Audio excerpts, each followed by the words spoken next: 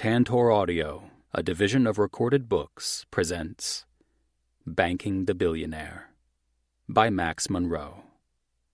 Narrated by Jeremy York and Elizabeth Hart. Intro. Thatch. I'm Thatcher Kelly, Harvard graduate, financial consultant for Brooks Media and its subsidiaries, and several other Fortune 500 companies. What? It sounds familiar? Fuck that. I can't help it if Klein went first and stole all of my shit. Net worth? $1.2 billion. Yeah, perfect Klein is worth more than me, but I have my hands on a lot more things. Important things. Okay, maybe not important, but they're pussies. I have my hands on pussies. Relax, I'm kidding. Well, mostly. A man of many talents, I have more interests and jobs than you would expect. Adrenaline-junkie. Jumps and falls, dives or climbs, orgasms. If it makes the bottom fall out of your stomach and end up in your throat with a wave of pleasure for your whole body to surf afterward, I'm in. I'm built like a tree, but I'd rather do anything than just stand there. Get out, get wild, fucking live life. It's also probably not a surprise I'm known for going through a laundry list of women. Quite frankly, I won't fucking apologize for it. They've all meant something to me, regardless of the amount of time they've been in my life, long or short, and they've all taught me something about life or myself that I won't give back. But I've also longed for the kind of monogamy my friend Klein has had for most of my life. A person who does their best to know you in and out, and looks out for you when you can't look out for yourself. The kind of person who wants to live life to its very fullest, but wants to do it with you. Bottom line, I'm eclectic. A confusing mix of inappropriate jokes and heartfelt sentiment. You can dig, and you'll still be miles from the bottom of me. At least, that had always been the case until Cassie Phillips. She's crazy and needy and borderline inappropriate at all times. But she's got the softest, untamed heart when you're someone she cares about. And fuck if that hasn't become my singularly most important goal. Mean something to the woman who already means all the things to me. Because for the guy who wants wild and commitment in the same fucking breath, you better believe it's going to be one bumpy ride. Fasten that seatbelt tight, ladies and gentlemen. This is us. Chapter 1. Cassie. As the sun started to descend below the optical edge of the ocean and the Key West sky turned pink and orange with the last rays of the day, I snapped a few final photos before pulling my camera away from my face. 12 crazy hot male models frolicked in the sand, their muscles wet from the water and their tight bodies clad in nothing but next summer's swimline for an up-and-coming New York designer by the name of Frederick LaHue. Yeah, it was a really tough life I was living. "All right, boys, I think we can call it a night," I announced as I got to my feet and dusted the sand from my knees. "Great work today, everyone. If you're thirsty, which I know most of you lushes are, meet me at Sloppy Joe's. Drinks are on me." The models and staff cheered, and I grinned. "Consider this motherfucking shoot finished," I exclaimed to a chorus of resounding hoots and hears as I headed toward the tent and hooked my camera up to my laptop. Hundreds of photos loaded onto the screen, and their tiny thumbnails begged to be clicked. Doing as their teeny beckoning bid, I clicked to select all and opened them up in my editor. I could hardly contain my excitement as I caught sight of some of the raw shots I had managed to capture. It had been a long day, toiling from sun up until sundown, but after I worked my editing magic, I knew Frederick would get a big old-fashioned boner over the plethora of sexy photos he'd have to pick from. I grabbed a bottle of water from the makeshift snack table and, upon my return, found my assistant Olivia scrolling through the photos on my laptop. She glanced up from the screen and grinned. "These are fantastic, Cass." "Thanks. I think Frederick is going to be really happy with them. He loves a good bare-skinned man huddle, but who doesn't?" Olivia smirked and continued clicking from one photo to the next. She had been my assistant for a few years now, and I'd grown fond of our working relationship. Not only was she a good friend, but I'd felt compelled to take her under my wing and teach her everything I knew about photography. She had the raw interest, and with my help on the technicalities and work ethic, I hoped that one day I'd eventually help her make the big jump from assistant to photographer. Joshua, one of my favorite makeup artists, and a pathological flirt, peeked over Olivia's shoulder and then nudged her out of the way with his hip. It didn't take his nosy ass long to start scrolling through my personal collection. "Wait, what is this? I don't remember this shoot." An entire album of Klein, Thatch, and Wes's rugby team filled the screen and glinted like horny glitter off the apex of Joshua's eye. I smiled at the memory of taking those photos a few weeks before Klein and George's wedding. We had stopped by the boys' practice before grabbing dinner, and needless to say, hot men playing rugby made me thankful I'd had my camera with me that day. Joshua pointed to a picture of Thatcher. The jolly green giant's tall frame was unmistakable. Perfectly defined lines and toned muscles, taking up so much space in the shot they almost jumped right off the screen. And the only thing covering that fuck-hot body was a pair of black knit shorts. Hair wet with sweat, he was just standing there, hands on his hips, grinning like a cocky son of a bitch. "Seriously," Joshua insisted. "What is that?" "That's a thatch." "A thatch? Is that one of those new cool words like fleek or ratchet?" I shook my head and laughed. "Thatch is his name. Thatcher Kelly," I explained before muttering under my breath. "Or an action? God, yeah." I stared at his photo. "I'd thatch that for sure." He sighed. "Is he single?" The question felt strange for a fraction of a second, and then the fleeting uncertainty was gone. I grinned. "Oh, yes, he's very single. I mean, he was single, so technically I wasn't lying. I was just leaving out the little detail of him not being into cock." Joshua stared at the photo for a disturbing amount of time before asking, "Can I have his number?" I didn't think twice about it. This was Thatch we were talking about, and I would gladly take any opportunity to fuck with him. "Give me your phone." He handed it over, and I happily added Thatch Squatch's number to his contacts. I chose not to think about why I had it memorized.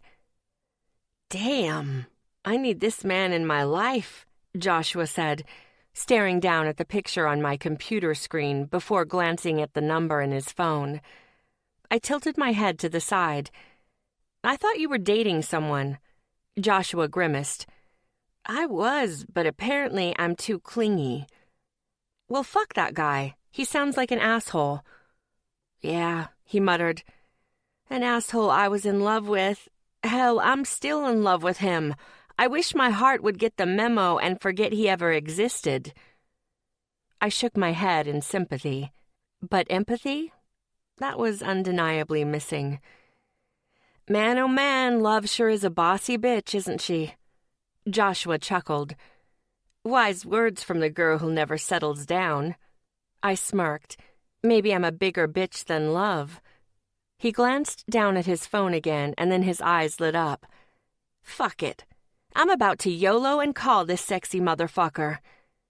Before I had the chance to stop him, which probably wouldn't have mattered because, yeah, I wasn't going to miss this, he was tapping Thatch's number on the screen and putting his phone on speaker.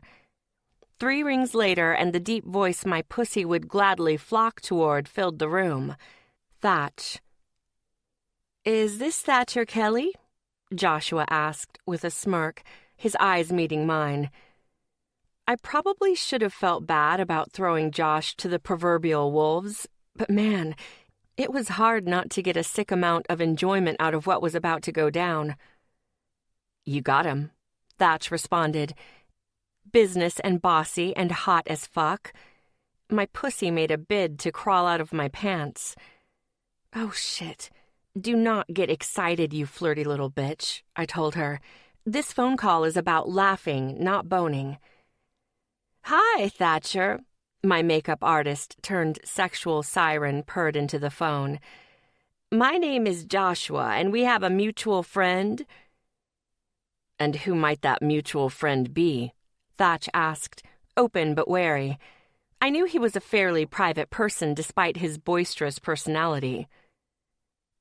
Cassie Phillips. Thatch chuckled, deep and throaty, and my nipples pebbled.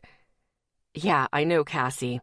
Apparently based on their general non-reaction, I was the only one feeling like he meant no in the biblical sense, and I was the only one who knew he didn't know me like that.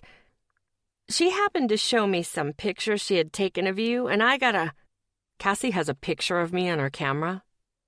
Oh, yeah, baby, she sure does. You're shirtless, and I can't deny I'm interested. You're interested? Thatch's voice was laced with confusion. Yes, I'm very interested. And Cass happened to mention you were single, and well, I'm single. I think we'd hit it off, so I was wondering if you'd like to grab a drink sometime. And Cassie told you this was something I'd be interested in? Joshua's gaze shot to mine, but he kept his composure on the phone. Not in so many words, but yeah. A soft chuckle filled the receiver. Well, Joshua, it's a pleasure to talk with you, truly, but I've got a bit of a problem with this scenario. Oh? His voice was dejected. And what would that be? I'm kind of in love with the set of talking tits, and the owner of said Mystic Wonders is pretty fucking head over heels for my cock. I'm not in love with your cock, teabag, I responded, and Josh's and Olivia's eyes aimed right at me. Joshua stared at me for a few seconds and then flipped me off. You are a bigger bitch than love, he told me with an amused grin, handing me his phone and whispering into my ear. You totally want to get thatched, you little floozy, and don't think I'll forget about this anytime soon. You owe me, Phillips. You owe me big. I laughed and shook my head. Nah, I just like fucking with him. And how big are we talking here? A new boyfriend with a 10-inch snake coiled inside his pants. 10 inches? My eyes went wide. You can take that much? Oh, yeah. My deep throat game is strong. Joshua winked. And you're a liar, by the way. You want that big bad man between your thighs, he added in a whisper before heading toward the other tent to clean up. I switched the phone off speaker mode, and Thatcher's deep voice filled my ear.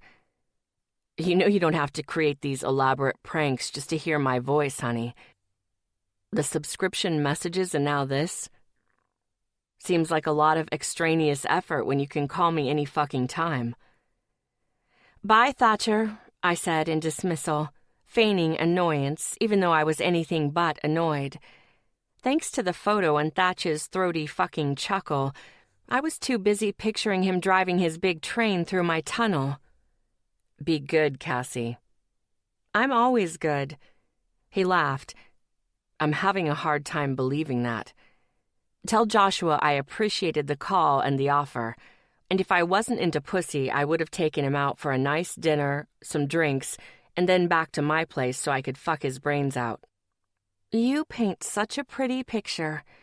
Are you sure you don't want to give him a shot? Who knows? Maybe you'll love the D. You think? He asked, audibly playing along, even though we both knew when Thatcher Kelly pounded something, it was pussy. I let you kiss me, so stranger things have happened. His voice dropped a few octaves. You wearing a bra right now? What does that have to do with anything? You wearing a bra or not wearing a bra always has everything to do with everything. It's literally never off topic. I shook my head and glanced down at my t-shirt. This shouldn't surprise you, but no, I'm not. If there was one thing Thatcher Kelly loved, it was my boobs. For all I knew, he had a fan club dedicated to the mounds on my chest. Yeah, I'm hard at that visual. It's safe to say I'm straight as an arrow. Put your boner away, Thatcher. Come help me, he dared. That's a lovely offer, but I'm not in New York. Where are you? Key West. And when are you coming home? Not for another couple of days, I answered honestly. You should call me when you're back in town. Oh, I should? And why would I do that? Because you can't stop thinking about me. I stared out toward the darkening blue sea. I couldn't deny he was slightly correct on that front. Almost 2 months ago, we had spent an ungodly amount of time together while watching Klein and George's cat, while they banged like bunnies in Bora Bora on their honeymoon. The cat watching had turned to cat searching when Walter had gone missing for a few days, and somehow during that debacle, Thatcher Kelly had started to grow on me. I'd even found myself occasionally calling him or sending him random text messages just to see what he was up to. It was all very unlike me, and I was starting to wonder if I just needed to fuck him out of my system. I don't know about that, I answered with a skeptical tone. I mean, I just saw the new Superman movie, and I've been using up a lot of brain power on Henry Cavill fantasies. I'm down for role-playing, honey. I'll even put a cape on my cock if that's what you're into. Well, that was a hot visual. But how would I blow you? You wouldn't. I'd be too busy with my mouth on your pussy. We'll save the blowjob for our second date. God, he was the king of one-upping. It probably should have annoyed me, but it didn't. I got far too much enjoyment out of bantering back and forth with him. Have you been Googling pickup lines again? I teased. With great penis comes great responsibility, honey. I laughed at that. God, that's awful. Fuck me if I'm wrong, but I know you want me to kiss you again. Yeah, so he had kissed me, once. I was pretty sure it was used to shut me up, but it didn't leave a bad taste in my mouth. Though it had pissed me off when he acted like that kiss was a game. I wasn't normally sensitive to that shit, but I'd been fully invested in the moment until he'd taken me out of it, the bastard. I'm hanging up now. He laughed. Fine. Call me when you're back in town. I'll consider it. You'll consider it? He repeated. Well, fuck. That's a hell of a lot better than the last time I told you to do that. My eyebrows quirked up. What did I say the last time? That you'd slap me in the dick? Don't worry. I'll find a way to accomplish both. His deep chuckles were the last thing I heard before hanging up the phone. Only then did I realize I'd expressed my intent to see him, because no matter how I planned it, dick slapping was an in-person kind of thing.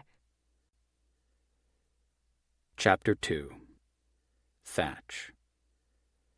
40 years of my parents' marriage and 35 years of my own life history had brought me here, back to my hometown, Frog's Neck, New York. My parents were the picture of everything I wanted in a marriage when it came to commitment, and celebrating so many years of their love for one another tonight had been a seriously special experience. They were the best kind of people, loving and loyal and fucking honest to a fault. But I hated being back here in my hometown, the looks people gave me and my parents never having faded, even after this many years. Perception is the ultimate example of it is what you make it. Unfortunately, what people made it sometimes lacked basis in the truth. I knew I shouldn't have come here to the local watering hole after the party. I should have remembered the past and toasted to the future in the privacy of my childhood home instead. But I hadn't. And now, as the door opened to reveal one of my most negative high school memories, I had to face the consequences. "Hey, Ryan, you see who's here?" Johnny Townsend asked his friend, Ryan Fondlin. I'd spent so many of my younger years despising Johnny that even the sound of his name made my blood pump faster. That was probably the half-baked reason John from Bad Rugby and I couldn't seem to get along. Bad was the rugby team Klein, Wes, and I played on during the week, and the basis of our ridiculous nickname, the Billionaire Bad Boys. The team was aptly sponsored by and named after Wes's restaurant, Bad. It was a terrible fucking name for a restaurant, but hell if Wes wasn't profiting. It probably helped that he owned an NFL team and drew in the professional athlete crowd. John was on that team, and I couldn't deny we spent far too much time tossing jabs at one another. Shit. I probably needed to try not to be such a prick next practice. "Johnny," Ryan attempted to interrupt, but it was no use. Ryan had always been the well-meaning sidekick to Johnny's insensitive ways, and it pained the fuck out of me to see them both singing the same tune after this many years. It's one thing for boys to be boys, but it's quite another for men to act like them. "I almost couldn't believe my eyes. A big shot like Thatcher Kelly at the Sticky Pickle? Seems odd to me," Johnny prodded, trying to incite a rise out of me. He'd been pushing my buttons since I was an overweight freshman just trying to survive high school. I'd never been insecure, but he'd been all too happy to try to make me that way. The tables had only turned when 2 years, a foot of height, and 50 extra pounds of muscle on my frame made them. "Cool it, John," Ryan suggested, directing, "Have a seat and get a drink," before turning to me. "Hey, Thatch." Ryan greeted me with a grimace, settling onto the stool next to mine and keeping himself between Johnny and me. A smart move. But that didn't stop Johnny from looking over me closely as Ryan spoke. "How are things?" "Pretty good," I told Ryan honestly, but I kept it short in an attempt to make this interaction as painless as possible. I took a pull of my beer. I wasn't normally that big a fan of Coors, but tonight it seemed to be going down smoothly. "Been a while since you've been around," he went on. "Yep." "And you're okay with that?" he asked, and Johnny scoffed. "Of course he fucking is. Too good for places like this." My jaw ticked, but I did my best to ignore Johnny and focus on getting through the conversation with Ryan. "Yeah, I see everyone I want to regularly. My parents come up, and Frankie's in the city." I shrugged. "Frankie," John said derisively under his breath, and I started to get really fucking annoyed for the first time tonight. "Fucking watch it," I warned, as I pushed off my stool. The sound of it scraping across the wood floor pulled the attention of several nearby patrons. Ryan immediately stood up between us. "He's just having a bad night, Thatch. Recently divorced, and his wife won custody today," he whispered.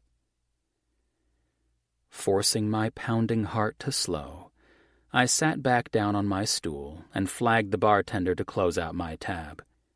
Safe to say, going out for a relaxing drink was no longer anything but stressful. "How is Frankie these days?" Johnny asked, undeterred. I tried my best to take Ryan's information to heart and ignore him, and get the goddamn bartender to hurry up. The faster I got out of here, the better. "Fucking shut up, dude," Ryan advised, as I towered over them. I'd never been meek, but now I was the exact opposite of meager. At 6'5" and 250 pounds, I was practically double their size. "He stays away, too," Johnny continued, But I guess I wouldn't come home if I were him either. A fucking scumbag pig in his own shit, clinging to the coattails of the guy who killed his fucking sister just to keep his crappy business afloat. Johnny stood up from his stool as my blood boiled, and he rounded on Ryan to get in my face, a slimy smile on his. His smarmy voice dropped to a knife-like whisper. "Tell me, Thatch, how does it feel to get away with murder?" I watched as a drop of blood ran from the raw split in my knuckles and dripped to the concrete floor.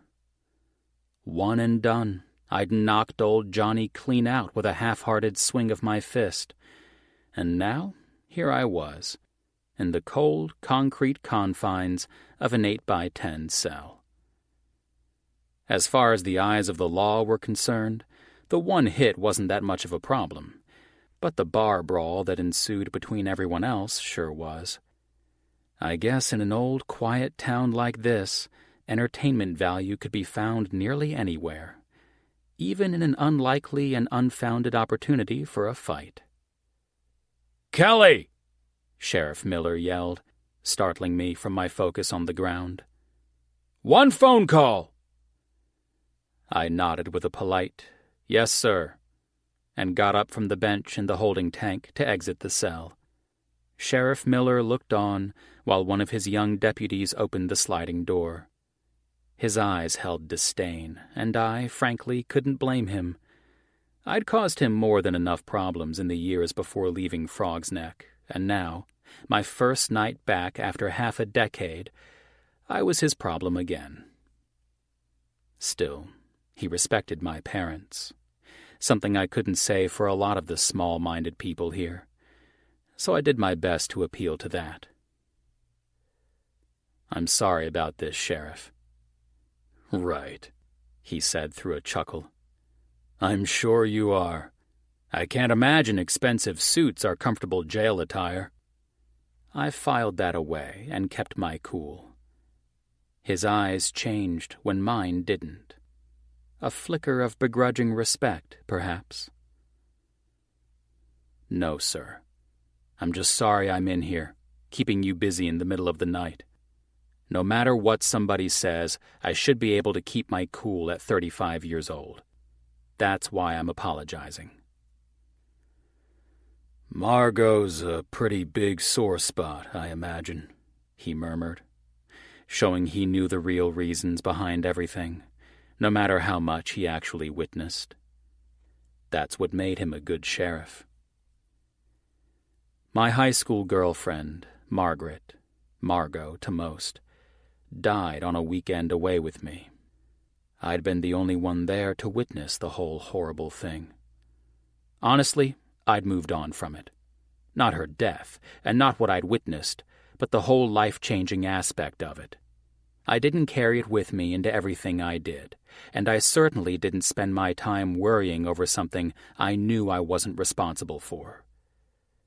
Small-minded people apparently had a lot more time on their hands.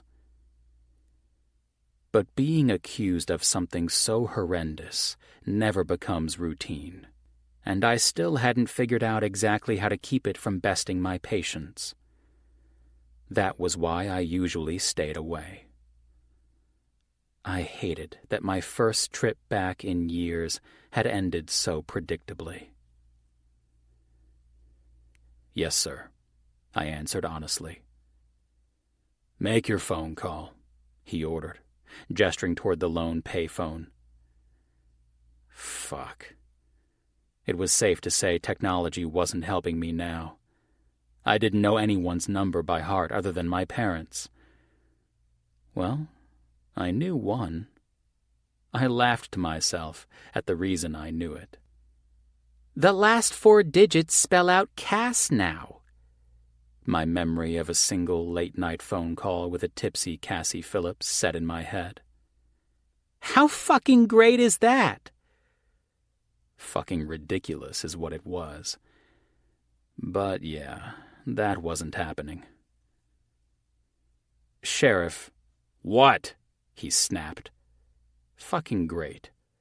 We'd had our moment of mutual respect, and now I'd already ruined it. Fucking fuck. Would I be able to look through my phone to get a number? I only know one by heart.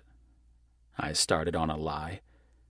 "Then use it, Kelly," he interrupted. I cringed as I pressed on. "I'm sorry, sir, but that number is for my parents, and quite frankly, I'd rather sit here for eternity than ruin their 40th wedding anniversary." "Fine," he agreed, and I breathed a sigh of relief. But it was short-lived. "No phone call. Go sit down." Shit. The deputy opened the door again and waved me inside. As my ass met the cold bench, I leaned my head into the hard wall behind me with exasperation. I was going to rot here. Sheriff Miller was going to make me stay here forever. Way to fucking go, Big Mouth. Johnny started to smirk at me from across the cell, until he realized there weren't any bars between us. "Townsend!" Sheriff Miller yelled. "You're up! Phone call!" Johnny pushed himself up off the bench and walked out, wandering down to the phone without a word. 5 minutes ago, I'd have said I was the smarter of the two of us, but now I wasn't so sure. Closing my eyes, I tried to drift off to sleep, or happiness, whichever came first. I thought I'd be thinking of a green-eyed girl, the one from my past, who had given me so much grief tonight. But the eyes I saw were 90 degrees counterclockwise on the color wheel. Bright blue and fierce, I hadn't seen them anywhere but my fantasies for an entire month. There had, however, been an exorbitant amount of fantasies. Oh, fuck. Jail was not the place to start thinking about fantasies. With a deep breath, one thought bled into the next, as I fell into a fitful sleep. "Kelly!"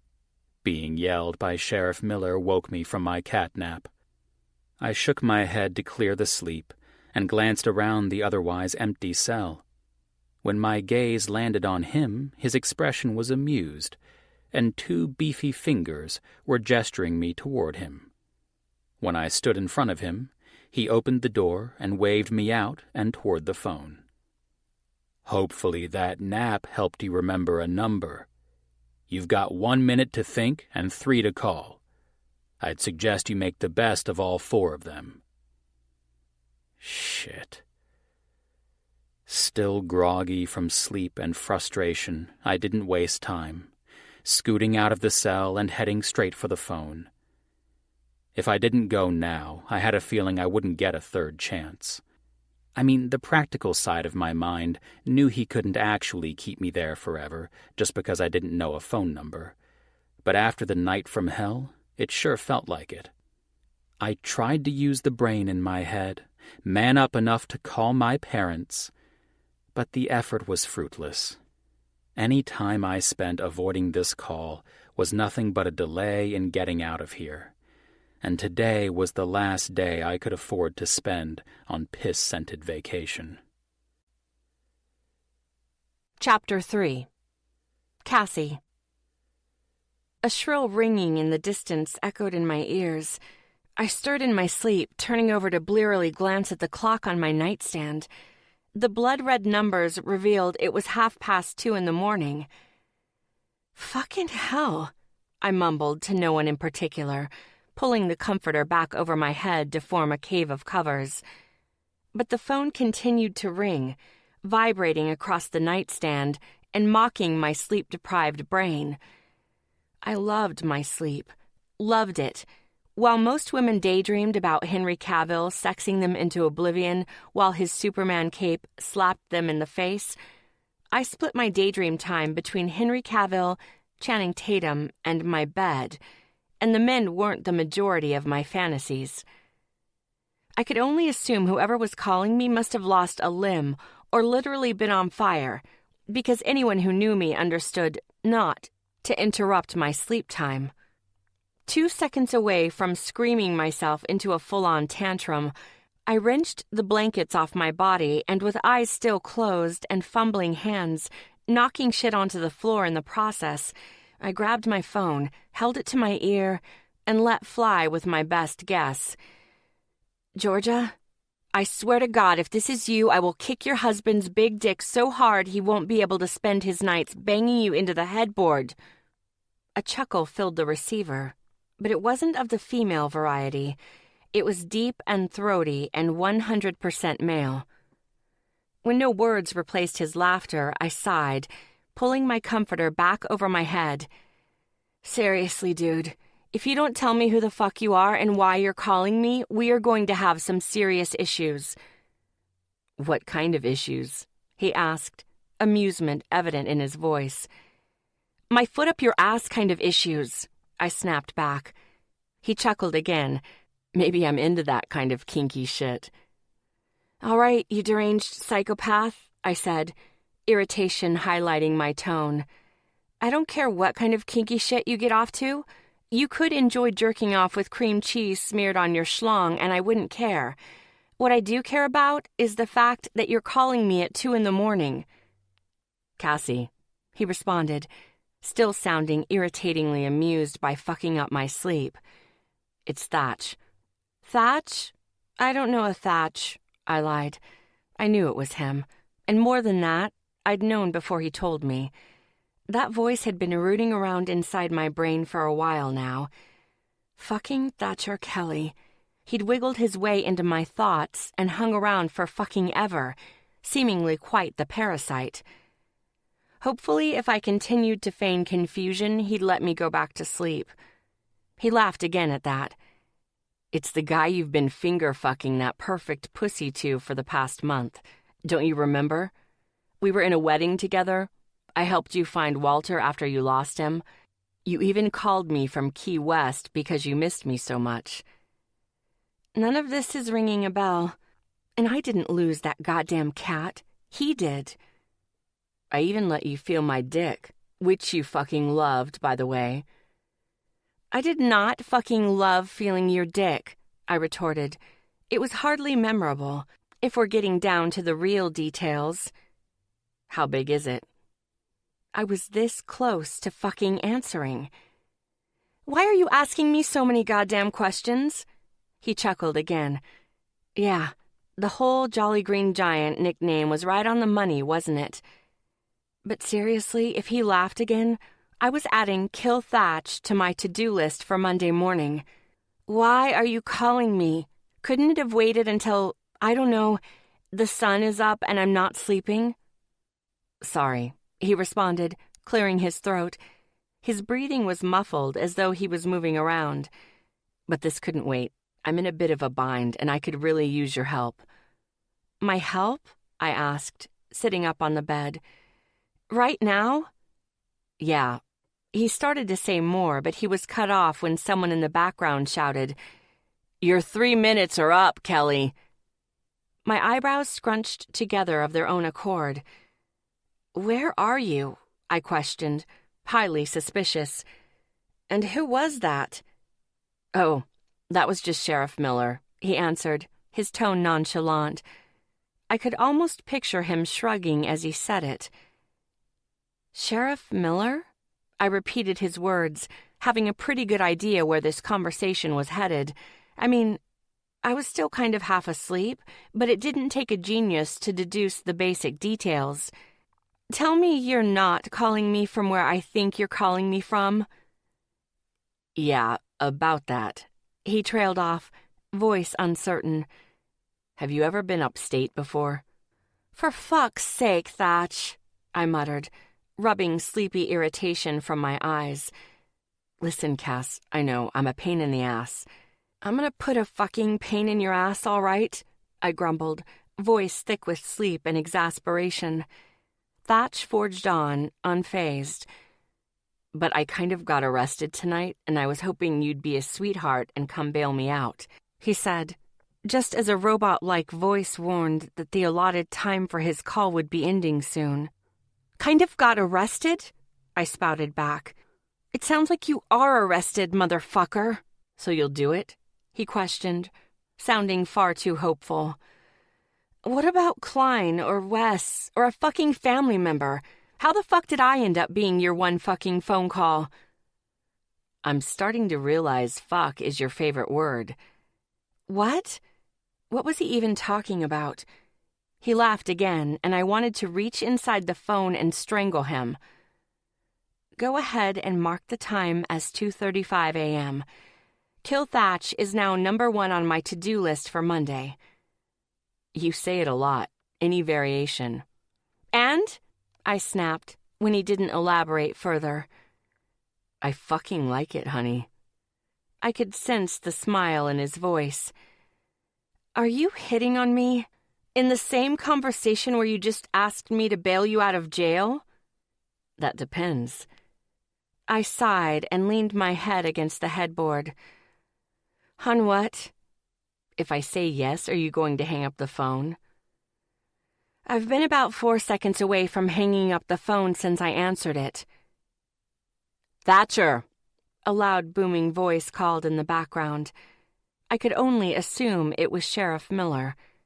This was about the weirdest phone call I had ever received on a Saturday night, and that said a lot coming from me. "So, you think you can help me out?" "You're gonna owe me big time." "Anything you want, honey." "Where are you?" I put him on speakerphone and pulled up Google Maps, ready to GPS the convict's location. "Upstate, in a little town called Frog's Neck," he answered and proceeded to give me the address. He even told me to drive his Range Rover. All I had to do was go get it from his apartment. "Oh, for the love of God," I muttered after seeing that it was going to be a 90-minute drive. "Get ready, dickhead, because I'm about to get real fucking creative with payment for this favor." I expected to hear laughter, but when I looked at the phone, his call had already dropped. I tossed it on my nightstand and hopped out of bed. "What an idiot," I said to myself as I rummaged through my closet, trying to find something half decent and comfortable to wear for the drive. I decided on flats, yoga pants, and a t-shirt that read, "I just want to drink wine and pet my," with a picture of a cat at the bottom. Yeah, I didn't own a cat, but I had a pussy, and I loved to masturbate, so the shirt wasn't lying. I threw my dark locks up into a messy bun and called it a day. I refused to waste time and energy on makeup, because numbnuts didn't deserve that kind of appearance after waking me up in the middle of the night. As I strode into the kitchen and grabbed my purse, I decided I didn't want to pick him up in his car. No way. That'd be too generous on my part. I almost called Georgia to see if Klein would let me borrow the Ford Focus she'd picked out for him, but I stopped when I thought about the fact that Thatch had called me over his best friend. Odd, for sure, but something in my gut told me there was a reason for it. Whatever the reason might be, I'd keep my mouth shut until Thatch said otherwise. This left me with only one other option: zip cars. I didn't have a membership, but Tony, my neighbor across the hall, had one, and he also owed me a huge favor for doing a boudoir shoot for his 5-year anniversary with his girlfriend, Francesca. It was no secret I was a pretty successful photographer, and since I tended to have an open-door policy regarding anything sexual and perverted, it wasn't the first time someone had asked me to do a risque-type shoot. And if I'm being honest, my career had me in a lot of situations where I was snapping pics of half-naked men. It was definitely a perk, and I had met a lot of fantastic men doing what I did. But the huge favor wasn't related to the actual logistics of the shoot. The favor was because he hadn't given me a heads up on the PDA situation between him and his girlfriend. Picture lots of dry humping and tongue fucking. Needless to say, I could have done without seeing his boner for the entire 60 minutes. And since I hadn't finished the final proofs for their shoot, I knew I had a really good chance of getting my hands on Tony's Zipcar membership. After a quick phone call, I was at his door and having déjà vu from their horny boudoir shoot. Francesca was literally tits out with only a pair of boy shorts covering her curvy frame. Tony stood behind her, sleepily pawing her ass. If I hadn't known I was in my apartment building, I would have thought I had just stumbled onto a softcore porno shoot. Since I had no desire to be their fluffer, I grabbed the membership from Francesca and offered a heartfelt apology for waking them up in the middle of the night, strongly expressing that I was in a hurry. Because I was. I needed to get the fuck out of their doorway before Tony started stroking his baloney pony. "No worries, girlfriend. I'm just glad we could help," she said before they headed back inside their apartment, probably to bone until someone passed out or went numb. Once I hit the sidewalk, I hailed a cab and instructed the driver to head toward the Zipcar pickup that was about 20 blocks from my apartment. Thanks to the time of night, I was hopping out and tipping the cabbie within 10 minutes. Normally I would have walked there, but I figured this whole bailing Thatch out of jail situation was a sooner rather than later type of situation.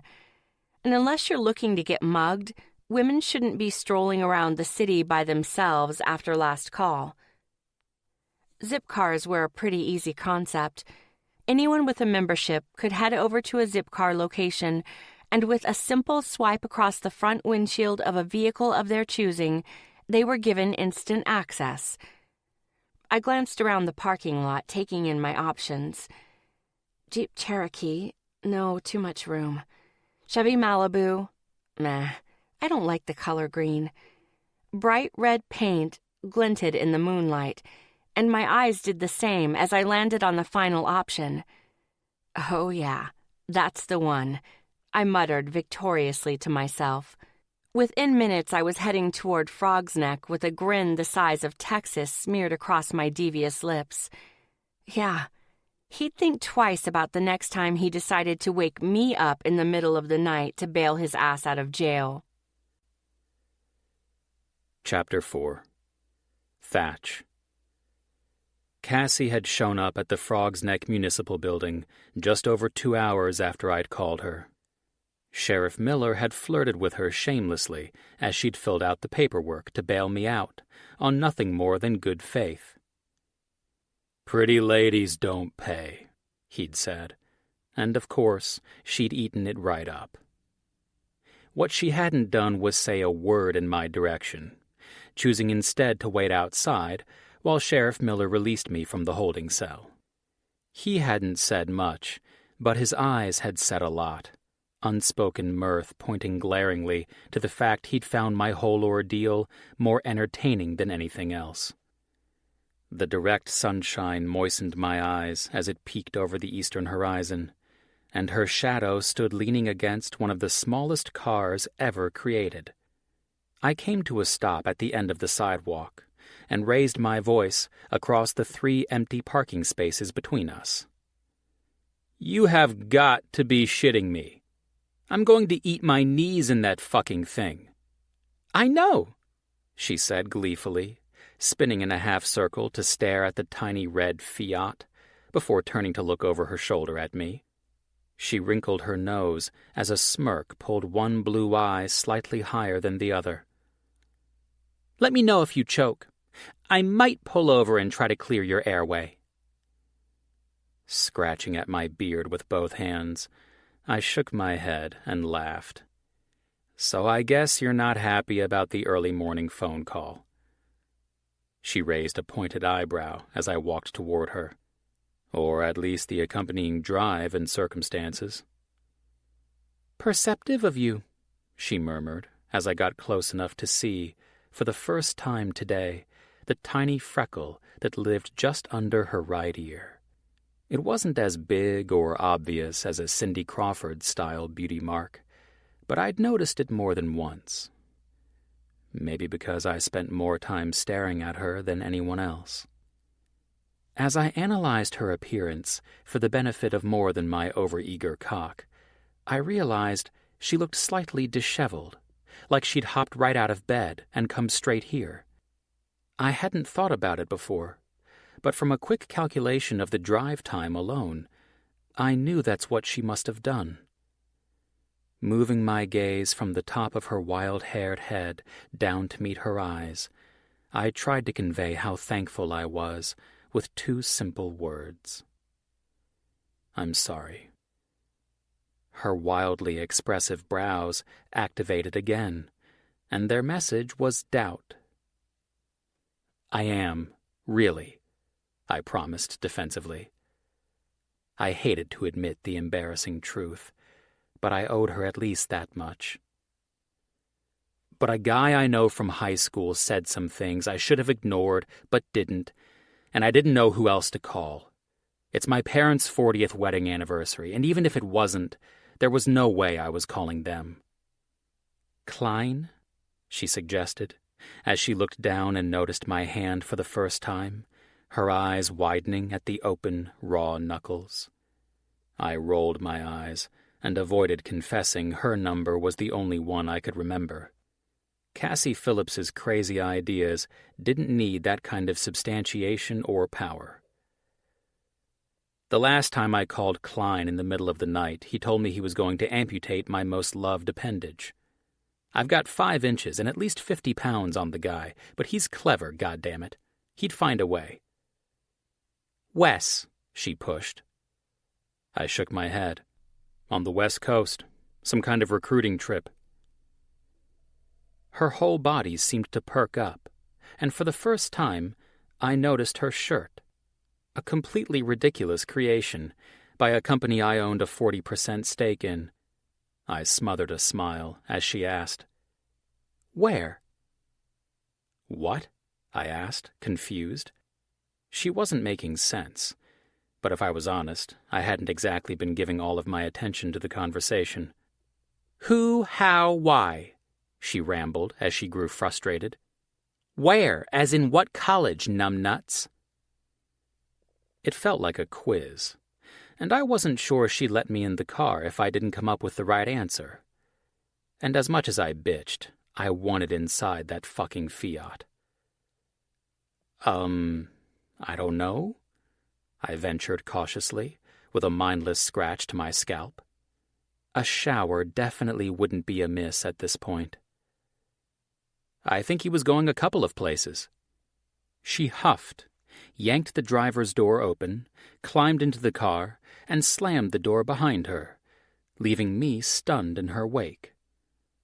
3 seconds into the shock, I forced myself into motion, jumping toward and around the car, jerking open the door, and cramming my big body inside as quickly as possible, like some form of origami.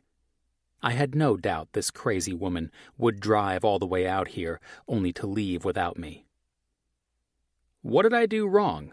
I asked, when she didn't even glance in my direction. I wasn't an expert, but I'd seen a woman pissed a time or two. Each time it happened, I made an effort to log information so I could prevent it the next time. Unfortunately, I'd yet to establish a pattern. Called me in the middle of the night and talked me into driving to upstate New York, she snapped. No, I clarified. I got that memo loud and clear. I mean when we were talking about Wes. Would I have hit him? She asked strangely. I wasn't having any fucking luck following our conversation today. It was like we were constantly having 2 completely different ones. Who? Wes? No! The fucker you hit! Would I have hit him? I couldn't help but laugh while I pictured it. Cassie was far from a heavyweight, but I imagined Johnny still would have ended up on the ground. Long before I did. She nodded, resolute. Then you're forgiven for that.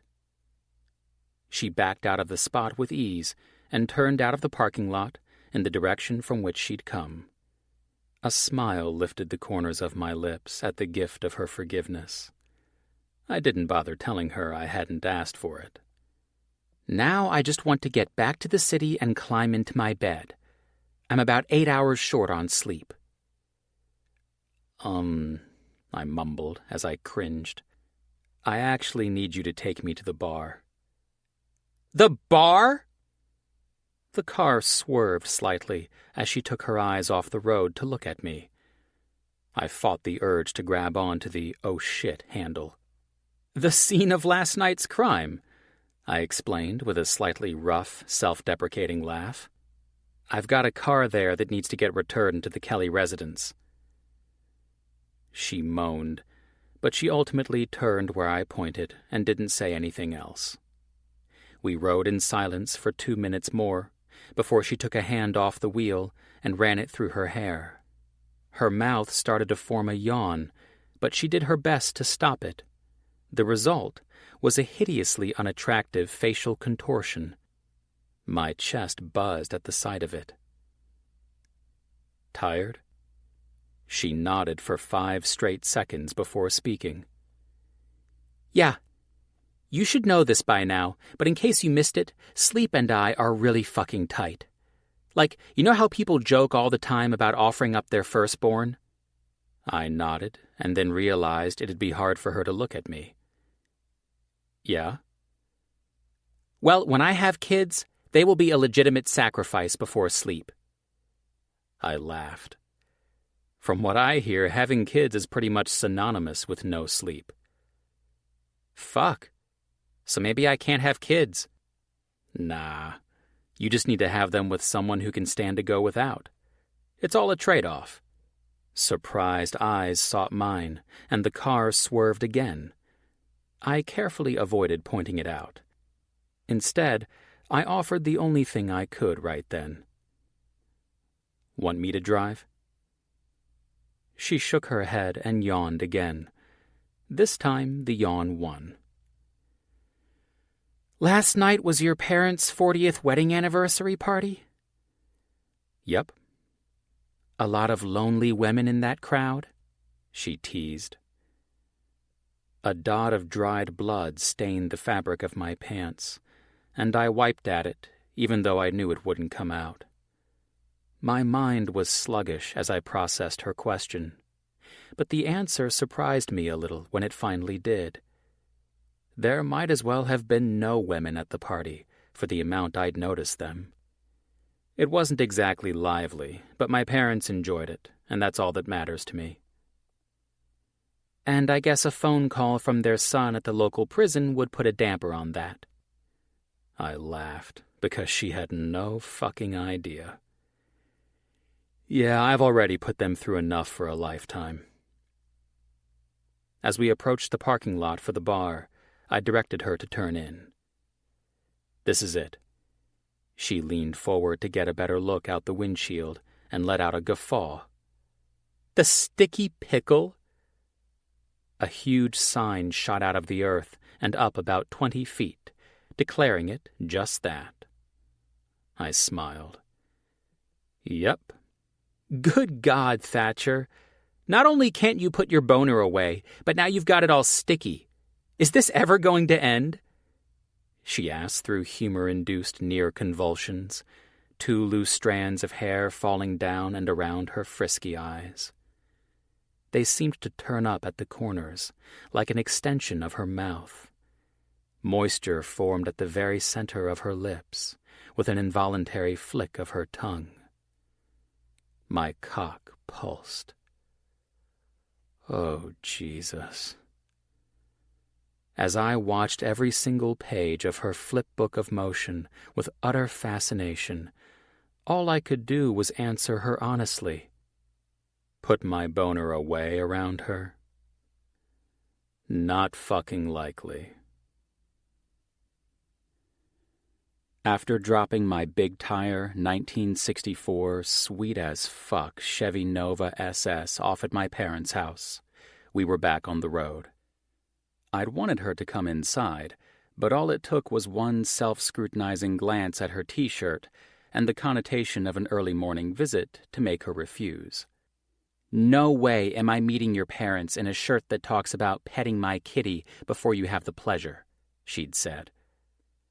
I'd started to ask if that meant there was a chance of it happening soon, but thought better of it. I'd rather have her fall into my trap without realizing it. And in the end, she'd made the right choice. The sun just barely up after a night of way more excitement than they were used to, my parents were still in bed. A couple of quick kisses and apologetic goodbyes from their bedside, and they were still none the wiser about my drama-filled night. "Thank fuck," Cassie moaned again, as we crossed the Hudson River by way of the Tappan Zee Bridge.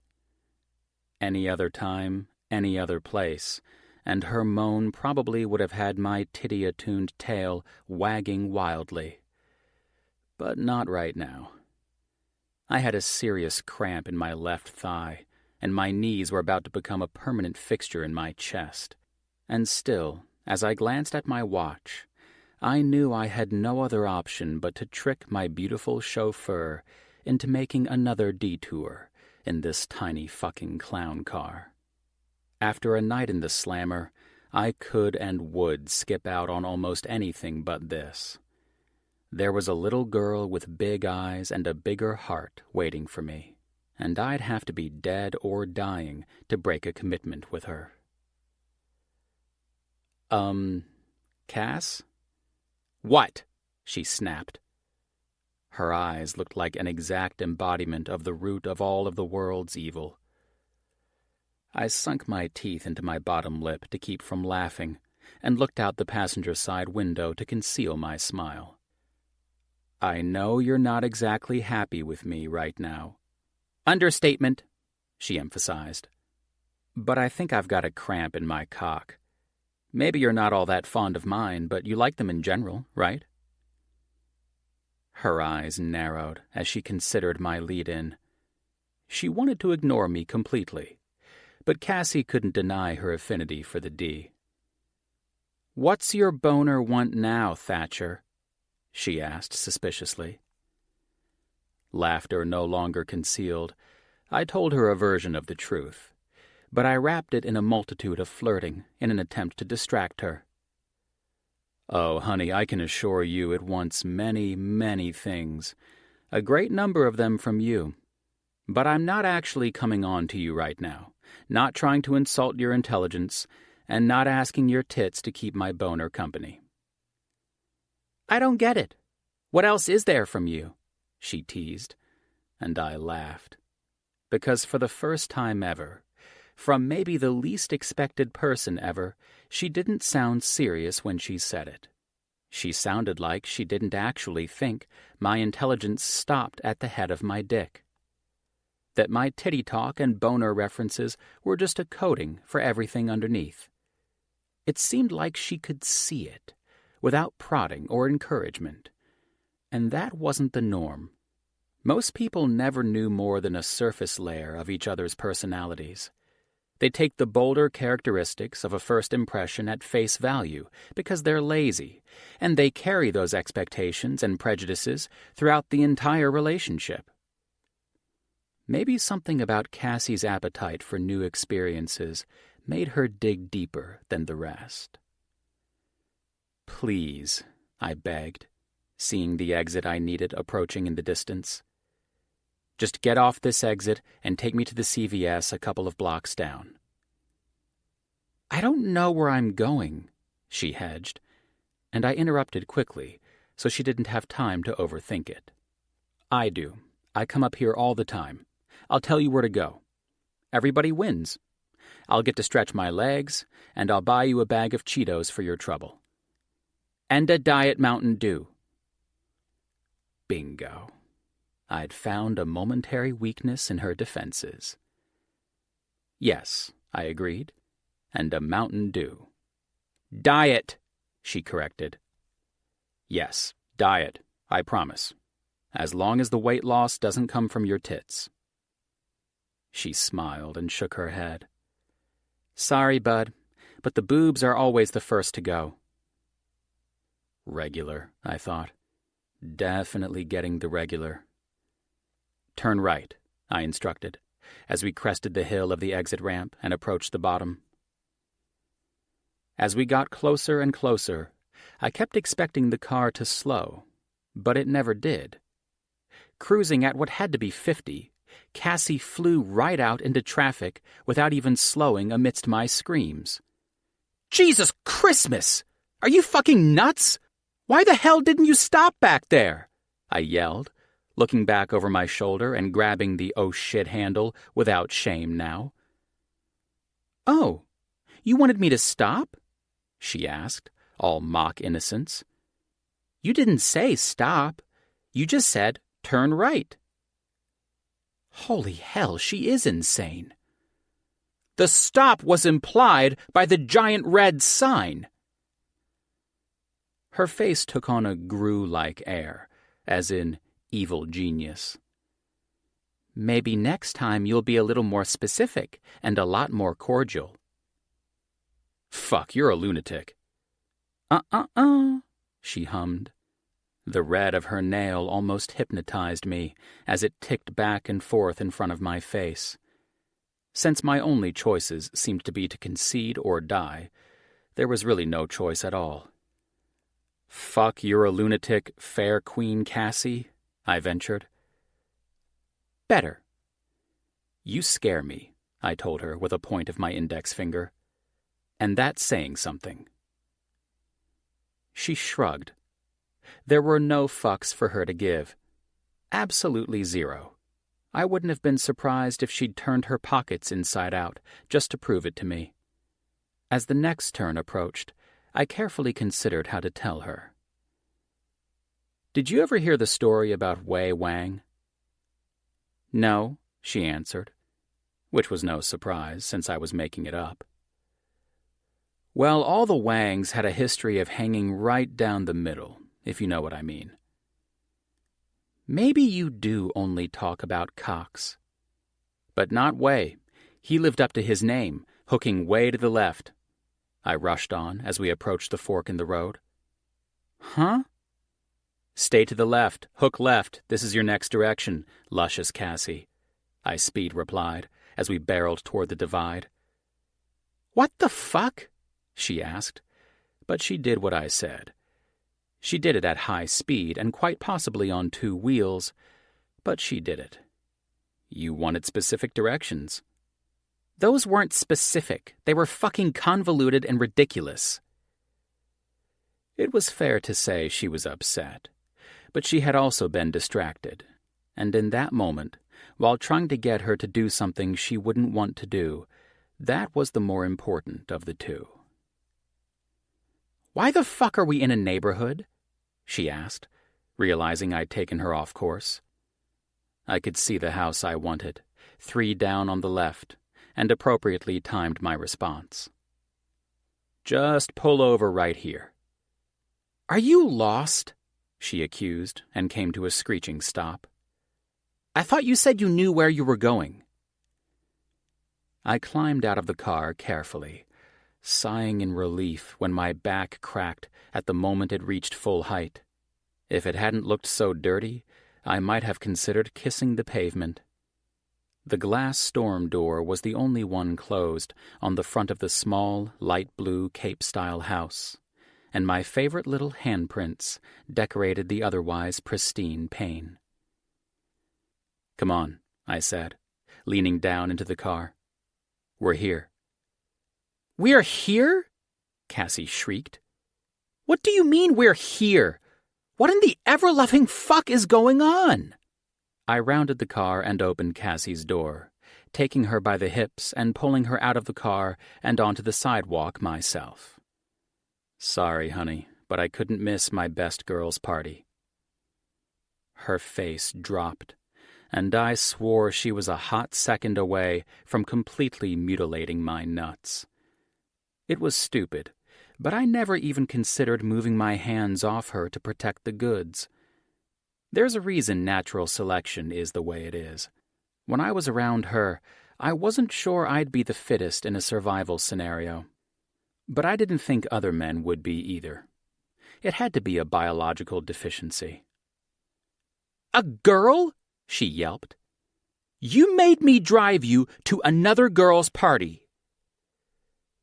It was dangerous, but I nodded anyway as Mila approached behind her. Only girl I'd ever use you to get to is this one, I promised. And just because I wanted to, with a quick move forward, I pressed my lips to hers. The warmth of her mouth on mine spread immediately to my chest. When I pulled back to look at her face, and the shadow of a girl cast out in front of her, it was safe to say she was gearing up to tear into me for kissing her again without permission. Until Mila's voice made her pull up short. "Uncle Thatch!" I felt like I could actually see her brain pump the brakes. "There's my girl," I greeted, dragging my eyes away from Cassie's slowly. The transition of my focus took just long enough that I caught the change on her face. Mila's officially 6-year-old little legs wrapped as far around my waist as they could go, and she grabbed me by the cheeks. "It's my birthday, and you're here, la la la," she sang. "You bet," I told her, before swinging her around and back down to the ground. "I wouldn't miss your birthday for anything." Cassie shifted beside me, and I hoped the movement was associated with her thawing. Mila, Frankie's daughter, noticed her for the first time. "Who's this?" she asked. "Is she your girlfriend?" Cassie's eyes bugged out as I avoided the question. "This is Cassie." "Hi, Cassie," Mila greeted with an overeager wave. "I like your shirt." Cass's eyes shot to the pussy cat, and I stifled a laugh, stating, "I like it too," with a waggle of my eyebrows. "Mila, come on!" Frankie yelled from the front door before he spotted me. "Oh, hey! Come on through, guys. Party's out back." Mila took off, and Cassie slapped me on the back of the head. "That's for bringing me to a child's birthday party without any warning." Before I saw it coming, she slapped me right in the dick. "Ow!" "And that's for kissing me without my permission again." I cringed internally, because I'd taken the first warning during the cat-sitting debacle seriously. "Don't ever kiss me again without permission" was a pretty easy command to follow. Or it should have been. From the seriousness of her scolding, I knew it meant something to her. But hell, I just hadn't been able to stop myself. She had some kind of pull I couldn't resist. "All right," I agreed. "No more kissing without your permission." "No, just no kissing," she expanded. "See," I said, "that's the problem." "Thatch," she started seriously, turning to me. But I didn't let her finish. "Come on, you can yell at me later. Right now we have to go to Mila's 6th birthday party." She stomped back to the open door of the car and pulled out her giant purse, grumbling about castrating me the whole way, while I opened the back hatch and grabbed Mila's present out of my bag. Before I got arrested and changed everything, I'd planned to take a train early this morning. I'd actually thought it would be simpler than having to drive. Given the prison detour, it turned out to be a complication. When I glanced at my companion, I couldn't find the energy to get upset about it, though. Herding Cassie inside was relatively easy, and as I introduced her to Frankie, she had a genuine smile on her face. I wasn't sure if it was for him or me, though. With his tan, tattooed skin and piercing light green eyes, he tended to have that effect on women. Packed into the tight space of his kitchen, I stood between the two of them and waved a hand back and forth. "Frankie, this is Cassie, Klein's wife's best friend." "Hey, nice to meet you," Frankie said through a smile. "And Cassie, this is Frankie. I own a tattoo shop with him." "You own a tattoo shop?" she asked abruptly. Frankie laughed. "I see you two know each other well." I shook my head, laughed, and pushed on. "I also know Frankie from home." "Home?" Cassie questioned. "You just picked me up from there." "Jail?" she joked. and Frankie drew his eyebrows together. I shook my head slightly to wave him off. "Yes, exactly," I teased, but I could tell Frankie would be asking me questions later. "Where's Claire?" I asked him. "Out back with the kids." I glanced out the window and spotted her soft smile almost immediately. "Come on, we've got burgers and stuff." We followed him out, and I set my gift on the designated table. Cassie watched as I set it down, and then rummaged through her bag, walking away from me and straight to Mila when she found what she was after. Frankie and I both looked on as her hand appeared with a Barbie, still in the box, in tow. "What the hell?" I murmured. "Did she just have that thing in there?" Frankie laughed and crossed his heavily tattooed arms across his chest. He jerked his chin in her direction. "What's the deal there?" "No deal." Right, I'm not blind. I read her shirt and noticed the swells underneath. "Uh-oh," I teased. "I'm telling Claire." "Telling me what?" she asked, as she came up beside me and placed a hello kiss on my cheek. The sweet scent of her perfume filled my nostrils and made me smile. I'd been friends with the two of them for as long as I could remember. Our love for Margot linked the three of us together. She had been one of Claire's closest friends, and Frankie's little sister. "He was planning to tell you that I'd noticed his date's assets," Frankie admitted diplomatically. Claire laughed and shrugged until the tips of her blonde hair grazed her sleeveless shoulders. "I noticed, too." Empty burger dish in hand, she moved on quickly, carrying it to the kitchen to put it in the sink. As soon as she disappeared, my eyes found Cassie again, and watched as she rolled the ends of her yoga pants up to the top of her calves, in preparation to play whatever game the kids had talked her into. Mila tried to mimic her by lifting the hem of her dress, but Cassie pushed it back down gently and laughed. "She's the phone call from a couple of weeks ago, huh?" Frankie asked, and I just nodded. He'd seen me out the window of the shop, laughing and smiling and swooning all over the goddamn place, while Cassie flirted and flaunted her ability to converse while drunk. But my eyes refused to leave their perusal to acknowledge him with any more than that. He laughed as Cassie stood in front of Mila, doing some kind of ridiculous dance for her and her friends, and I felt the sentiment of his humor way down deep in my chest. "Man," Frankie muttered, "I can't wait to watch this unfold." Chapter 5. Cassie.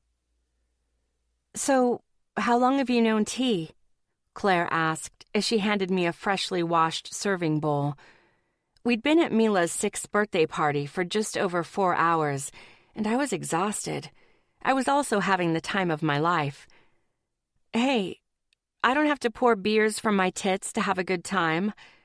I took the dish and dried it, my eyes fixated on the scene through the kitchen window, watching Thatch hula hoop with Mila in the backyard.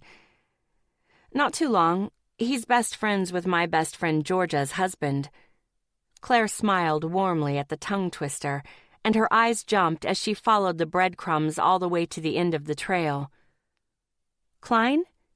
"Yeah," I nodded, setting the dish on the clean rack. The fact that she knew Klein and at least of Georgia made me curious. "How long have you known Thatch?" She grinned. "Since we were kids."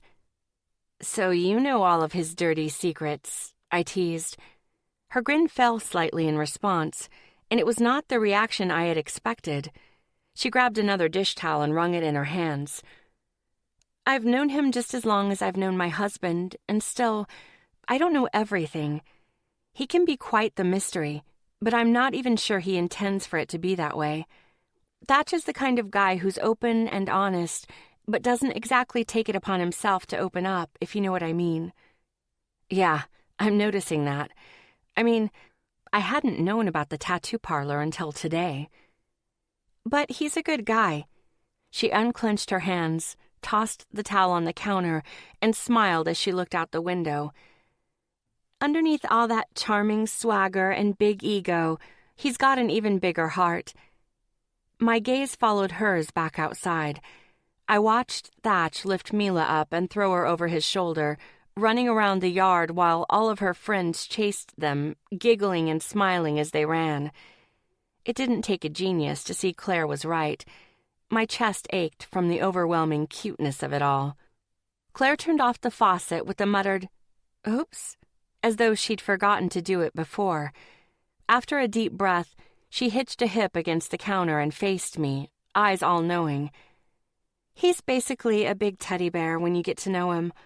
She winked and put a kind hand to my arm. Just go easy on him, okay? He hasn't necessarily had the easy road when it comes to relationships. I shook my head, and my eyes made an attempt to bug out of my head. "Oh, we're not in a relationship." "I know," she said, smirking, "but I also know Thatch enough to know he's fucking tenacious." I grinned at the fact it was the first F-bomb I'd heard Claire drop since we got to her house, but I guessed little ears would do that. "Tenacious?" I questioned, oddly amused. She nodded and raised her eyebrows. "Especially when there's a hot chick with a fantastic rack involved." That made me laugh. Thanks for helping me clean up. Everyone else is all about the eating, but when the dish soap comes out, they scatter like rats." "No problem." What I didn't tell her was that I probably would have been with the other rats had I not been trying to make some sort of quasi-positive first impression. "Thanks for letting me crash Mila's party." "You brought a present," she pointed out through a laugh. "I'd say you pretty much won my daughter over the second she saw the cat on your shirt and watched you pull a brand new Barbie out of your purse." She paused for a second and then added, "Before I head back into the backyard, I have to know one thing." I tilted my head to the side. "What's that?" She nodded toward my chest. "They're real, right?" Fuck. I loved Claire already. She was sweet and honest, yet had no qualms about saying whatever was on her mind. I was hoping this wouldn't be the first and last time we hung out.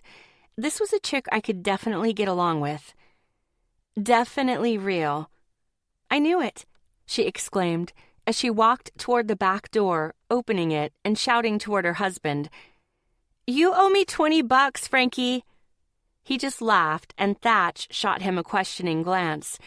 Frankie held out both hands in front of his chest, and Thatch immediately knew, chuckling in response. "I told you, dude." "I want $20, Mila yelled as she came barreling across the yard and through the door. She stopped once she reached the kitchen, hands on her little knees and lungs taking deep breaths. "Why does Daddy owe you monies?" "Because he keeps forgetting that Mommy is always right," Claire answered and smiled in my direction. "Girls are always right, Mila," I agreed.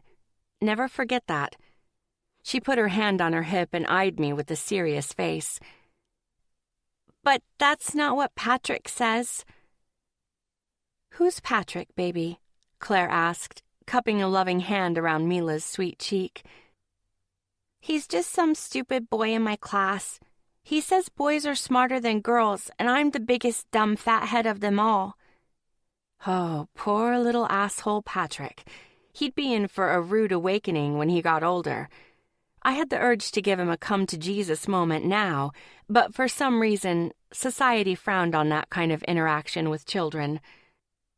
"Sometimes boys say mean things when they like a girl," Claire sighed, visibly just as annoyed with a 6-year-old boy as I was, but trying to be diplomatic about it. She shook her head. "Patrick doesn't like me. He pulls on my pigtails and chases me on the playground." Claire and I exchanged a knowing look. "You want to know a secret about boys, Mila?" I asked. She nodded with enthusiasm. "Come here. I have to whisper so your mommy doesn't hear." Mila skipped over to me and put her hand on my shoulder, tugging me down to her level. Tell me, I love secrets. Claire just watched on with amusement as I whispered some very valuable advice into Mila's ear. When I was done, she covered her lips and giggled. Don't ever forget that, okay? She held out her pinky finger and wrapped it around mine. I pinky promise, Aunt Cassie. My heart squeezed.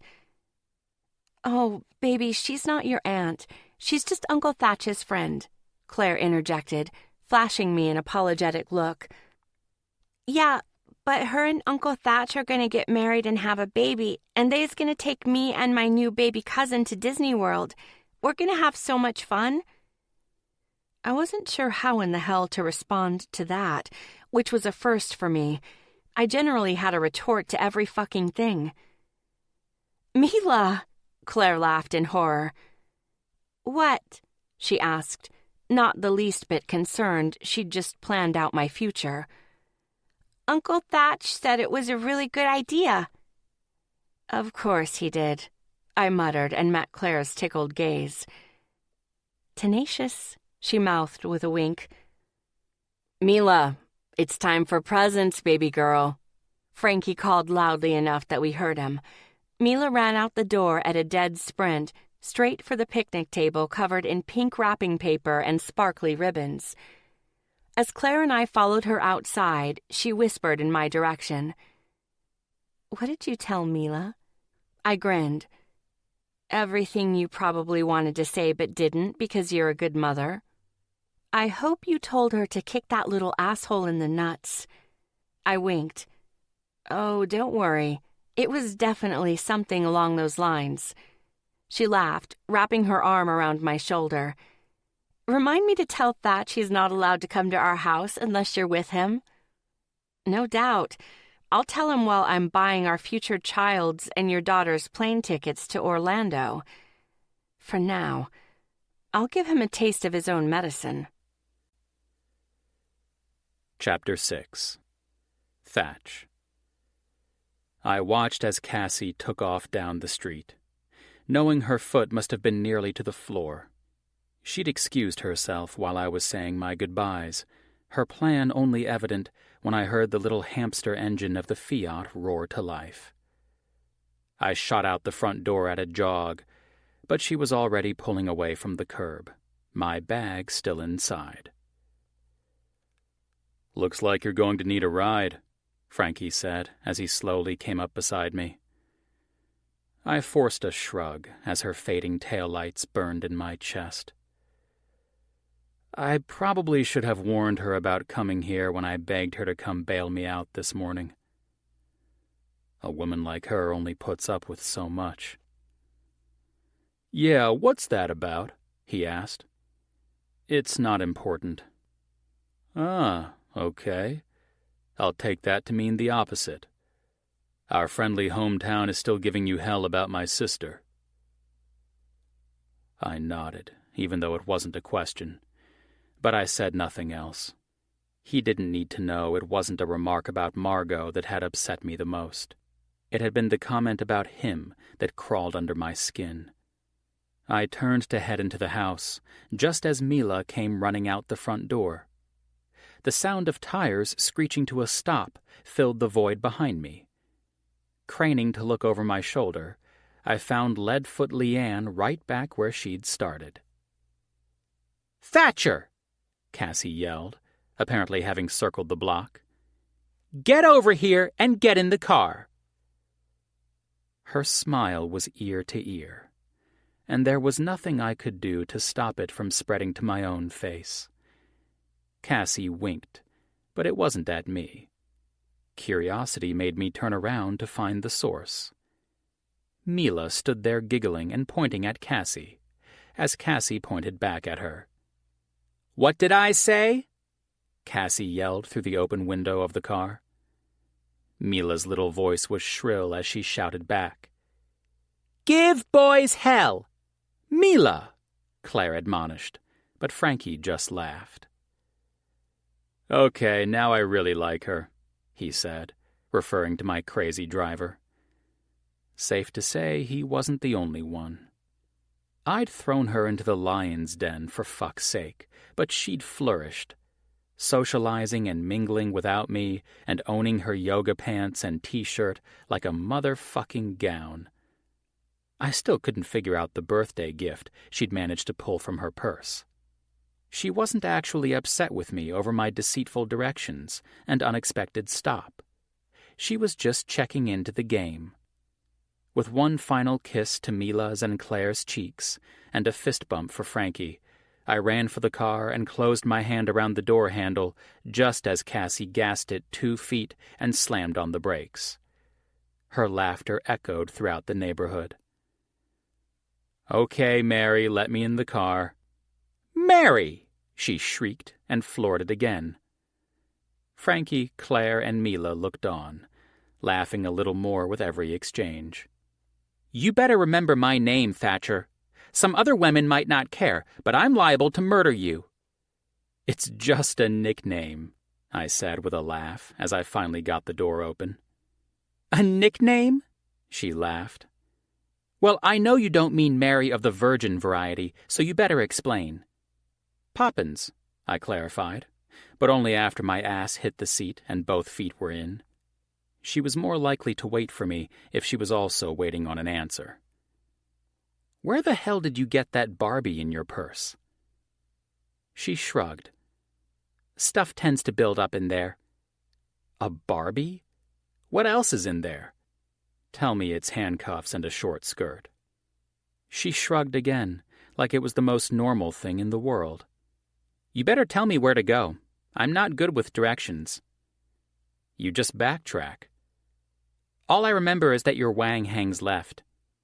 "Not my wang," I contested through a laugh. She smiled. "Take it up with the judge." "Only if the judge is you," I teased back. "Put your boner away, Thatcher. The ruling is final," she said with a wink, and pretended to bang a gavel on the dash. My cock must have been a pretty shitty listener, though, because that fucker did the exact opposite.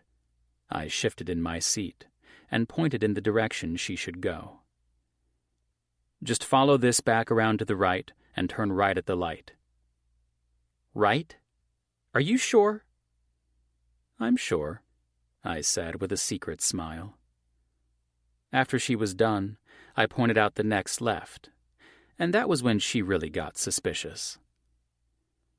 "Wasn't the Sawmill River Parkway back there? I thought I saw a sign." "You have to go a different way to get back on," I lied. Her eyes narrowed, but she kept driving for another mile before she questioned it. "I think your wang is fucking busted, Thatcher. I'm not seeing the parkway anywhere." "Oh, you know what?" I said, playing along. "I think you're right. Just go right up here. You can turn around in this parking lot." "Ugh," she moaned, and I had to stifle a laugh. Gravel slid under the tires as she gunned it through the entrance and started to execute her turn. When she was about halfway through her U-turn, I yelled, "Wait! Stop!" "What?" she shrieked back, slamming forcefully enough on the brakes that we skidded to a stop. I pulled the door handle to open it and climbed from the car, watching as she did the same before answering. Her eyes were crazy again, and I felt the phantom lasers on my skin. Luckily, the burn of an imaginary laser was pretty mild. "Okay, don't be mad, but I wanted a milkshake." "Oh, you motherfucker," she seethed. With a jaunty wave and a completely unapologetic smile, I turned to head into the ice cream shop, maniacal laughter rumbling my chest all the way to the door. "Laugh it up now, but that's the only milkshake you're gonna see today. And you better fucking believe mine brings all the boys to the yard." I'd see about that. Chapter 7. Cassie.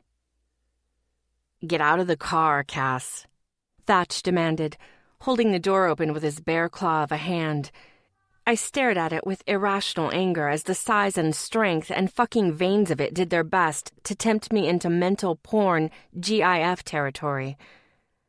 Fuck you, traitorous tactile teases.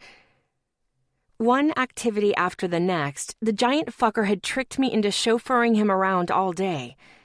To the party and ice cream, of course, but also to the bank and several rental properties he apparently owned in Queens before taking over behind the wheel. Even then, I had a feeling he'd been tempted to take me to a bar or two, but I'd slurred several sleepy threats to his life, and evidently one stuck. Thank fuck. We were currently sitting in front of his building, and I was more than ready to head back to my place so I could begin my sleep marathon. But he was trying like hell to cock-block me from my bed. After everything he'd put me through today, now he was convinced I was too tired to drive home. I shook my head. I know I'm a real joy to be around, but you've monopolized enough of my time today. So, move your ass, teabag, I'm going home. He stretched his big arms across the top of the door and the roof of the car and leaned forward, smirking down at me. Honey, I know you have many talents, but I'm seeing a dilemma with trying to drive from there. What are you talking about? I asked, fighting the gravity of my heavy eyelids.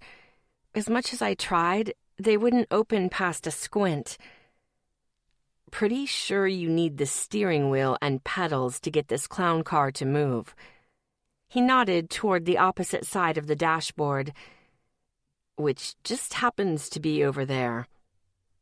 I followed his eyes and realized I was still in the passenger seat. Well, shit. I guess I really am tired.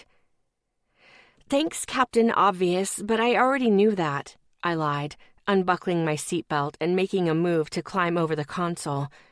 Thatch stopped me before I could make another inch of progress by locking his big, meaty arms around my waist and pulling me out of the car. God damn it, put me down, you ogre! But Shrek ignored my demands, tossing me over his shoulder and striding toward his building. With impressive precision, he tossed the keys to the doorman and instructed him to park the zip car in an approved space. No! Do not park it! I'm using it! I shouted as I slapped him across the back with an opened palm. Calm down, he said through a chuckle as his legs ate up the tile in long, fluid strides. Thatch! I shouted even louder, my voice echoing against the marble walls of the swank lobby. Fucking hell. I hadn't been in control of one goddamn thing today. One big hand landed against my ass in a smack, and I squealed in response. Cool it, crazy, or else I'll just keep spanking. I bored holes into his back, wishing like hell my feet were on the ground so I could slap the shit out of him. If you touch my ass one more time, I will bite your dick off. You know, I'm not much on teeth, but for you, I'll find a way to enjoy it. Fucking king of one-upping. He gripped the backs of my thighs with his big hands and strode onto the elevator. I heard him tap a button as the doors slid shut, and then we were moving up, way up, to what I could only assume was the penthouse level. Thatch didn't put me down until we were inside his apartment, and my ass was hitting a plush leather couch. Stay there, he demanded. I'm going to heat us up some food, and hopefully that will give you enough energy to ride the subway home. I'm not a dog, I retorted, and let my head fall back against the cushions. I didn't even allow myself the opportunity to browse his apartment. My eyes had already fallen shut from the luxurious feel of his couch, and I was too tired to think about anything else. The decor, the man, the weird way arguing with him made my blood hum. All of it would have taken a considerably larger amount of energy and cognitive function to explore. Comfortable, isn't it? I peeked out of one eye to see Thatch standing above me with an amused grin on his face. I thought you were making me something to eat. I thought you weren't tired. The room went dark even as I flipped him the bird. I'm just resting my eyes. You know, that's exactly what my mom says right before she takes a 40-hour nap. My lips twitched. Funny bastard. Shut up and make me some food, I retorted, but my voice wasn't very convincing. Sleep was trying like hell to make me her bitch. All I got in response were a few soft chuckles and the sound of his footsteps fading away. Huh? I mumbled at the feel of big arms cuddling my body against a rock-hard chest. Am I having another Henry Cavill dream? I lifted my hands to cover my eyes from the light and the possibility of getting hit by rogue debris. It always seemed to be dusty in my Superman fantasies, and if it wasn't a dirt thing, it was another. Last Cavill fantasy, I got a mouthful of cape instead of supercock, and I had promised myself I'd never let that unfortunate dream sequence happen ever again. You fell asleep on the couch in about the most awkward position I've ever seen. I figured you'd be more comfortable in my bed, the voice said, soft yet husky, and undoubtedly turning me on. Henry? Who the fuck is Henry? The voice turned angry as we continued to move. Or maybe we were flying to some unknown place. I blinked my eyes open and came face to face with Thatch. His brown eyes were darker than normal, and his mouth was set in a firm line. I reached up and let my fingers run across the dark, scruffy, short beard covering his jaw. You're not Henry Cavill. No, he said with a smirk. I'm better. This dream is different, but hell if I'm not already into it. The truth was, I'd been here before, but it had been more of a daydream, a completely conscious exploration of what it'd be like to be close enough to Thatch that I could feel him, smell him, fuck him until I couldn't walk. It made complete sense that I'd transitioned into thinking about it in my sleep, too. A soft chuckle left his lips. This isn't a dream, honey. My back was pressed into something soft, maybe a comforter, or maybe we were about to bang on a cloud. I didn't know, but one thing I did know was that I was down for it, all of it. Dream Thatch lay down beside me and pulled blankets over top of us, and that's when I realized we were in a bed, a huge motherfucker of a bed. Fantasy or not, it made sense the Jolly Green Giant would need a California king to accommodate his size. He got comfortable beside me, stretching out, and getting into what I assumed was his preferred sleeping position. On his back with one beefy arm stretched over his head. I turned on my side and perused his body, even lifting up the covers to find that he was only wearing boxer briefs. Lord, the muscles on this man. He was a buffet, and I was ready to get my money's worth. Cass, what are you doing? He watched me rub my hands across his firm chest. I'm horny, I told him.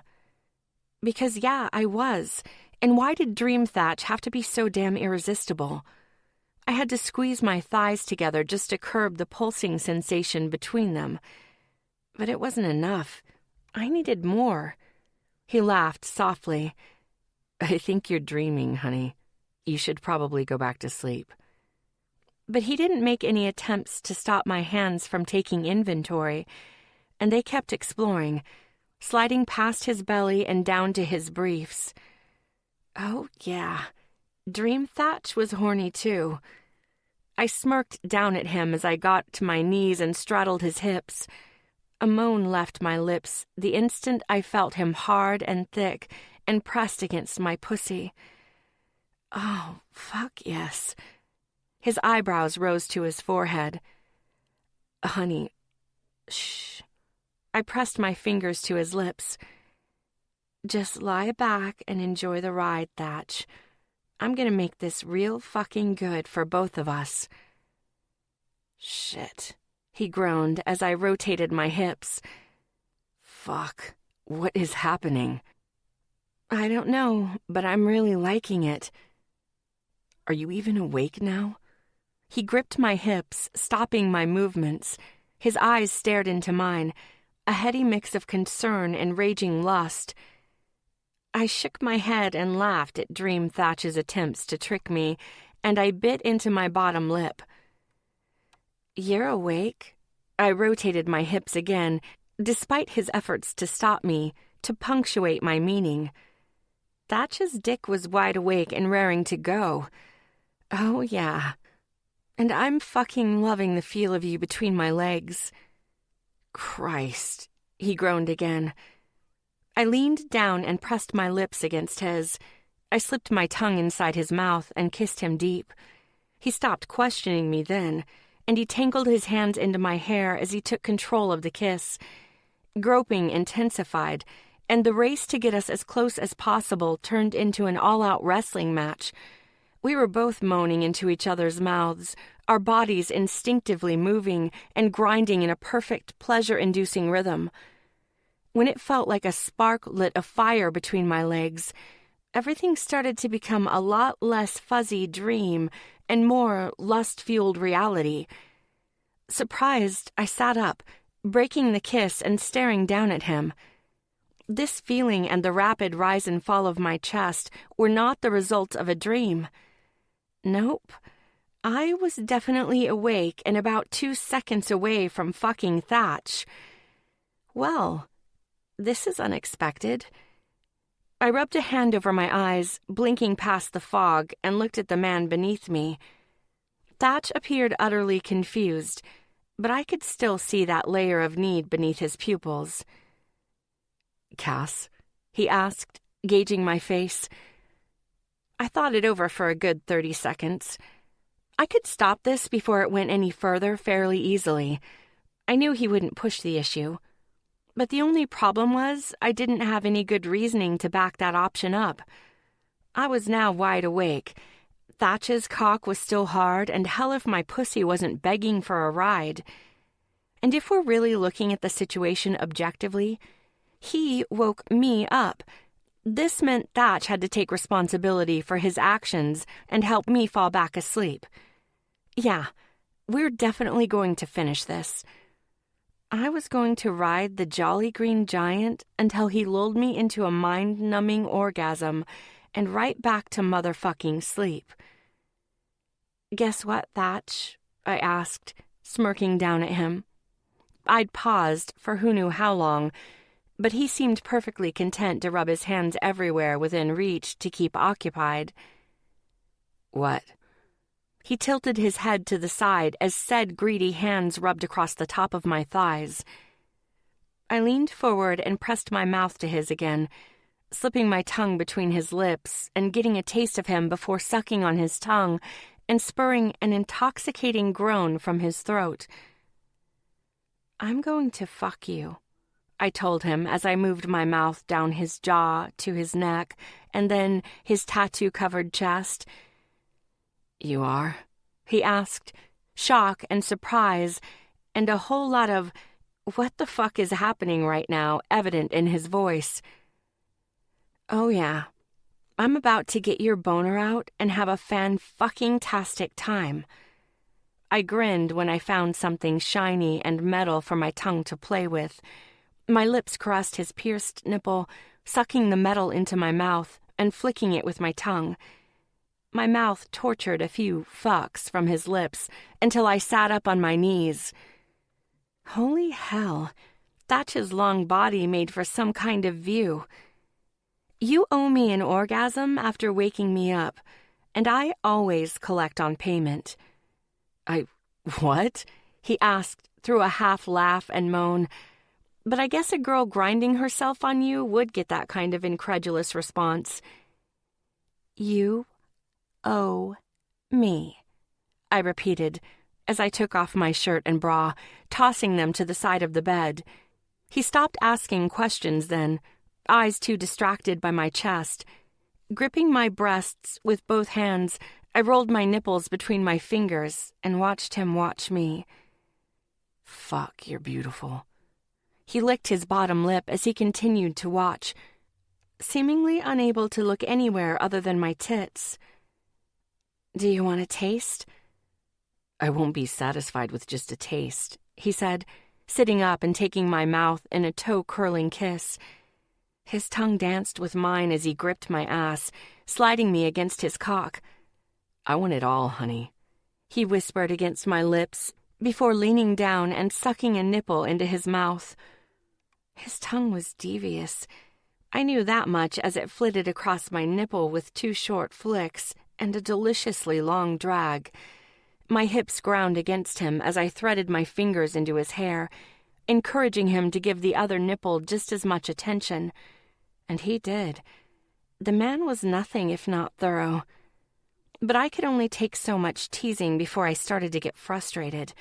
I gripped his hair, pulling his eyes to mine. "Get naked. Get a condom. I need your cock inside me." Thatch didn't think twice about my demands, flipping me onto my back and removing my yoga pants and panties like a goddamn magician. His briefs were gone, and he was sliding a condom on between one blink and the next. Before he could take control, I pushed him back down onto the bed, straddling his hips and guiding him inside me. "Well, fuck," I moaned the second his dick was buried to the hilt. "God, your cock feels so good," I said as I started a smooth up and down rhythm, my pussy clenching against him every time he was pressed deep. The heat of his chest seeped into the palms of my hands, and it felt like being zapped back to life by defibrillator paddles.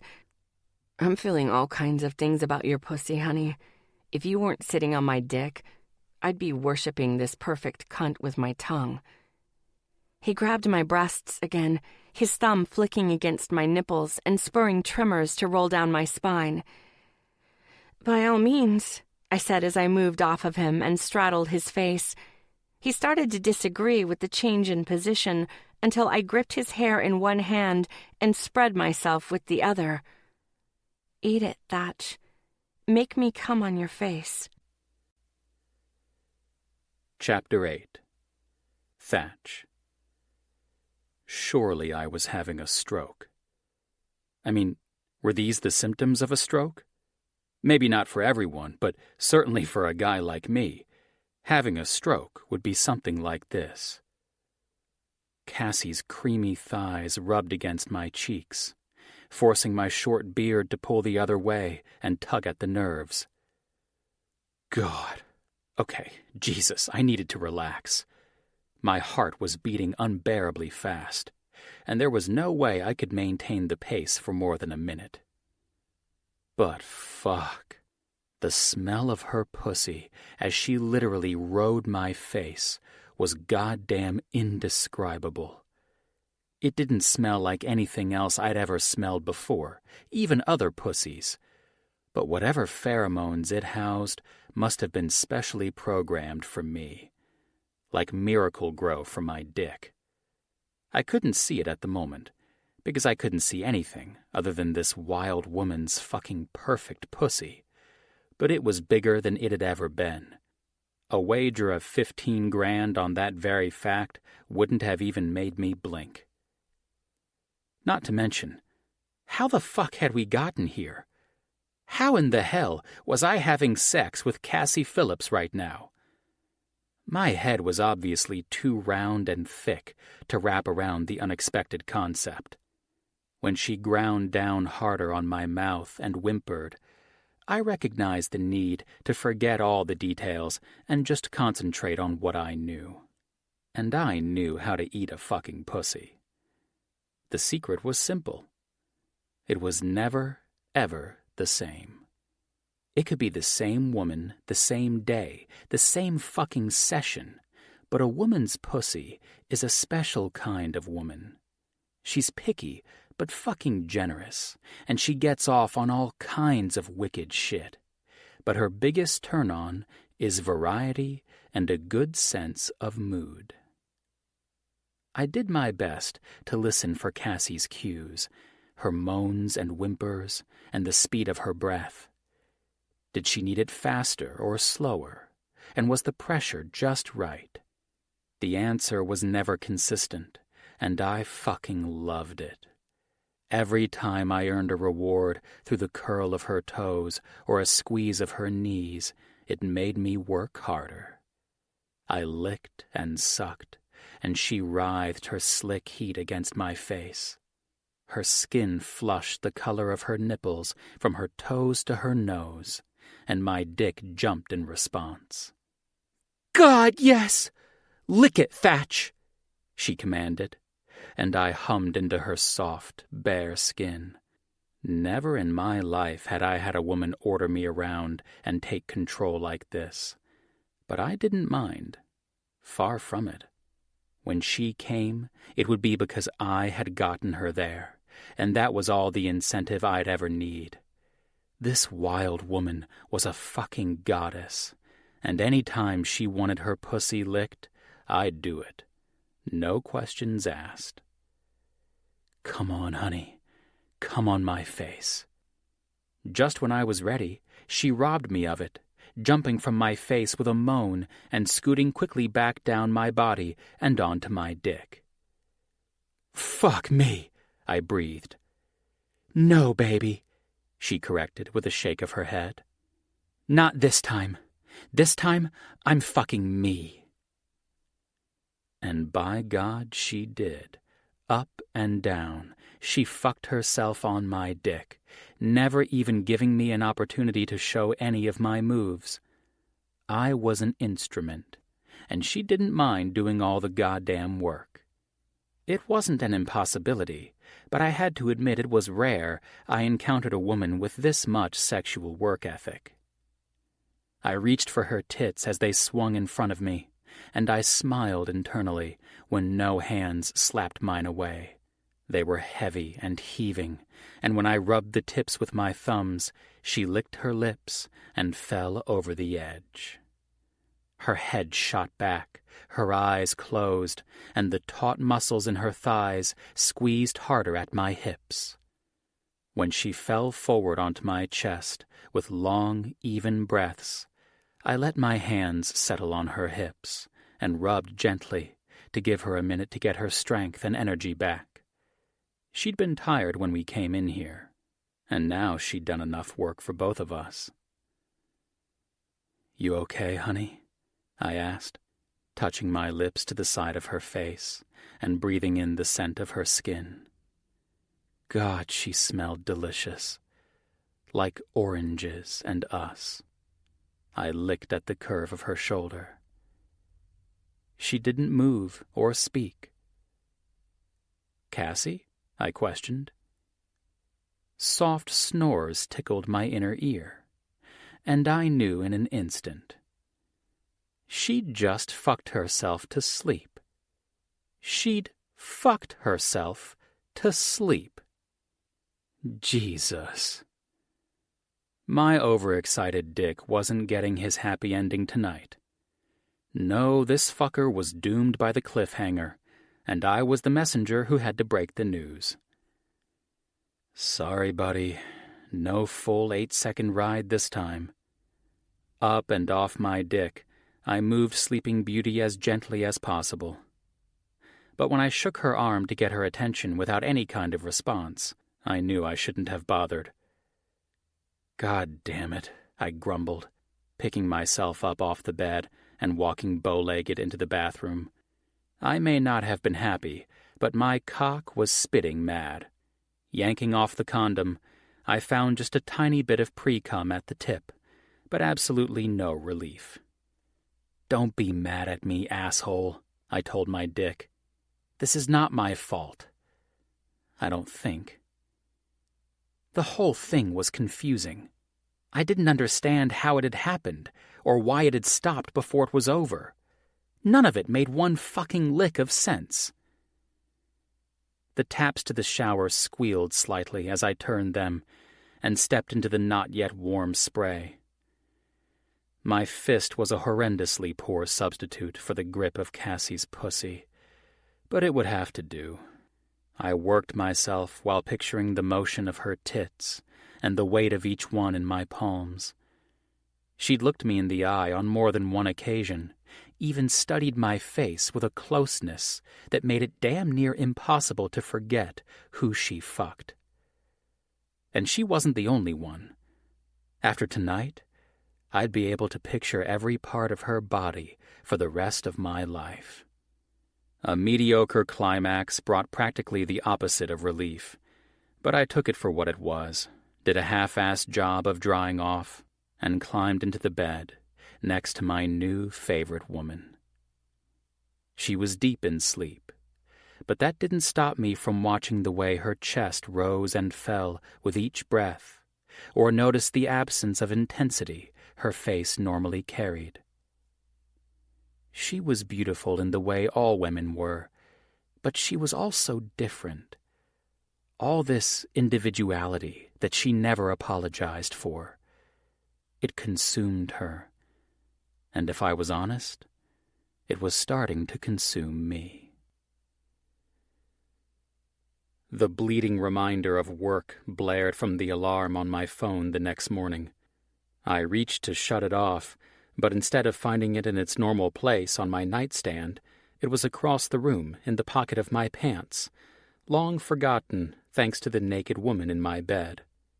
Tossing the covers off, I crossed the room in a hurry and shut it off, looking back over my shoulder to the bed, but Cassie never even stirred. She was obviously a sound sleeper. Venturing into the bathroom again, I took a quick shower, since I'd just had one last night, and I dressed for work quickly enough. Out into the main room, I walked with my suit jacket in hand and laid it over the back of the couch before setting a pot of coffee to brew. I was used to going without sleep. Having a stake in so many companies and putting extra time into the tattoo shop whenever I could, I spent a lot of extra hours awake. But this was different, because I was sleepy and sexually frustrated. And I may have been proficient in the first, but I wasn't a frequent victim of the last. Getting off often was the tension release I needed to keep me moving, and I knew all that frustration, combined with the memory of Cassie's body, was going to make this workday one of the longest in my history. As the time to leave approached, I went back into the bedroom and rounded the bed to Cassie's side. I settled a hip into the crook of hers and wiped a clump of untamed hair from her face. "Cassie," I whispered, shaking her hip. "Wake up, honey." She didn't move until I shook harder, and when she did, it wasn't nice and easy. A right hook came from my head that I just barely dodged, and then up and out of the bed she jumped until her wild eyes found mine. "You don't do anything easy, huh?" I asked with a laugh. Her eyes pinched together as she looked around, but it must have all come back to her quick enough. She strolled to my dresser, yanked out a t-shirt, and pulled it over her head without a word. "Is there coffee?" she asked, pointing out the door in the direction of the kitchen. "Yeah," I answered, and followed her as she walked down the hall. "Sorry to wake you up, but I have to leave for work." "No worries," she said with a wave as she poured the fresh brew into her cup. I smiled and started to open my mouth, but as soon as she was finished pouring, she turned on her foot and headed back toward my room. I followed again, expecting to find her gathering her clothes, but she climbed into the bed and pulled the down comforter and her cup up to her nose. I started. "I have to leave for work." "I know," she confirmed with a nod. "Have a good day." What the? "Oh, okay. I'll, see you later?" I said with the lilt of a question. "Yeah, sure thing," she agreed, gulping down a slurp of coffee and reaching to the nightstand for my remote. "Do you get the Bravo network?" I shook my head. "What?" "I missed the latest episode of Vanderpump Rules, and Georgie's got me hooked on that shit." "Yeah," I agreed, without being able to understand why. I'm pretty sure I get all the channels there are to get. Fucking excellent. I tried my hardest to understand what was happening again. So, I'm leaving for work now. You're gonna hang out for a little while? Yep, she said with a smile and wave. You have any food? I'm dying for some breakfast. I tried my hardest to wrap my brain around what she was asking. I knew mornings were rough for her, so maybe she just needed a little extra time. Yeah, I think there are some eggs in there, maybe some bacon. Ooh, bacon, she hummed. Have any lettuce and tomato? I thought about it. Yeah. Fantastic. I love BLTs for lunch. Lunch? She nodded and shushed me. The playback of her show was starting, and she snuggled even deeper into my covers. So, bye, I said with uncertainty. She smiled impatiently. See ya. Good luck. Thanks. I turned and left my room, walked down the hall, grabbed my jacket, wallet, and keys, and stepped out the door. Only when it shut behind me did I let all of my manic, unorganized thoughts channel themselves into one burning question. What the ever-loving fuck is going on? My focus today had been almost non-existent. The night, the morning, all of it together had my brain sprinting all out around one fucked-up loop. I'd barely been able to do any work, and if I remembered the highlights from any of my meetings, it'd be a miracle. Normally, I worked efficiently from one task to the next. Today, I couldn't even find the surface of my desk. Paralyzed by the unknown, I'd fired off an experimental text to Cassie in an attempt to push her until she broke. All it had done was perplex me more. She'd been overzealously responsive, to the tune of nearly a dozen texts, and so comfortable with her banter that I would have sworn we chatted all the time. I grabbed my phone and stared down at the text conversation in question. Me. Can you run the dishwasher? Cassie. I can't right now. I'm trying to figure out your DVR. I don't want to miss this Lifetime movie that's on at 2. Me. What are you doing at 2? And you realize it takes all of 2 seconds and a press of a button to run the dishwasher, right? I know you can multitask, honey. I've seen you play with your tits while riding my cock. Cassie. But that was for an orgasm. Your dishes aren't that much fun. Anyway, I'm very busy rummaging through your shit right now. I only took a break to make sure I recorded this movie. This apartment is so fucking big. I'm not sure if I'll be done by 2. Cassie. Is that floral-scented bubble bath next to the giant jacuzzi tub yours? Or is it for your pussy parade? Cassie. Oh, that's how it works, isn't it? You wine, dine, fuck, and 69 them, then clean them up in a nice bubble bath and send them on their merry way. Cassie. That's sweet, T. Very gentlemanly of you. Cassie. And I should probably try to fit in a bubble bath today, too. Yeah, I'll add that to the list. Me. Number 1, I don't have a pussy parade. Number 2, I'm a grown-ass man. If I want to splash around in a bubble bath, I'll damn well do it. Number 3, put everything back where you found it. Cassie. Aw, that's a cute visual. You and your boner just splashing around in the tub. Cassie. And don't worry, I figured out the DVR. All's good here. You can go back to work now. Klein Brooks is on the phone for you. My assistant, Madeline, buzzed in. I shook off the confused stupor, moved the rogue folder that had slightly muffled her voice, and answered the phone. Klein. Hey, T, he greeted casually. I bounced my knee, and the sole of my dress shoe tapped erratically on the tile underneath my desk. I need to talk to you about... You don't need to talk to me about shit, I broke in, knowing I wouldn't be able to sit through a hot minute of him going on about mergers and acquisitions and technical internet mumbo-jumbo. But I sure as fuck need to talk to you. Huh? What are you talking about? Too amped up, I did the opposite of burying the lead. I shot that shit straight into the stratosphere before a launch countdown even commenced. I fucked Cassie last night. What? He asked on a shout. Well, I guess, I corrected. She actually fucked me. I don't even know how it happened or what happened or shit, any of it, really. I'm confused as fuck. Shock would never keep Klein stumbling for long. As expected, he composed himself quickly and started asking questions. How are you confused? Weren't you there? Aren't you the reason it happened?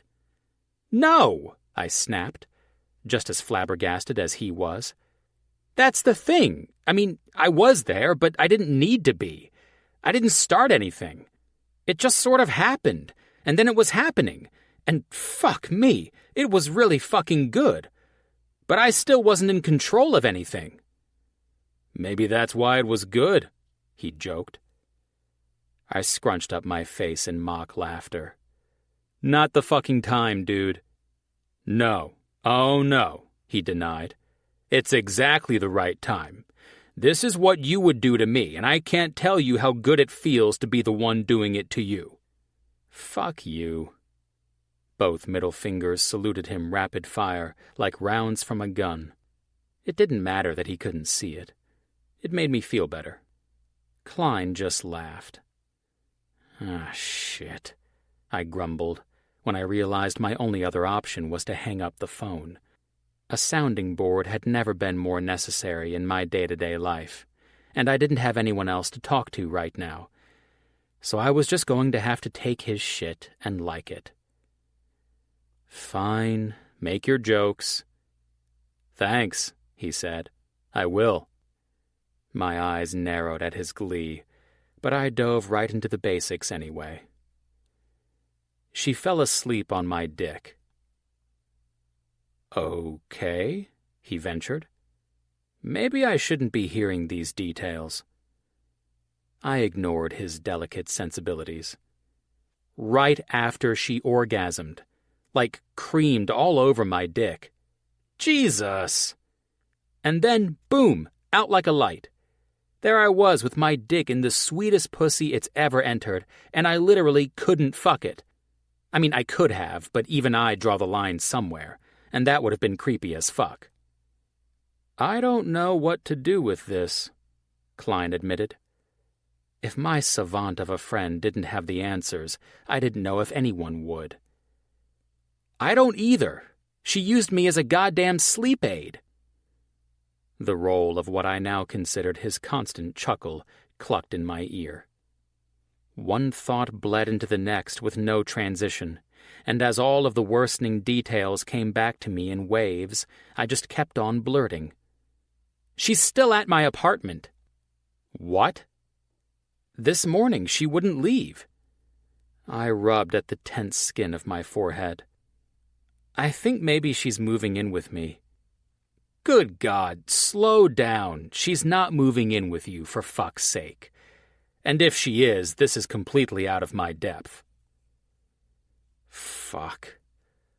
I knew she probably wasn't moving in with me. I mean, that'd be fucked. But so was last night, so really maybe that was right on point. I didn't know. It was a miracle I even knew my left hand from my right anymore. I'm going to have to consult with Georgie. Don't spread this shit around. If you think I'm not telling my wife this as a way to earn points, you're cracked. I hate you right now. Yeah, well, I've hated you for years, and you're still around. I'd imagine it works the same way in the other direction. No answers, no advice. And no chance of getting over any of this until I got to the bottom of it. Chapter 9. Cassie. Around noon, I decided to take a break from screwing with Thatch via text message and took a shower. As I brushed my wet locks with one hand, I ran the other across the granite counters of his bathroom and checked the pads of my fingers for evidence. Nothing. Not even a speck of dust. For a single dude, he did a relatively good job of keeping his place clean. Almost a little too clean. Yeah, maybe I'd screw with Thatch just a teensy bit more, because let's be honest, I was finding an awful lot of enjoyment out of bugging the hell out of him. I grabbed my phone off the counter and typed out a text as I headed into his closet. Me. Do you have a maid? Thatch. Rita is a very nice lady who comes to my apartment twice a week. Me. I knew there was no way a single guy kept his shit this clean. The shower clued me in. Thatch. You're in my shower? Me. Not anymore, numbnuts. Right now, I'm in your closet. Thatch. My closet? Me. Yeah, that's where the clothes are. I needed something to wear. Thatch. Do not steal my favorite shirt. I didn't even have to ask to know he was referring to his single and ready to mingle shirt. Me. You can calm the fuck down because I found an even better one. Thatch. Which one? I walked over to his freshly made bed. See, I was a good house guest, and laid the shirt in question out, then snapped a quick picture and sent it to him. Thatch. What in the fuck did you do to my shirt? Me. It was too big. Obviously, I'd had no other option but to put my amateur seamstress skills to good use. His t-shirt could have easily been a dress, and I was talking more moo-moo than stylish maxi. Lucky for me, I only had to cut off a few inches, utilize some needle and thread, and boom. Thatch's old shirt was now an adorable crop top. Thatch. Wait, why isn't that shirt on you? Are you naked in my bedroom right now? Me. No. As a matter of fact, I have on a pair of tighty-whities, which, I gotta say, that's real cute, Thatch. I love that you actually wear these. Thatch. I have to when I play rugby, smartass. Me. Better support for your supercock? Thatch. Yes. And speaking of my supercock, perfect nickname. He wants to FaceTime your tits. Put them on the phone, please. Me. Meh. You should have texted me sooner. I already rubbed one out. Thatch. In my shower? Me. No way. I prefer to masturbate in a bed, Thatcher. Thatch. So what you're saying is you've just been lying around in my bed all day, during breaks from snooping through my place, rubbing your pussy all over my sheets? Me. Is that a problem? Thatch. Hell no.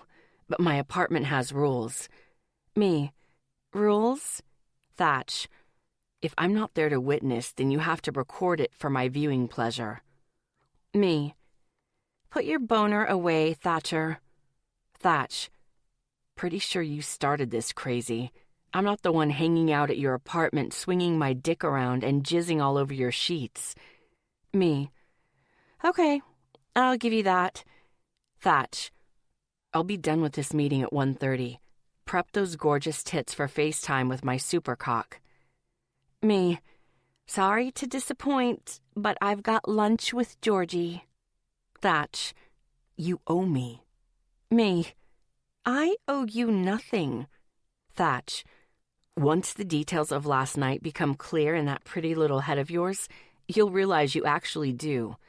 Enjoy your lunch, honey. What was that supposed to mean? We fucked, we came, we fell asleep. Pretty sure none of those things constituted an IOU on my part.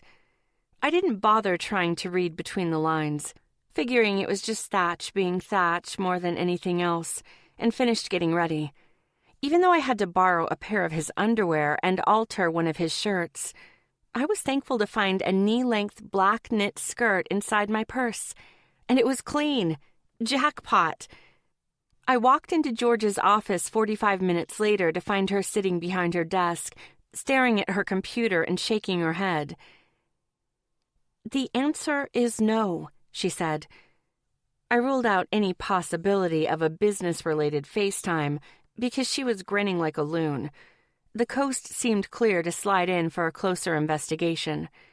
Moving around her desk, I found Klein on the screen, smiling back at his wife.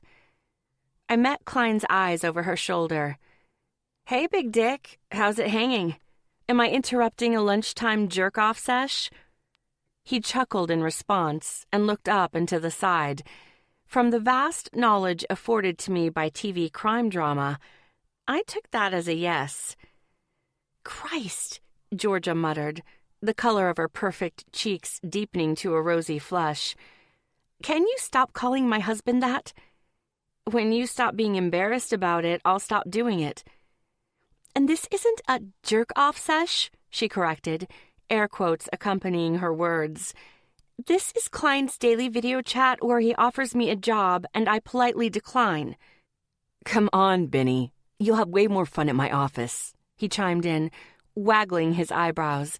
His blue eyes shone with innuendo. This frequent conversation between the two of them wasn't a surprise.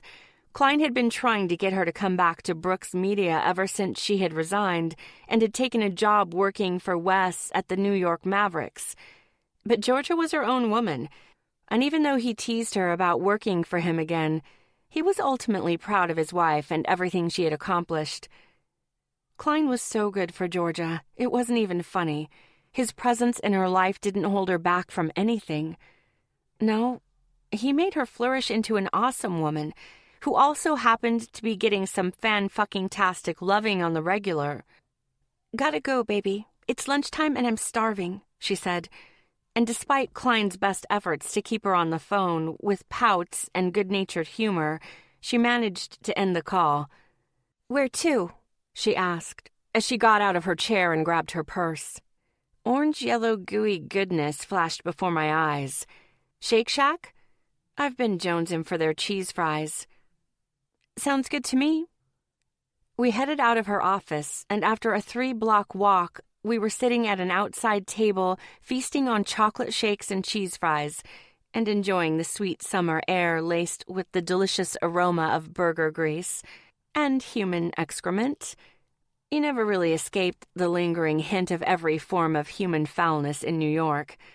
I know it sounds awful, but upward of 1 million people put up with it daily. It's all about priorities. "All right, spill it. What happened between you and Thatch last night?" she asked, after taking a hearty sip from her straw. Her eyebrow hooked up with intrigue, and I couldn't help but notice she'd plucked a really nice shape for her brow bed this time around. "How'd you know about last night?" "Oh, come on," she said through a laugh. "Klein, Thatch, and Wes are worse than gossiping teenage girls. My husband was way too excited to share his conversation with Thatch this morning. Normally, his video chats start with, 'Come on, Benny, come back to work for me.'" She imitated his deep voice. But today, he went straight for the juicy gossip. "What did Thatch tell him?" "Nope, I want to hear your side first." "Fine," I said around half-chewed meat and cheese sauce, wiping the grease off my fingers with a napkin. I was obviously a delicate lady. "It was typical Thatch and Cass. We talked about his boner. You know, same old shit, different day." She rolled her powdery blue eyes. "You spent the whole day and night together, Cass? Tell me you talked about something else besides his boner."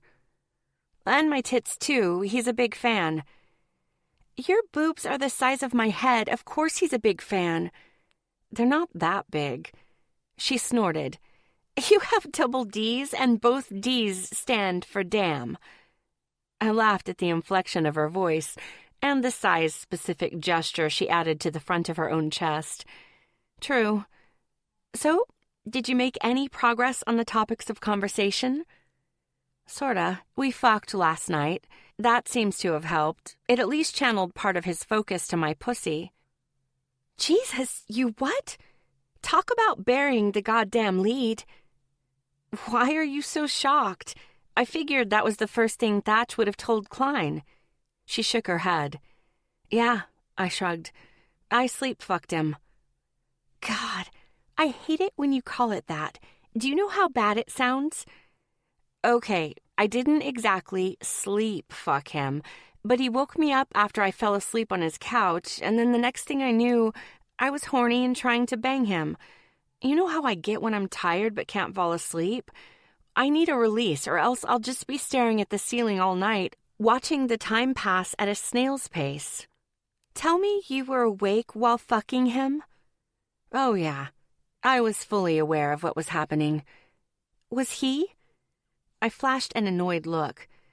Of course he was. If a man falls asleep while a chick is grinding her pussy on him and shoving her tits in his face, then he is either narcoleptic, gay, or should seek medical attention. What? If men can have double standards, so can we. True, Georgia grinned. So? So? How was it? I tilted my head to the side. How was what? The sex, she exclaimed, slamming her hands down on the table. Our cups shook from the vibrations, and a few people turned in our direction. Slow your roll, Susie. You're about 10 seconds away from reenacting when Harry met Sally, and I'm not so sure that couple feeding their dog ice cream is going to appreciate it. She giggled, grabbing a fry from the basket. Great movie. Oh yeah, only murderers and puppy mill directors didn't recognize the showing of cinematic genius. Fan-fucking-tastic movie. All right, she said, leaning across the table.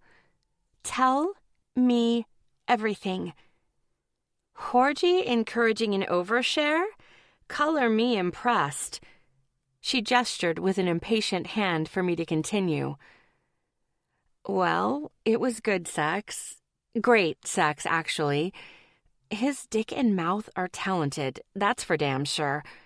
I would have come twice had my pussy not demanded to be penetrated. Damn, that's a good session of sleep fucking then. I laughed, and I couldn't stop myself from replaying the night's events in my head. I really had enjoyed last night. Thatch had a body made for fucking. That was pretty much all there was to it. So, I'm assuming Thatch enjoyed himself too? I rolled my eyes. His cock was inside me and my tits were in his hands. Of course he enjoyed it. Are you sure about that? She pushed, even though I'd spoken perfect fucking English. I tilted my head, scrutinizing her secretive expression. What do you know that I don't know? Nothing, she said, but her shifty eyes said otherwise. Spill it.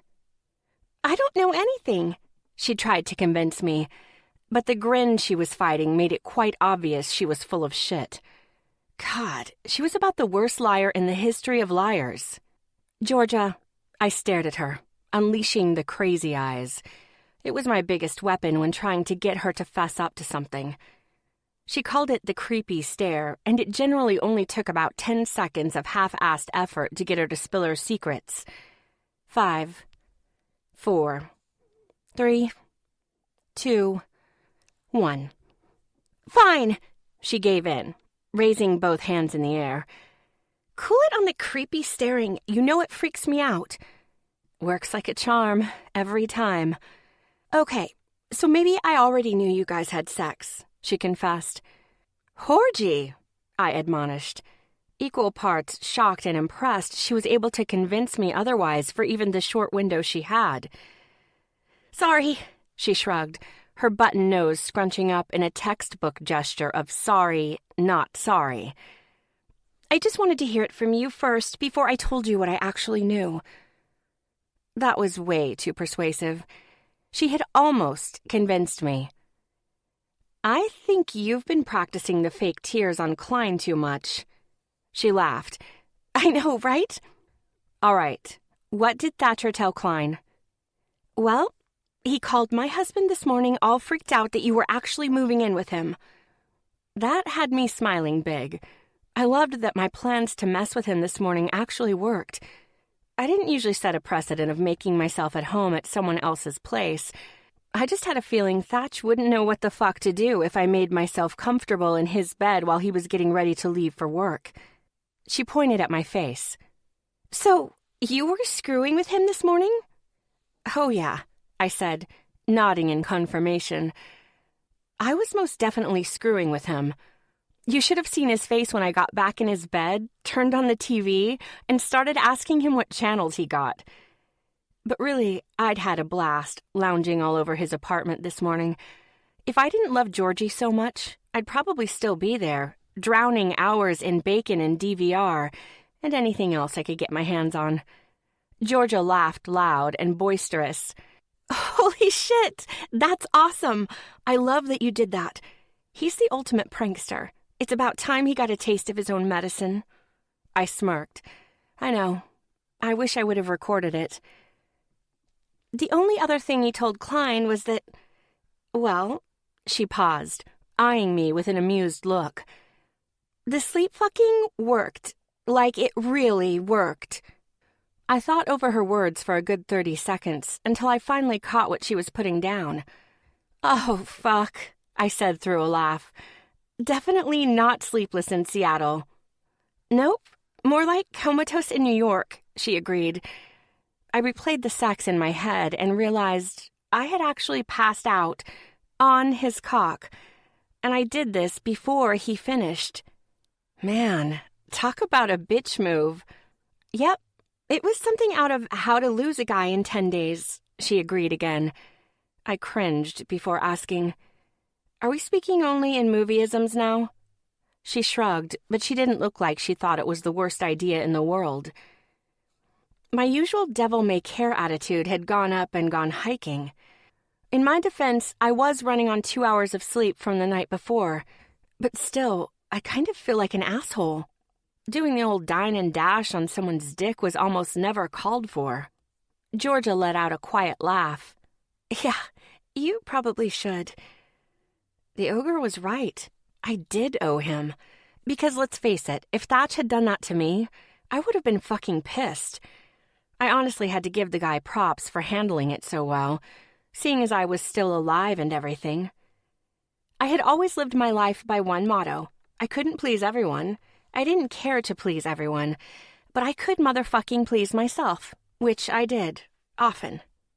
But for some odd reason, I found myself actually caring about what Thatch thought and trying to find a way to make it right. And the more I thought about it, the worse I felt. It was a foreign concept to me, but even I couldn't deny I had pulled a big-time bitch move last night. Maybe there's some way I can make it right. Georgia pointed at my face. I know that look. What are you planning? Man, those cheese fries are really wreaking havoc on my stomach. It was in turmoil. When I shrugged my uncertainty, she made a suggestion of her own. Maybe he's finally getting a little glimpse into what he puts everyone else through. Little Horgy is encouraging my scheming ways? Georgia nodded, and a devilish smile consumed her lips. Is it safe to assume this has everything to do with Thatch including the gargoyle dick in his best man speech? You bet that prankster's ass it does. Thatcher had finally met his match in me. His match. At pranking, I told myself. But the seed was already planted, and there was no way I'd be able to keep it from growing. I strode through Thatch's building and straight for his assistant's desk. Hi, I've got a last-minute meeting with Thatcher Kelly. She looked up from her computer and hesitance etched her face. He's in the middle of a conference call right now? Oh, I know. I played it off. That's why he asked me to come. She squinted in confusion and took in my not exactly business attire. I was pretty sure the waistband of Thatch's underwear was sticking out of the top of my skirt like a wrapper, for fuck's sake. But people were always hesitant to deny you if you acted self-assured enough. And you're supposed to be on that conference call? Yep, I said, tapping her desk and walking toward his office door. He'll be happy I was able to make it in time. But wait, let me... She stuttered over her words as she stood up from her desk. I should probably let him know you're here. No worries, I got it from here. I waved her off and proceeded to open his office door. Thatch sat behind his big mahogany desk. His brown eyes rested behind a pair of sexy glasses and were lacking their playful edge. He was obviously concerned and very distracted with whatever was being said on the other end of the call. He didn't look up from his desk until he heard the door close and the lock being flipped with a quiet click. His hair was rough and unkempt, as though he'd been running his hands through it constantly. And it made me want his hands in my hair, tugging, pulling, you name it. Oh, yeah.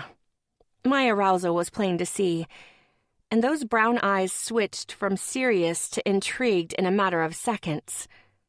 Hi, I mouthed, holding up a bag of, I'm sorry for falling asleep on your dick, fries. I moved around his desk until I was standing beside his chair. He turned to face me and held up one finger, responding into the phone. Unless you want your balls handed to you on a silver platter, I strongly suggest rethinking those investments. I smirked at the way Thatcher Kelly did business. I doubted many other people threatened their clients' balls and got away with it. I set the bag on his desk and went about my ogling. A sleek gray suit covered his huge masculine body, and I wanted it uncovered. My pussy was pounding thanks to his all-motherfucking business expression and its enhancement of his strong features. He oozed power and authority, and I was getting all kinds of sexy-as-hell alpha vibes. Oh yeah, Thatcher Kelly was a stud, and I was about to show him how sorry I was for falling asleep on his dick. The fries wouldn't be the only meal consumed in the name of forgiveness. I grabbed a pen and notepad off his desk as I heard him rattle off a few investment figures into the phone. I scribbled a quick note and held it up for him to see. Will there be anyone coming by your office in the next 10 minutes? He read the note and then met my eyes, shaking his head. I flashed a smirk and a wink as I got down on my knees and placed my hands on his thick thighs, pushing them apart to make room. His eyebrows rose to his forehead as I undid his belt and slid down his zipper. The second I slipped his cock out of his pants, he placed his hand over the receiver, whispering, Cass, honey, what are you doing? Telling you I'm sorry, I responded as I stroked him in my hand. Is that okay? I asked, but I didn't wait for a response.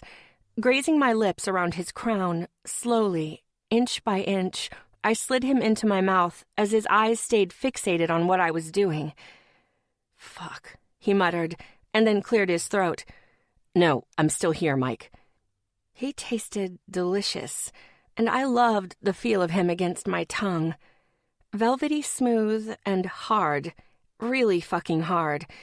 It was all I could do to pull it out of my mouth for a little more teasing.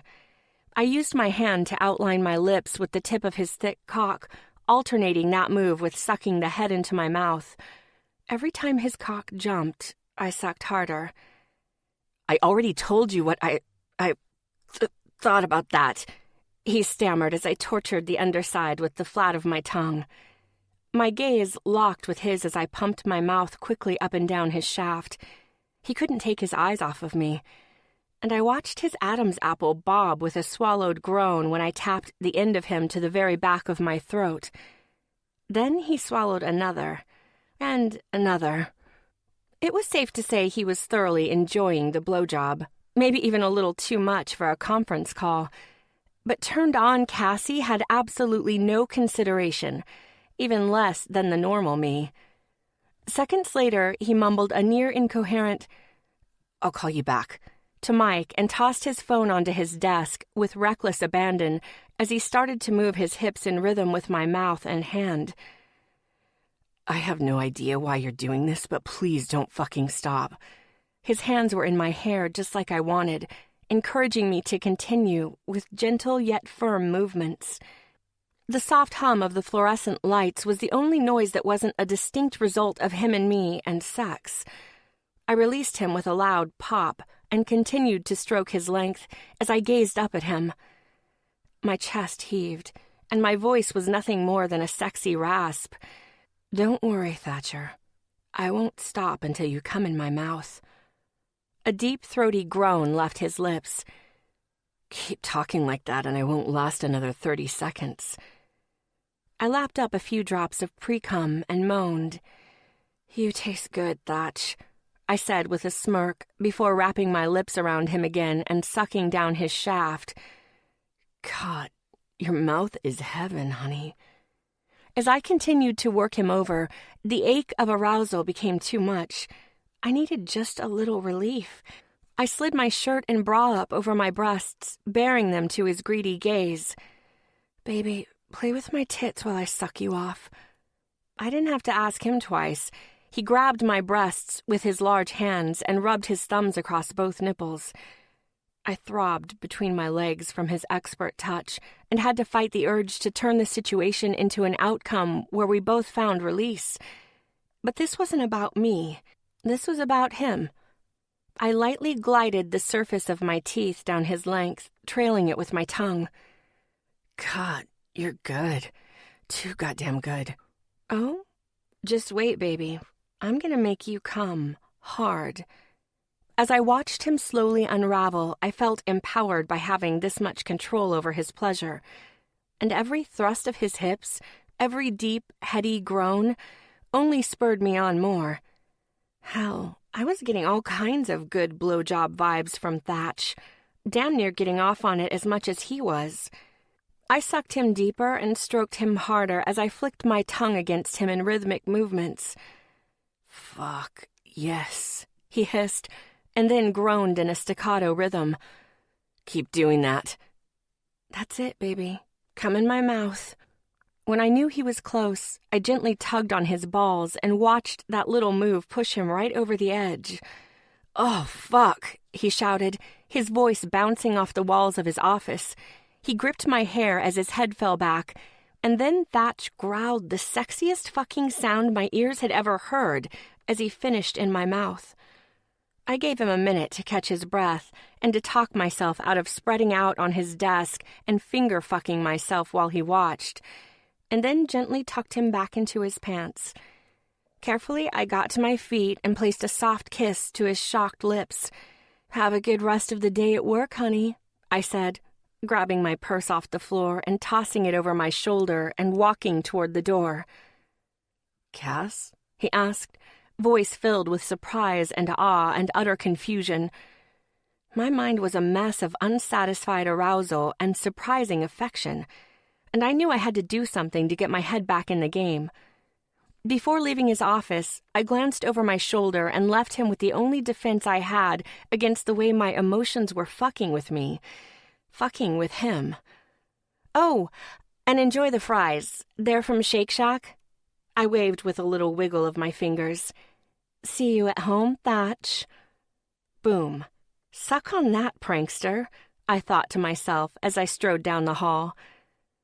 But the elation over screwing with him only lasted a few seconds, and as I got on the elevator, I found myself touching my lips and grinning over what I had just done. And I wasn't completely sure it had anything to do with a declaration of a prank war. Chapter 10. Thatch. Cassie winked and closed the door to my office with a soft click, but I still hadn't moved a muscle.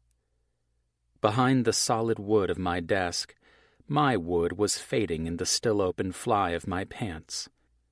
Shock didn't really fucking cover what I was feeling at that moment.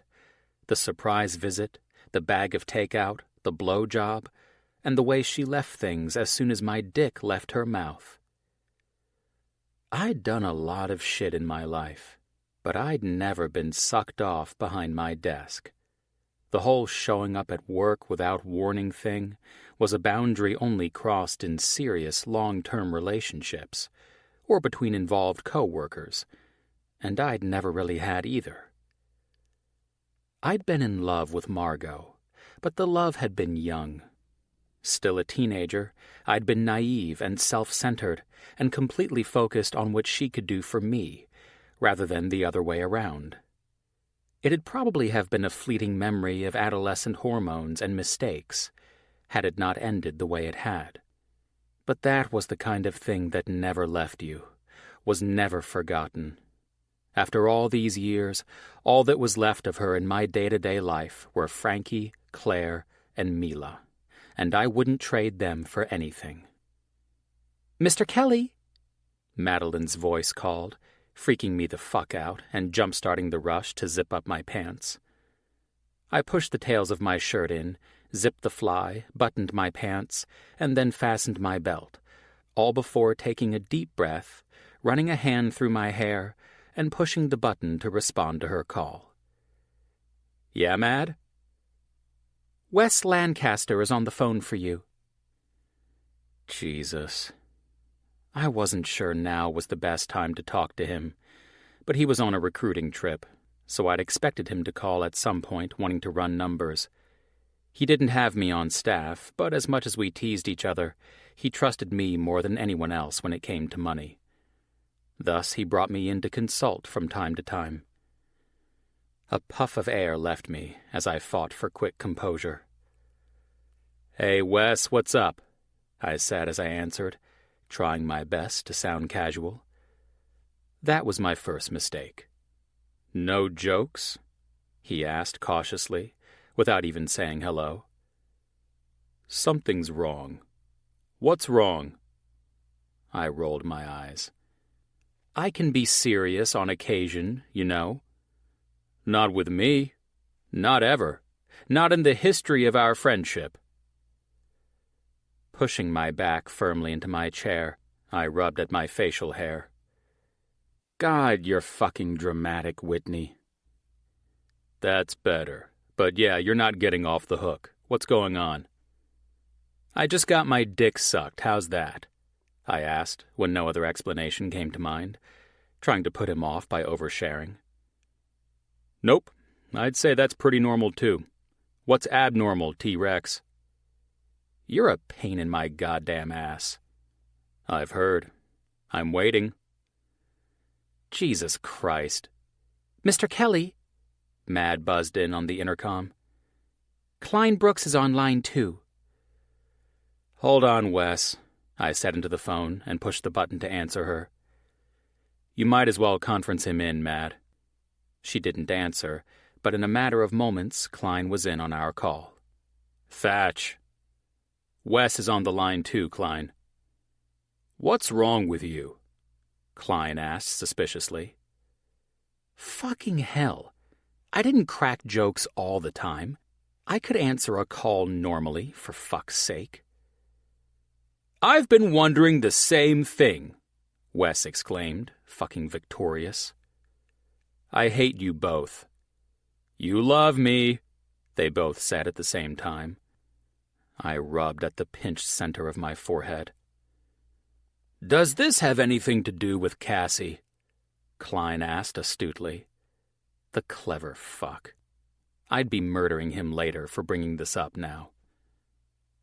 "What? What about Cassie?" Wes asked, like a teenage girl hungry for gossip. "He fucked her last night," Klein supplied helpfully, and I sighed. "Holy shit!" Wes exclaimed. "Then she fell asleep on his dick before he came," fucking asshole Brooks went on. Wes guffawed. "She just blew me in my office, thank you very much," I told him, as though I had something to prove. I regretted it the minute the words left my lips. Klein's voice vibrated with glee. "There it is!" That asshole had baited me, and I'd gulped that shit down without hesitation. "So you were serious?" Wes put in. "And what did crazy Cassie do after she blew you?" Klein asked, way more sincerely than I'd ever heard anyone deliver those words before. I dropped my head back, and I pulled at the choking tie at my neck. She said to enjoy the bag of French fries she'd brought me and that she'd see me at fucking home. Fucking home? Wes replied like a smartass. What's that? At home, jackhole. My home. I swear to God, Klein, she's moving in with me. I don't know what happened, but I think she's suffering from some kind of psychotic break. With Georgia in the middle, you and I probably won't be able to be friends anymore. The sounds of 2 varying degrees of laughter filled my ear. This isn't funny. One sleepy bone, and this chick thinks she lives with me. Wes stopped trying to soften his laughter and dove into it full out. This is fucking hilarious. Klein finally took pity on me. He found compassion through his laughter, but he found it. He was definitely above Wes on my list of friendship today. Relax, man. She's probably fucking with you. My elbows went to the surface of my desk as I leaned forward quickly. Why would she do that? Would you fuck with you right now? Obviously I would. He took my silence as an affirmative. Exactly. Shit. I hadn't even considered how similar we were. Plus, he went on, I told Georgie about your freak-out this morning, and she may have been getting ready to leave for lunch with Cassie when I did. Fuck, Klein, I told you not to spread this shit around. And I told you I was going to tell Georgie. I'm not even sorry. Wes continued to laugh. Yeah, laugh it up. Listen, Wes said, just barely softening his chuckles enough so that he could speak. If she's gonna fuck with you, why don't you fuck with her? My eyes narrowed at the empty spot on my office floor. What do you mean? She's obviously expecting you to squirm. Turn it around on her. That's the best idea I've heard all day, Klein agreed. I pondered to myself and decided I could do that. I was way more comfortable as the messer than I was as the messee. Fine. I'll text her something. Make sure you tell us what it is, Wes demanded. Didn't you guys call me for fucking reasons? Mine can wait, Wes said, just as Klein murmured, This is suddenly more important. Fuck you guys. Bye, Princess Peach, Klein said in dismissal through his chuckles. Wes's laugh trailed on after Klein hung up. You seriously don't have questions for me? I asked. We'll talk about it all when I get back, but you better fucking tell me how this plays out. Don't worry, Samantha. I'll fill you in on all the happenings of sex in the city. Slamming the phone into the cradle before he could say more, I picked up my cell phone off the corner of the desk and pulled up her number to text. Me. Thanks for lunch. I need to stop by the drugstore on my way home. Need me to pick you up anything, honey? Kissy face. Sent. Think you can mess with me? Think again, honey. Student, meet teacher. Chapter 11. Cassie. I reread the text and triple-checked that the message was in fact from Thatch. Did he just send me a goddamn kissy face emoji? I opened and closed my eyes a few times just to be sure what I was seeing was real. For the love of freaks, he really sent that. I knew I was a talented cocksucker, but I had told him I would see him at home after putting him back into his pants. Home meaning his home, meaning he should have thought I was off my rocker and actually trying to move in with him. Meaning that text message should have been him freaking the hell out. Not all kissy-faced and asking me if I needed anything from the store. Why wasn't he losing his shit over this? I grabbed my phone off the coffee table and called Georgia. Hell, she started to answer, but I immediately interrupted. I think he's fucking crazy. Oh? She finished, with too much amusement in her voice. I'm being serious, Horgy. I think that Thatch might be crazier than me, and believe me, I know that's a fuckload of crazy. She laughed. Why do you think he's crazy? He just texted me after I gave him an "I'm sorry for falling asleep on your dick before you blew your load" blowjob in his office, and asked me if I needed anything from the store on his way home. Not to mention he sent me a goddamn kissy face emoji. He's nuts. That's all there is to it. A total whack job with a supercock. Yeah, no doubt about it. That kissy face emoji-sending motherfucker needed to spend some time in a padded room and reevaluate his life choices. At least, that's what I needed Georgia to think I was thinking. Hold up. Please repeat this because I'm not sure my brain was able to process what you just said. I know, I said as I stood up from the couch and started pacing my living room. I had to check that text message 15 times to believe he sent that. What grown-ass man even uses emojis? That's not the part I'm having a hard time processing. I sighed, shaking my head. I hear you, Dee. The store part threw me for a loop, too. No, she voiced. I'm talking about the blowjob, Casshead. I rolled my eyes. Don't worry, I didn't go narcoleptic on his dick this time. He got the full-service treatment, if you know what I'm saying. Came right in my... That's not the part either. Jesus, she said through a laugh. You went to his office after we had lunch and sucked him off? Are you fucking with me right now? I scrunched up my face in annoyance. Please explain what you're trying to get at here.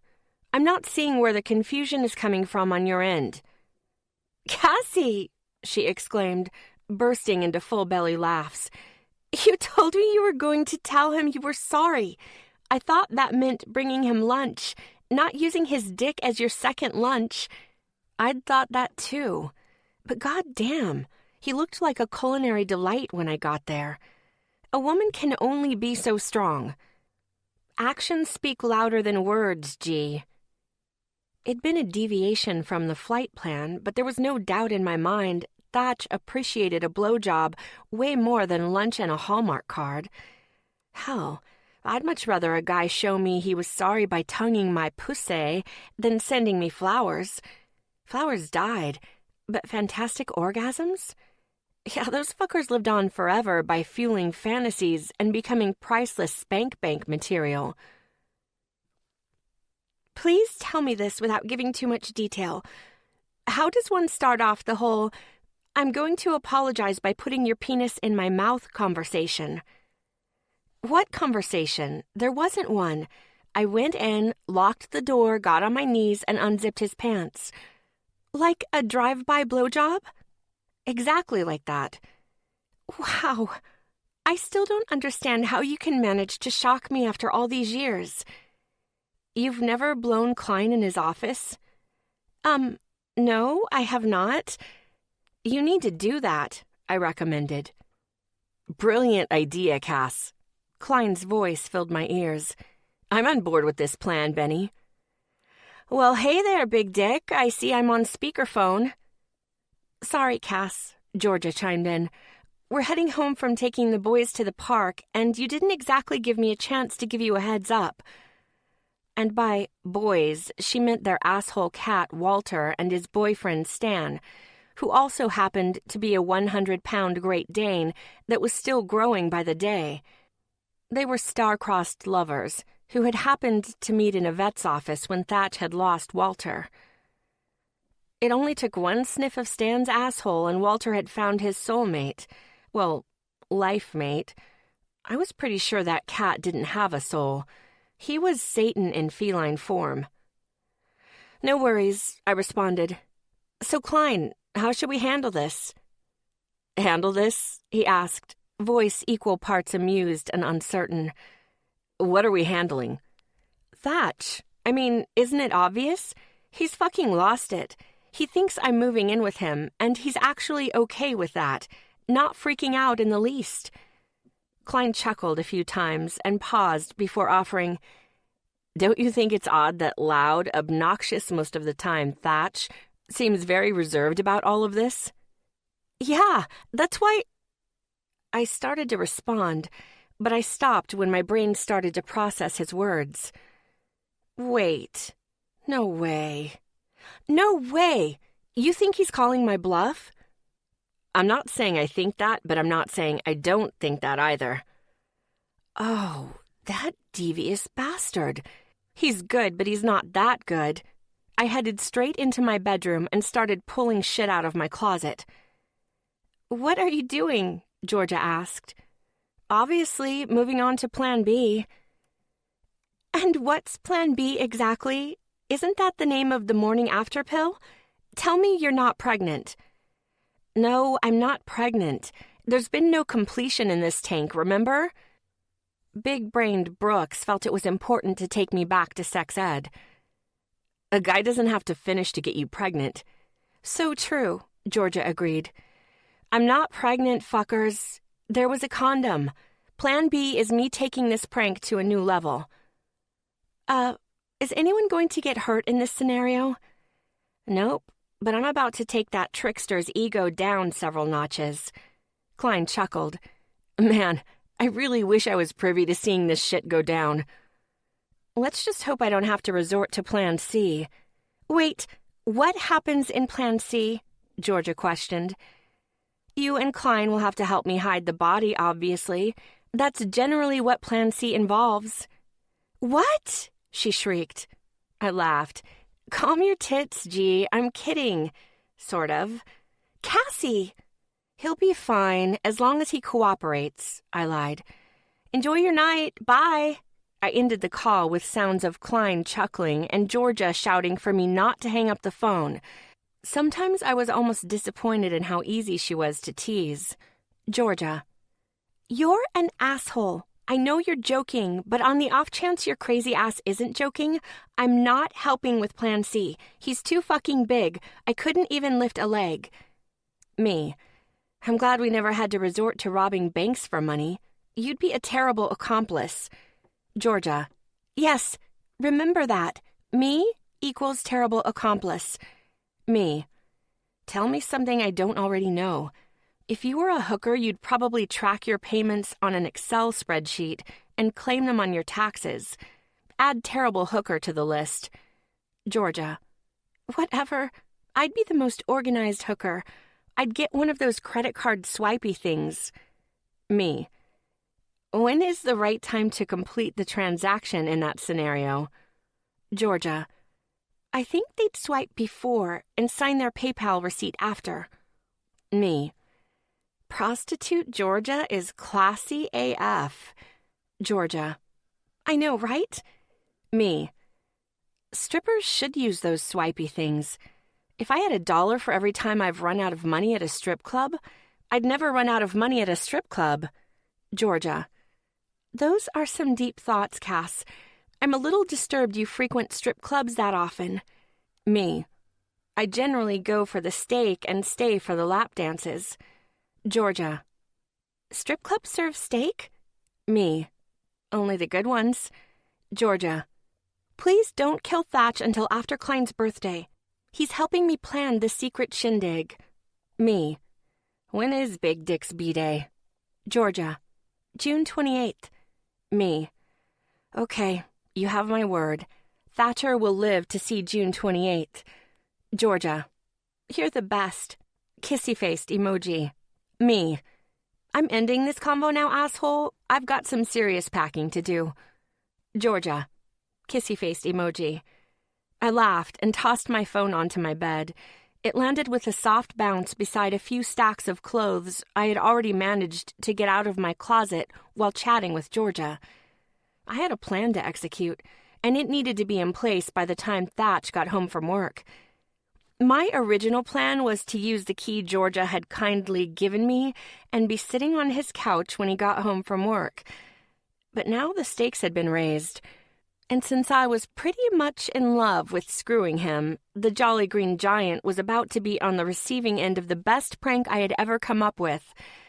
Oh yeah, let the games begin. Chapter 12. Thatch. Worn out from one of the weirdest days of my life, I shoved the key in the lock of my door and turned it. and then pushed the door open cautiously so I could poke my head in without having to fully commit to entering. Everyone kept assuring me Cass was only crazy in the sense of wild, not in the put her in a muzzle and straitjacket kind of way. And for the most part, I believed them. But I'd experienced a few things in the last 24 hours at her hands that I didn't think anyone else in my circle of trust ever had. So a little skepticism was understandable. All was quiet, and I could finally hear myself think as I stepped inside. I wasn't exactly hating everything she'd thrown my way. In fact, I mostly felt the opposite, giddy and elated and anxious inside, every time she said something that should have made me cringe. But that kind of reaction made me question my own sanity. And, well, that's a dangerous little loop of psychosis. Moving into the space, I tossed my suit jacket on the back of my couch and my keys on the entry table and made my way into the kitchen. I yanked open the fridge and surveyed the contents. Not because I was actually hungry, but because I was antsy. Anxious for something to fill the time and mute the downright excessive amount of thinking going on in my head. In general, I was a pretty simple guy. Eat, sleep, laugh, fuck, repeat. If I was having a good time, I was at ease. I didn't analyze or question. I just did. Shaking my head, I closed the refrigerator with a slam and tugged at my too-tight tie. I needed to change into comfier clothes and just relax. I moved toward my bedroom at a prowl, frustrated at myself for being disappointed that Cassie wasn't here, saddened that my evening would be like normal, relaxing and completely of my own making, upset that I didn't have to be on my toes every second of the night, watch what I said, or constantly dodge flying objects and tiny but aggressive fists. I must have been losing my mind. The end of my tie came loose with a final tug, and it landed somewhere in the middle of my bed as I discarded it with a mindless throw.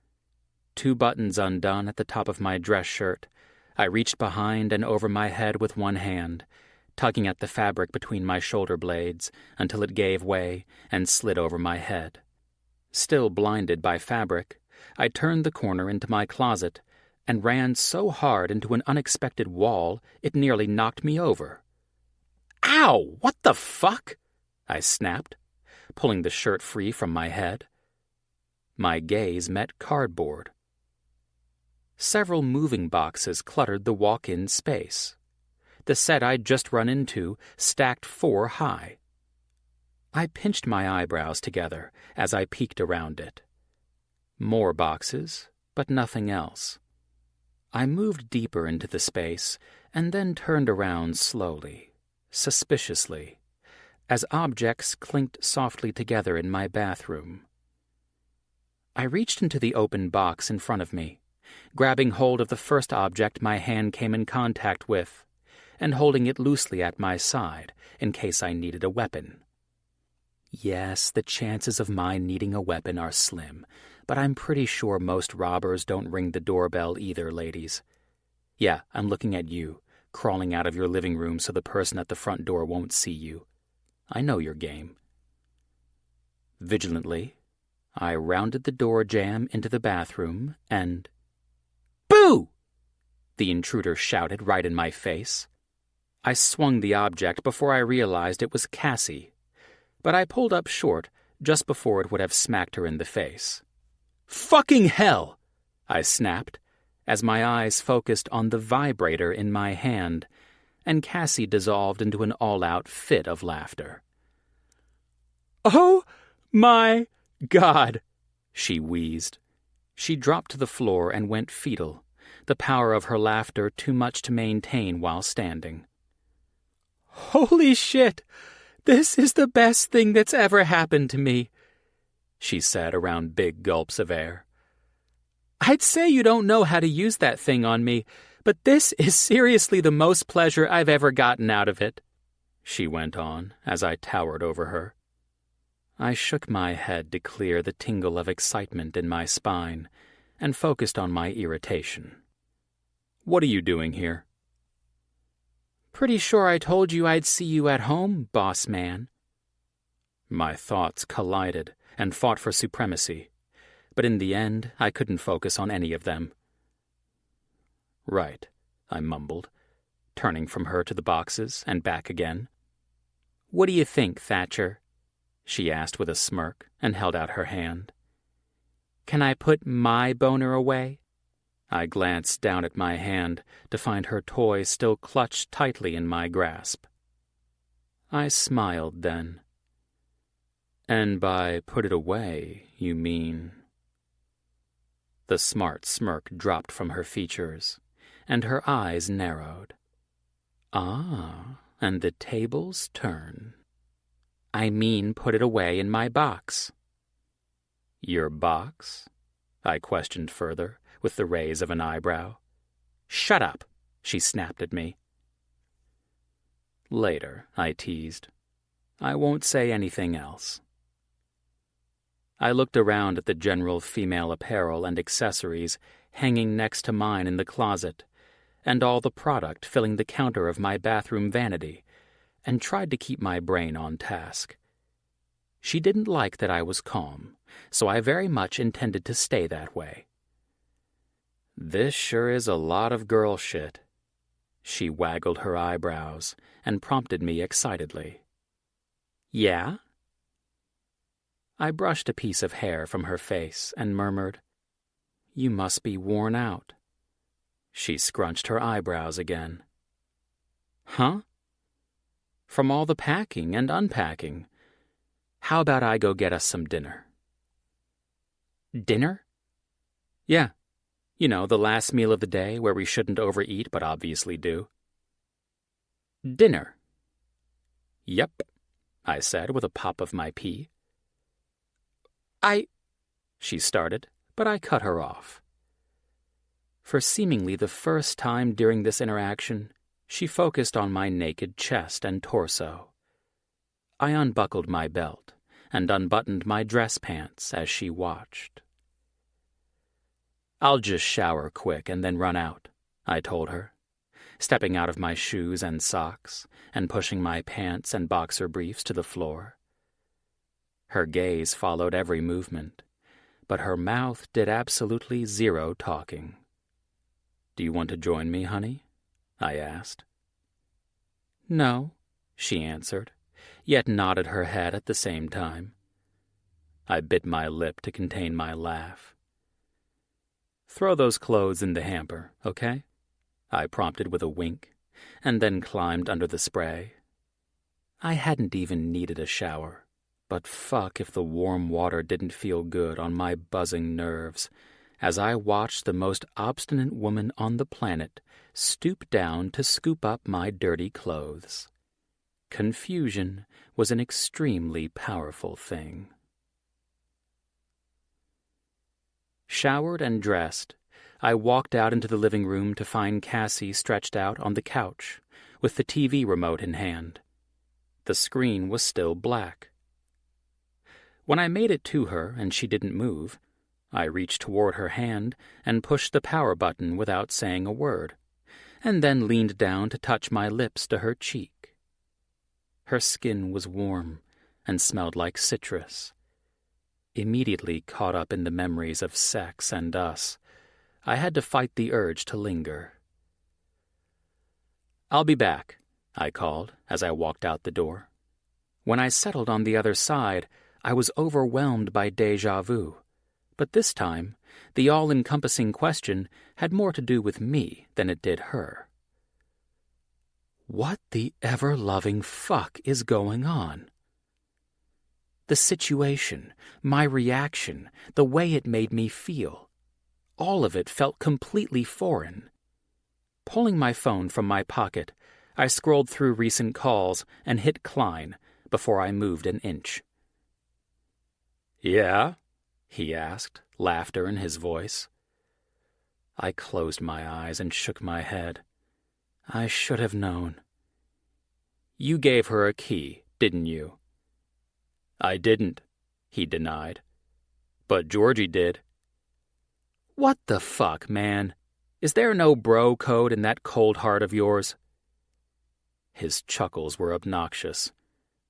I thought it was hilarious. And she's just messing with you. You should be in heaven. You're always messing with everyone. That's right, I corrected. I mess with everyone, not the other way around. Ah, he breathed.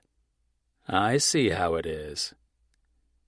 I narrowed my eyes at the realization he was making me out to be a pussy. I can handle it. I'm just not used to it. Poor Thatch, Klein fake pouted. Screw you. I don't know why I call you. Because you're looking for reason, and I'm normally the voice of it. Yeah, normally, I agreed. He laughed again, and I sighed long and deep. Just have fun with it. That's what you do with everything else. He was right. And there was one thing I found enjoyable above all others. That's it, Klein said with excitement in his voice just before I hung up. That's the sound of plotting. Fuck right. Chapter 13. Cassie. The door clicked shut behind Thatch, and I stayed on his couch, a bit taken aback by the events that had just gone down. My gaze roamed his apartment, now my apartment, taking in the neutral yet sleek decor, unable to comprehend what had happened between Thatch and me, or any of the implications of it. I came to the only conclusion I could. He had definitely paid someone to decorate his bachelor pad. No fucking way he was this forward-thinking in the interior decoration department. The minimalist approach was completely modern and highlighted with strategically placed black, white, and gray accents. Whoever had designed this place had a very keen eye. They had known the huge window framing the living room would bring in natural light that would make the darker style appear warm and inviting versus drab and melancholy. The photographer inside me wanted to add a few black and white photographs of places I had traveled to the walls beside that huge window, which only led to my confusion. Was I really moving in now, decorating his shit? Needing information, I found the ability to move my body off his couch and into his bedroom, where I had last left my purse. I grabbed my phone, plopped down on his big-ass bed, and called the one and only person I could call in a moment like this. "Well, hello, Cass," Georgia answered, and her voice hinted at amusement. My eyebrows rose with suspicion. "It sounds like you were expecting my call." "Why would you say that?" She feigned bewilderment. The day Georgia Brooks was able to lie with a straight face and a convincing voice, hell would freeze over and I'd be able to teleport myself onto David Gandy's cock whenever I wanted. "Oh, I don't know," I answered, laughing a little at how truly terrible my best friend was at lying.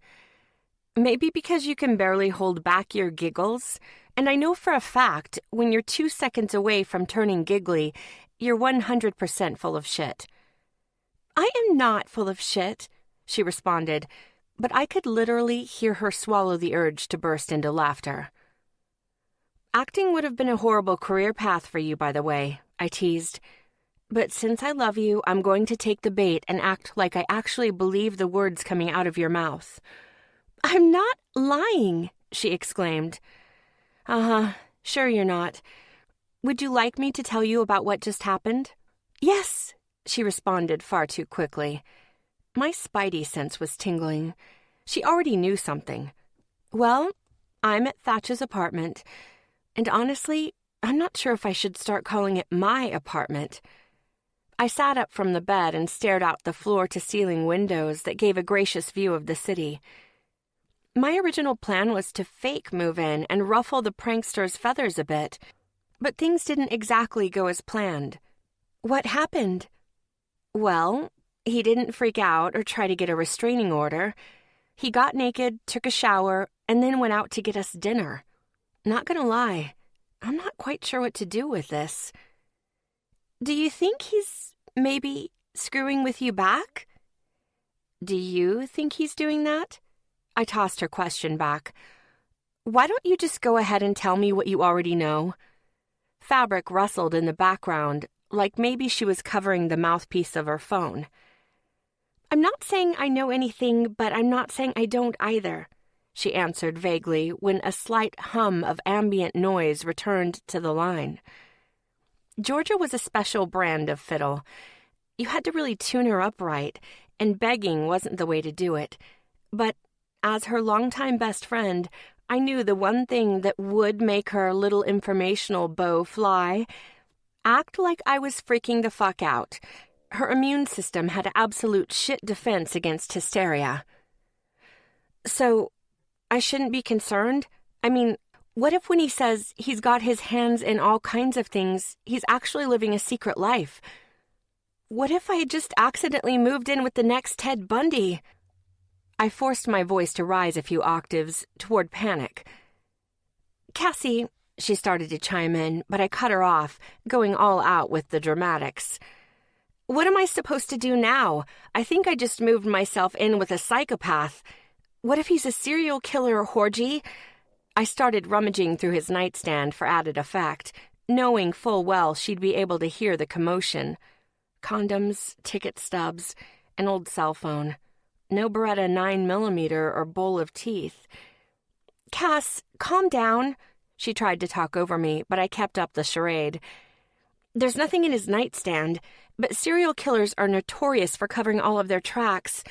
They don't hide shit in their nightstands, do they? Oh, God.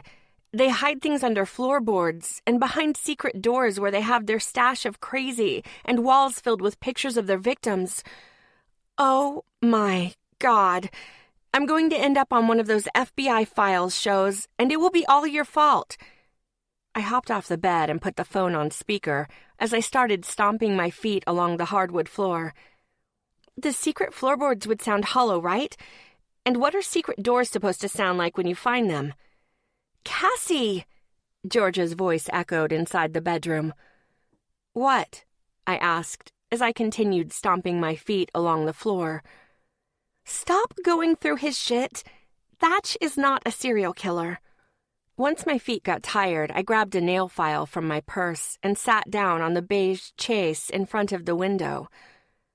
Then why is he going to get us dinner? I yelled as I filed my nails. Why isn't he freaking out that some stranger, albeit a very attractive woman, took it upon herself to just move in with him? Come on, Georgia. Spill the juicy gossip. You know you want to. I'm like 99% sure he's messing with you back. He might be onto your prank, she finally admitted on a whisper. 99% sure is not reassuring, Horgy. That 1% could be the 1% that has me ending up on a missing persons website, I shouted as I held my right hand out in front of me. Man, oh man, I really need a manicure. I think he might be mentally disturbed, G. I wonder if I should try to get out of here before he comes back with dinner. Holy fuck, what if dinner is code for something else? I asked on a dramatic gasp. Oh my God, seriously, calm down and stop yelling in my ear, she responded in irritation. Thatch isn't a serial killer. He's not a psychopath or mentally disturbed. He called Klein the second he left his apartment to grab dinner. He knows you're pranking him. Bingo. Oh, okay. Thanks for the info, I answered in a normal tone. The phone went silent for a few seconds. You are such an asshole, she eventually responded with an incredulous laugh. Why do I always fall for your bullshit? I shrugged. I have no idea, sweetheart, but I can't believe that big motherfucker is trying to one-up me. He's in for a rude awakening if he thinks I'm going to be the one to raise the white flag, I announced, determined. Uh-oh. This sounds like it could end badly, Georgia said in concern. Although her concern didn't really sound all that concerned, it sounded more excited than anything else. Yeah, you're right. This could end badly. But I will not be the one to say uncle, even if I have to continue this little prank war until I'm on my deathbed. You can bet your sweet ass I will come out victorious." "Oh, Jesus," she responded with a laugh. "What exactly are you plotting? You promised you wouldn't kill Thatch until after Klein's birthday." "The only thing that will die at the end of this is a big part of the Jolly Green Giant's ego." She laughed. "There's a small part of me that feels bad for wanting to encourage this. If anything, Thatch deserves this. He has to pay for making my steel-barricaded heart feel like maybe it isn't impenetrable after all." "I think that's pretty debatable, Casshead, and mostly depends on what you have planned. Thatch is actually a really good guy. Klein says he's—" I didn't want to hear it. I already liked the guy enough all on my own. "Yeah, speaking of plans, I gotta scoot. My roommate will be coming home with dinner soon, and I need to make myself nice and comfortable in my humble new abode." "Okay," she said, and then paused. "You should probably avoid a few things, though. You know, just a few things that might make him mad." Well, I'll be damned. Georgia could be a little devious when she wanted to. "And what exactly would those things be?" "Well, for starters, he only keeps one item of junk food in his pantry, and he gets pretty pissed when someone eats it, so don't eat his trick cereal. Whatever you do, I wouldn't do that." Jesus, he's like a giant toddler. I'll be sure to stay away from his favorite sugar fix. Or I'll eat the whole fucking box in one sitting. "And don't mess with his DVR. He records all of his favorite teams and a few shows, one of which is America's Next Top Model, which I gotta say, I find kind of endearing." "Got it. Don't mess with the sports. Or I'd delete the games and obviously keep Top Model. Any other no-goes?" "And he's a bit of a stickler for keeping your shoes off in his apartment. So I would always make sure you take your shoes off at the door. Do not wear them around his place. Shoes off, always. Got it. Or I'd never take my shoes off, ever. Hell, I'd probably start showering in them. All right, G, I better go and make sure I'm not doing any of those things." "Good plan." After I hung up the phone, I slid on my oldest pair of Chucks and headed into the kitchen. I found a serving bowl, filled it to the brim with Trix and milk, and made my way into the living room where I proceeded to sprawl out on his couch and scroll through his DVR recordings. ESPN Sports Center. God damn it, I can't delete that. America's Next Top Model, of course, keep. The Late Late Show with James Corden, keep. Family Guy, keep. It's Always Sunny, keep. The Voice, fuck. Keep. Well, this wasn't going as planned. At all. He had the same taste in television as I did. "Honey, I'm home," Thatch called as he came through the door. I heard his footfalls stop in the entryway while he was predictably taking his shoes off. "Where are you, Cass?" "I'm on the couch.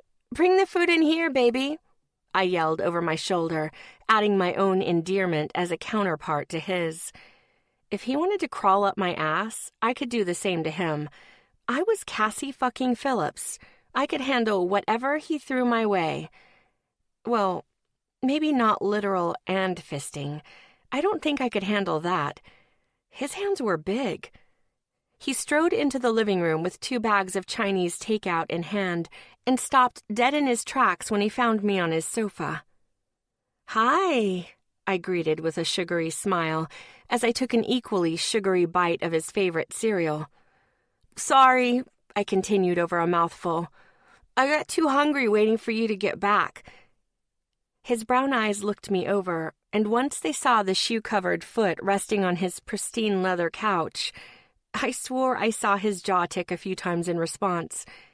But somehow he managed to force his face into an annoyingly neutral expression. I swallowed the bite and asked, "What'd you get?" "I hope you like Chinese. I would have gotten your favorite food, but I don't know it." He flashed a smirk in my direction as he set the bags on the coffee table and sat down beside me. But I guess that's how all serious live-in relationships start out, right? Not knowing anything about each other. Seems normal to me, he said with a shrug as he pulled cartons from the bag.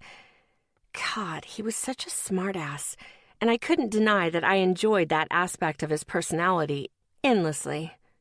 Well, mystery is what makes a good relationship. I set my serving bowl onto the table and started opening up the cartons. At least I've heard that somewhere, like Cosmo or Georgie. I mean, look at them. They were catfishing each other, and it worked out pretty damn good. He chuckled at that. Yeah, I'd say it worked out well for both of them. Can I have the orange chicken, sweetie pie? I asked, holding up the carton in his direction. Anything for you, honey bunch, he said, flashing a wink. He grabbed the remote from my lap and turned on SportsCenter.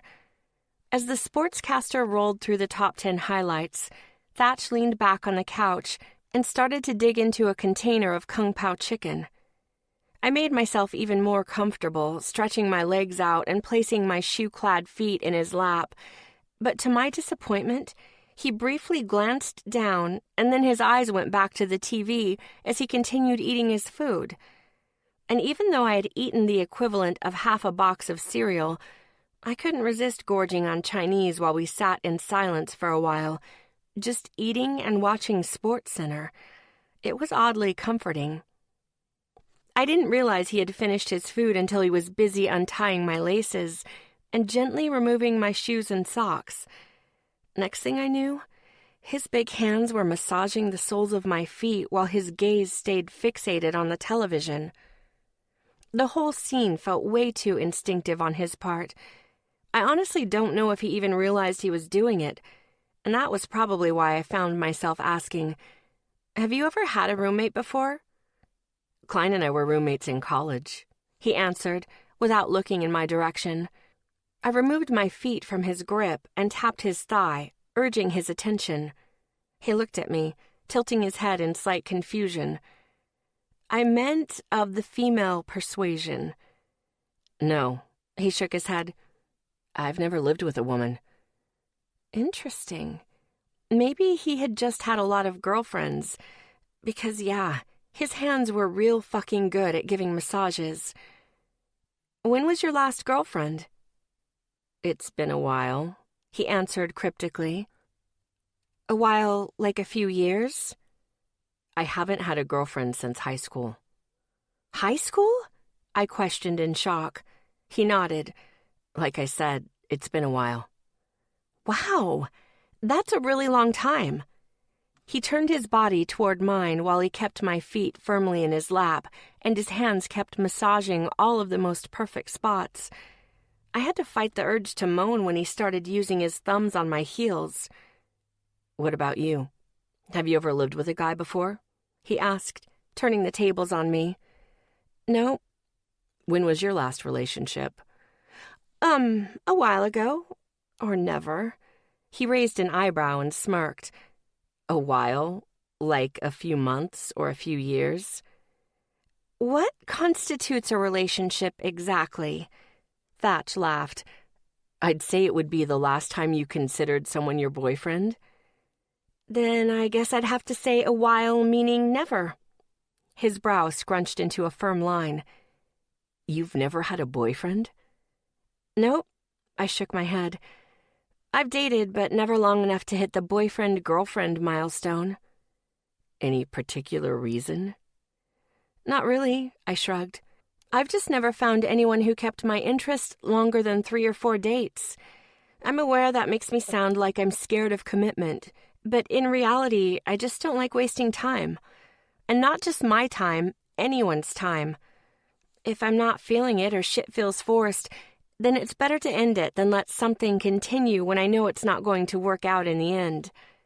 Thatch nodded in agreement. I respect that. Really?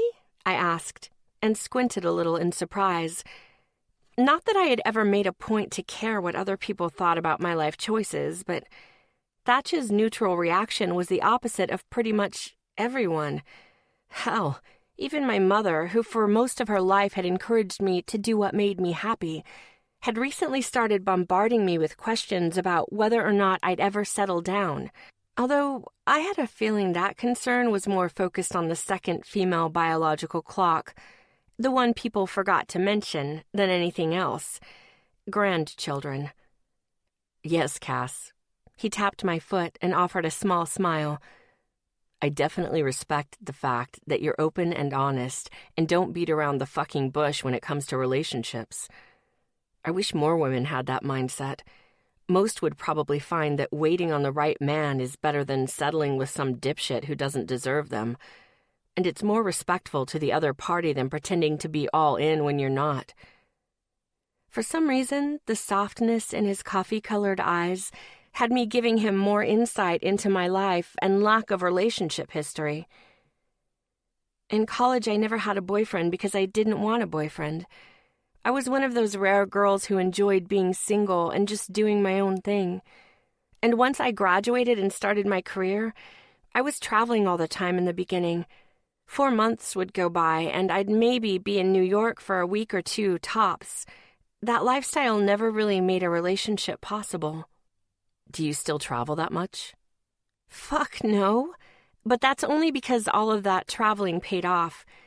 I paved my own path and created a good reputation for myself. A reputation that generally revolves around taking pics of half-naked men, he asked in a teasing tone. What can I say? I have an eye for good-looking men, muscles, and sometimes a nice, thick bulge in a pair of Calvin Kleins, I declared with a wink. I expected him to retort with something about his thick bulge, but he merely laughed and continued to massage my feet, working those big hands up to my calves.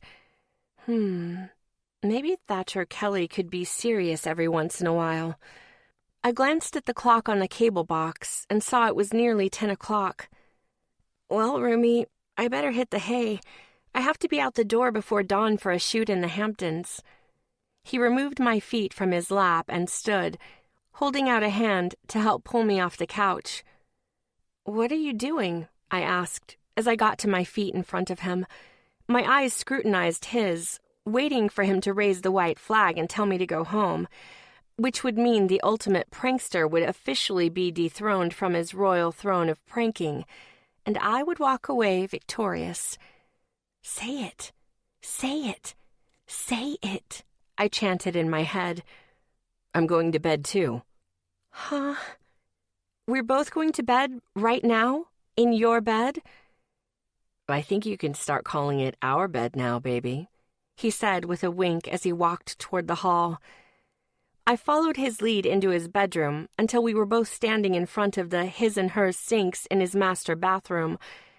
Thatch seemed to be completely at ease, brushing his teeth, peeing in front of me, and then washing his hands. A few minutes later, he was cozied up in bed while I remained in the bathroom, just staring at my toothbrush, which he had kindly set in my hand. If you forgot toothpaste, feel free to borrow mine, he called from the bed. Thanks, I muttered. As I brushed my teeth and stared at my reflection in the mirror, I started to wonder what tricks Thatch had up his sleeve. I had a feeling he had a plan in place, and no way in hell was I going to let him one-up me without already having some plans of my own. I crawled into bed beside him, fluffing the pillows and patting the plush white comforter around my body. Good night, I said into the dark room. Night, Cass, he responded, and I swore I could hear a smirk in his voice. And because I truly loved fucking with him, I finished the good nights off by reaching under the covers, grabbing his package and whispering, Good night, Supercock. He chuckled softly a few times, and to my surprise, Thatch's big hands didn't even try to cop a feel of my tits. That's not disappointment you're feeling, I told myself as a weird hollowness took shape in my belly. Really. Within a few minutes, I could hear his breaths easing in and out at a slow and steady pace. As I lay awake beside the sleeping giant, his soft breaths lulling me toward sleep of my own, I tried to make sense of his act of utter contentment. The only explanation I could find was that the prankster had already planned his next move. Game on, motherfucker. Chapter 14. Thatch. A week, I said into the webcam, rubbing at the tight skin of my forehead. What? Klein asked. I wanted to poke out his overly amused blue eyes. She's been living with me for a fucking week, dude. Boisterous laughter filled my ears, and I flipped him the bird, since I knew he could see it. Well, he'd be able to see it when his head came forward again, after his all-out humor seizure, anyway. So she's there a week. What's the big deal? He asked, as he shuffled some stupid papers from one side of his desk to the other. His voice had finally evened, but a smile still swallowed his face from ear to ear. The big deal is that I made her an omelet this morning because she told me to, and we haven't had any more sex. That office blowjob is the last activity my dick saw. Taking orders and not being rewarded? I don't even know who I am anymore. Have you tried to have sex with her? Well, I mean, not really. I'd expected it would just happen. I chose not to tell Klein that, and he pretty obviously took it to mean the opposite. Right. I forgot who I was talking to. Yeah. I had the friend vote for most likely to become a prostitute wrapped up. So ask her to leave, he said seriously, looking straight into the camera and raising an eyebrow in challenge. This was a test, and I was definitely going to fail. Or pass, depending on what he wanted from me. Fuck. I didn't want her to leave. She was entertaining and funny and so goddamn hot, my retinas burned just thinking about her. But the whole look, don't touch thing was really starting to wear out my stamina, and not in the good way. Plus, I still couldn't figure out what the fuck was going on. I knew she was pranking me. I knew it. But it didn't even remotely feel like it. I also didn't really want to give Klein the inch he was so desperately stretching for. I fought the natural change in my features to keep my expression neutral. And give in first? No fucking way. I never give in first. He smiled at that and shook his head, tilting it down to look at his phone, at some kind of naked picture of Georgie, no doubt. His eyes came back to me, a full Tyra Banks smize engaged. What? So I like America's Next Top Model. Sue me. Why aren't you driving this little game? He asked, clicking the lock button on the side of his phone and setting it on his desk. You seem to be sitting back and letting her call the shots, and that's not normally your style. You're right, I agreed, doodling some flames on a nearby post-it note. That's not my style. I didn't wait and see. I did. I didn't let things happen. I made them. And no woman was going to outlast me. First rule of life, the woman always goes first. Through doors, into orgasm, and in this case, crumbling to the pressure in a battle of wills. Fuck right, I went on, truly fired up now. I probably should have paid more attention to the smirk on Klein's face, but apparently I wasn't quite done being young and impressionable, no matter how old I got. Oh, honey, I called as I stepped through the door to my apartment, a new sense of purpose in my step. I'd been inside Cassie's mouth and pussy, and by the end of this night, I was going to repeat both. I was fucking determined. Cassie? I called when she didn't answer, surveying the apartment with a keen eye. Nothing looked amiss.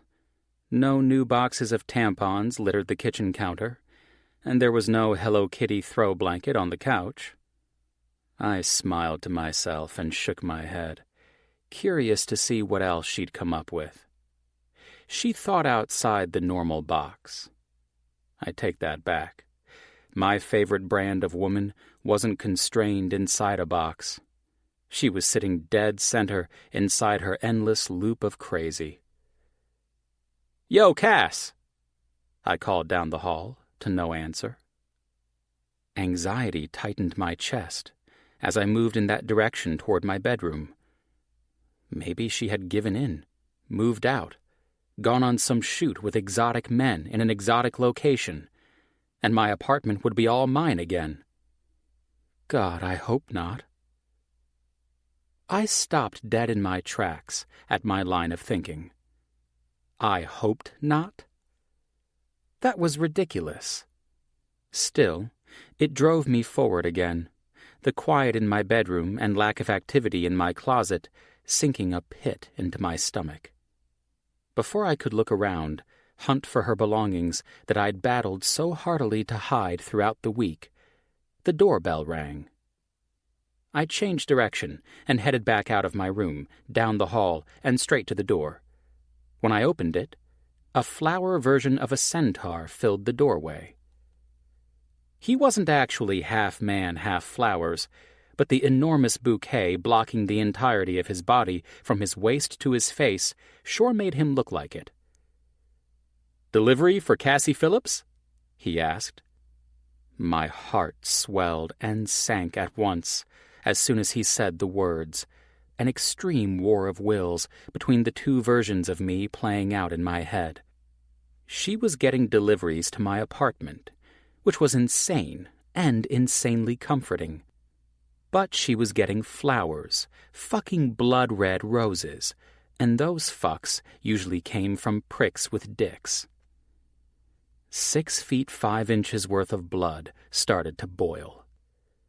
"Yeah, thanks," I said, nearly yanking the huge vase from his arms. He shrugged and took off as I shut the door behind him. 2 angry steps ate the distance between me and the kitchen counter. The glass of the vase clanged against the stone as I slammed it down and rifled through the blooms to find a card without shame. "Aha!" I shouted, as my forefinger and thumb closed around the soft paper of the envelope and yanked it out. It was too fucking tiny for my big fingers to open delicately, and it ended up looking like I'd chewed it open, but I could throw that evidence away. The first side was blank, but the second was filled with the scrawl of whatever employee had taken the order. "Dearest Cassie, you're so bangable. Love, Thatcher's boner." "Did you send these?" I looked from the card to my dick in question, but after several seconds of irrational thought, I knew he couldn't have done it. He'd been with me all day. The only other explanation, however, was that she'd sent them to herself, as me, or as part of me. Jesus. Is she actually crazy? I asked myself aloud. I shook my head and laughed, talking to myself again. Maybe, but you definitely are, asshole. Chapter 15. Cassie.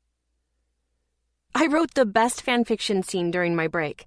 I gushed to Georgia as I hopped on the A train after finishing up a late shoot in Hell's Kitchen. Fanfiction? Yeah, I scoffed and adjusted my camera bag over my shoulder. You know I love to write 50 Shades of Grey fanfic. Don't you ever check my Watt page? You still write on there? She questioned in surprise. Hell yes, I do. I'm still waiting for E.L. James to read my work and fall madly in love with me. I'd been writing 50 Shades of Grey fanfic since I devoured the entire series a few years back. I had always loved to write, but it was that series that had actually motivated me to put my fingers to the keys for my own enjoyment. It was probably one of the best things I had ever decided to do. There was just something about writing your own little world of whatever the hell you wanted. It was downright liberating. Pretty sure she's a little busy to be reading fanfic on Wattpad. You're ruining my BDSM buzz. Sorry, she said through a laugh. I honestly had no idea you still did that. I thought that was a 2013 thing. And here I thought every time I published something new, my Horgy was actually reading it. Some best friend you are, I teased, even though I couldn't blame her. I didn't normally stick with things this long. So, explain how this works to me. Do you just rewrite Anna and Christian's story or what? No.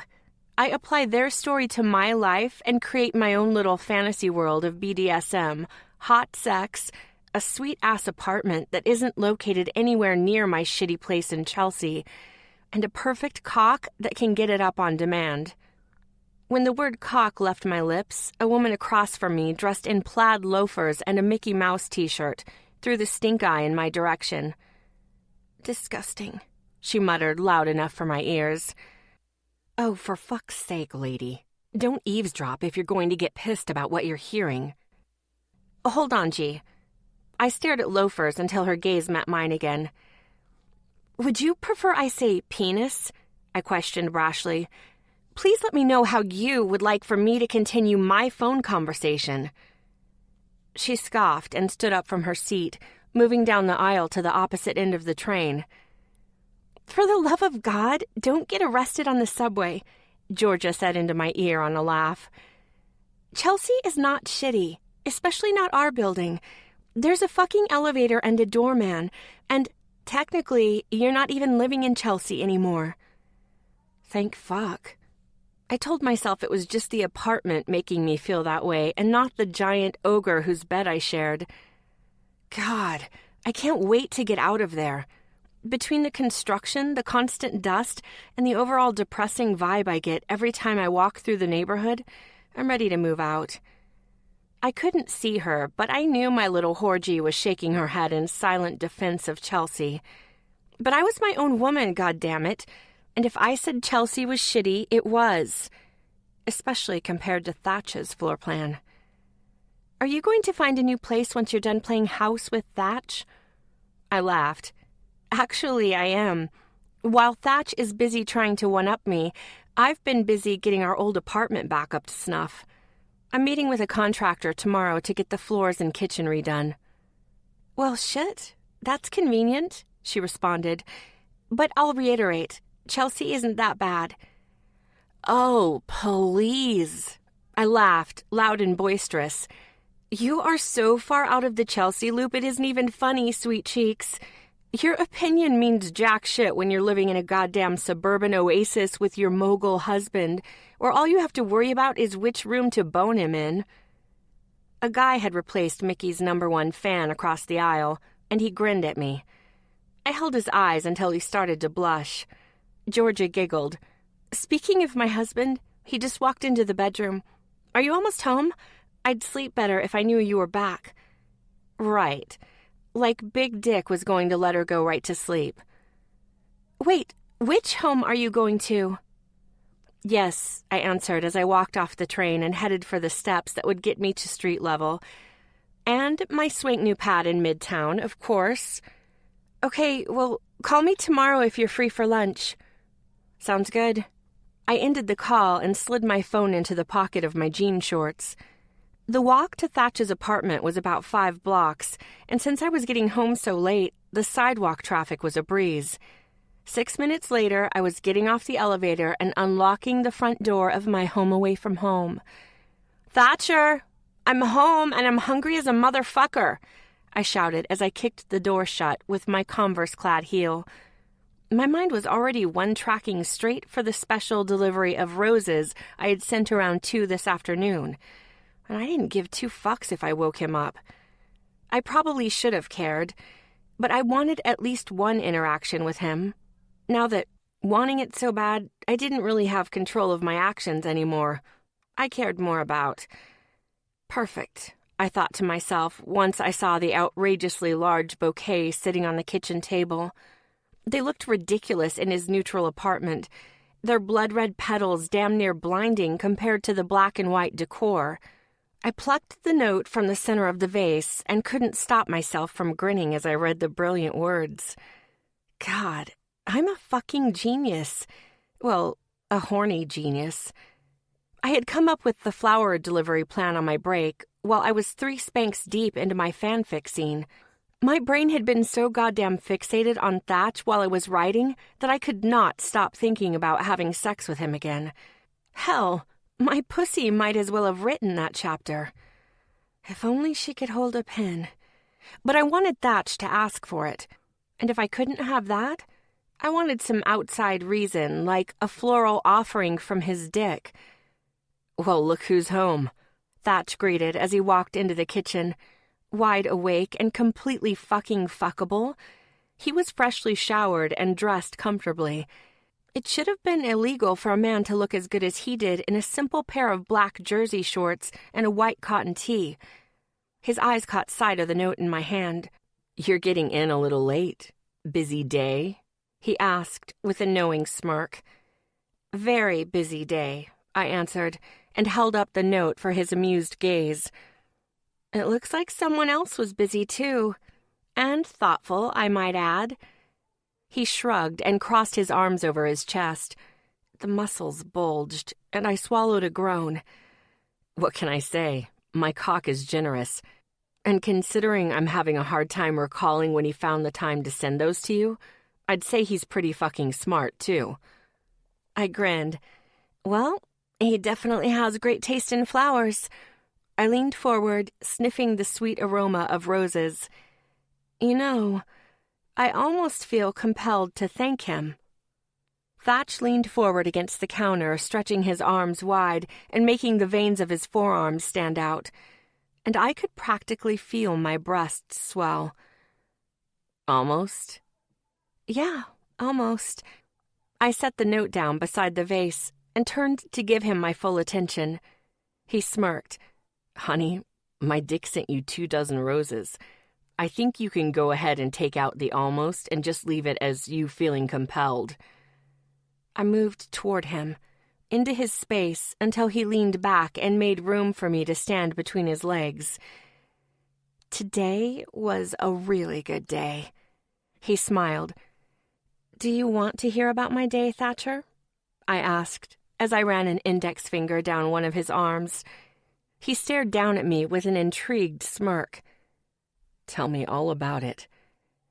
I'm surprised I got anything done. I was very distracted by thoughts of you. I stood on my tiptoes and softly pressed my lips to his. Did you know I like to write? No, honey, I didn't know that. He gripped my hips with both hands. What do you write?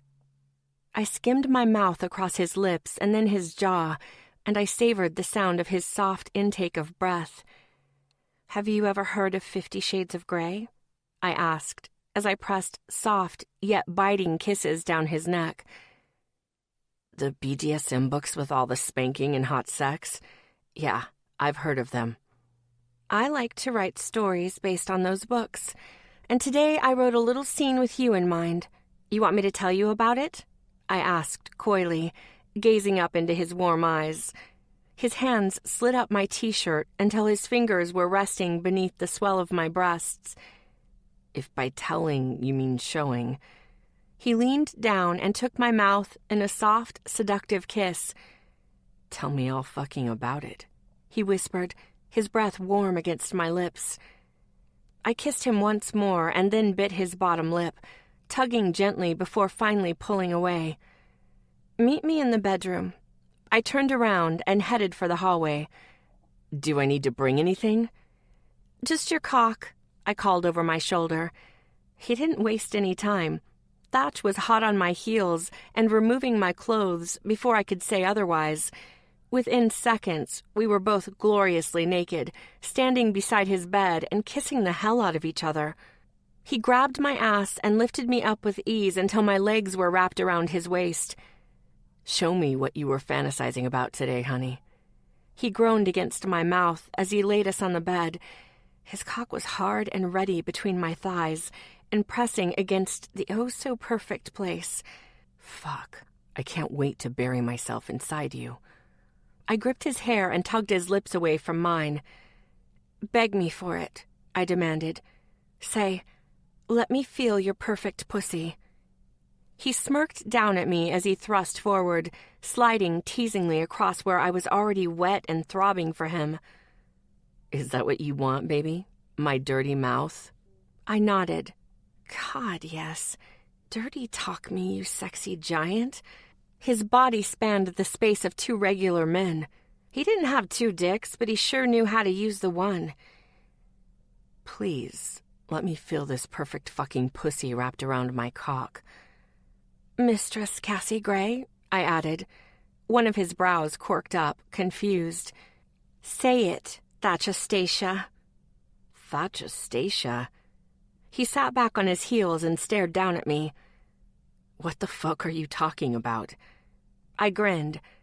"I'm showing you, remember?" "Let me get this straight." He ran a hand through his hair. "You wrote yourself as the male dominant, and I'm the female submissive?" "It's the only way it would work, Thatchastacia." "Excuse me?" "You're way more submissive than I am, baby," I explained. He started to shake his head, but I kept talking. "And speaking of the whole submissive thing, you're not very good at it right now. You should be saying Mistress Cassie Gray every time you address me." I patted his knee. "But don't worry. We'll work up to it." He stared at me for a minute before an amused smirk raised the corner of his mouth. "You planning on spanking me, Mistress Cassie Gray?" "Only if you're bad." He waggled his brows and grabbed my ankle with one of his large hands. "Oh, believe me, I'm going to be all kinds of bad, honey." His lips started a slow and heated path from my ankle to my inner thigh. "I'm going to blow your mind." "You're a terrible submissive," I said through a soft moan. "I should spank the shit out of you for topping from the bottom and not addressing me properly." "Spank me later. Right now I have to put my mouth on you." His hands gripped my thighs, spreading me wide for his heated gaze. "You gonna come right on my tongue?" Well, shit. I didn't have to think twice about that. "Fuck, yes," I moaned as my head fell back on the pillows. His mouth was on me before I could take my next breath. With tiny, insistent strokes, his tongue thrummed against my clit as his lips applied the perfect amount of suction. I clenched the sheets in my fists, and my thighs shook in anticipation. "You taste so fucking good," he whispered against my aching skin sloppily, still eating me as he spoke. I gripped his hair as my hips started to move against his mouth of their own accord. "You're so close. Your pussy's already trying to trap my tongue." He slid his hands up my body, past my hips, until they reached my panting chest. "These fucking tits are going to be the death of me someday," he groaned as he gripped my breasts and brushed his thumbs across my nipples. God, the man had some serious skills.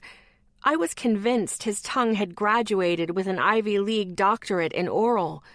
Within seconds, thanks to a perfect swirl and 2 quick flicks of my clit, I was screaming his name through a mind-blowing orgasm. I expected the fog to last, but I wanted him to badly. Each roll of pleasure only drove me to want more. "Now, Thatch," I panted as he rolled a condom down his length. "Please, fuck me now," I begged. "I don't think either of us are born submissives, baby, but your sweet voice begging me to fuck you sure makes me think you could be." He smirked down at me as he kneeled between my thighs. Before I could offer a snappy retort, he gripped my thighs and pushed inside me, hard, and so deliciously deep. "Holy shit," he groaned. "I'm never leaving this pussy." He increased his rhythm, driving into me with wild and uninhibited movements. "I'm just going to eat, fuck, and sleep inside this perfect cunt for the rest of my life." "Yes, let's do that," I agreed on a whimper. "Just fuck me all the time." He wrapped his arms around me and flipped us around so he was lying on his back and I was straddling his thighs. "Ride me, Cassie," he demanded as he sat up to grab my breasts and suck a hard nipple into his mouth. "Let me see those gorgeous tits bounce." God, Following his command, I noticed each jolt from the weight of my breasts, as though they were connected by a live wire to my pussy. I knew he was watching them, and the unbelievably sexy feeling I got from it was overwhelming. I didn't stop riding the Jolly Green Giant's cock until I was shouting through another perfect orgasm. The climax was so strong, I felt like it had wrung me out from the inside and left my body limp and sated as I laid my head against his chest. Holy hell. I just needed a minute to catch my breath. Yeah, just a minute. Just one. Chapter 16. Thatch. How did that saying go? Fall asleep in the middle of sex once, shame on you. Fall asleep in the middle of sex twice, shame on me. What would happen on the third time? Cassie needed to see a doctor? Fuck. I was positive if I had to experience her falling asleep on my dick for a third time, I'd end up permanently bow-legged, and my balls would shrivel up inside my body. I'd at least partially understood the first bout of coitus interruptus, since I'd been shocked to the point of off my game. But this go-round, I'd been highly engaged in some of my best moves. And still, her orgasmic bliss was the end of my own. Out like a light, she'd started to snore into my already damp skin, slick with her drool. I probably needed to skip to the third scenario and find a doctor who made sleep sex house calls. Maybe Dr. Savannah Cummings is available. Yeah, no. Definitely not a good idea. Is this what real life looked like? Unceasingly unsatisfied sexually, while being covered in other people's bodily fluids? The drool I could handle, but the blue balls were another thing entirely. I'd never liked it, not in the 17-some-odd years since I'd first lost my virginity, so I didn't imagine I'd start now. But for the first time in nearly the same length of time, I wasn't longing for the physical companionship of some nameless, faceless woman with a body of my choosing. Instead, I fantasized exclusively about the flawless face of the very known woman currently mouth-breathing into my nipple. "Cass," I whispered, trying to rouse her from her coma. "Cass!" But I wasn't surprised when she didn't respond, truly entranced in the deep recesses of REM sleep. "Goddamn fucking sound sleeper," I grumbled as I shifted her off and slid away from the heat of her body. I was upset with her, but I was 100 times more distressed by the fact I didn't want to put distance between us, didn't want to move to my side of the bed, or leave it out of spite. I wanted to lie there and listen to her breathe, something she so rarely gave anyone the opportunity to do. Bold and the complete antithesis of bashful, Cassie Phillips seldom shut up, and when she did, the violence of her overactive eyes spoke for her. But like this, she was completely at rest, and her so often aggressive features melted into softness. It made me wonder if there was a vulnerable woman inside of her anywhere, or if the fight she so naturally manifested was the way of her mind. I wasn't sure what I wanted the answer to be, but I knew I wanted to search for it. She was naked, and her skin still held the glow of a healthy arousal-induced blush. Loose strands of chocolate hair fell around her mouth, one of them sticking to the moisture between her lips, so I reached out and pulled it free, my fingertips ghosting along the edge of her jaw as I pushed it to rest behind her ear.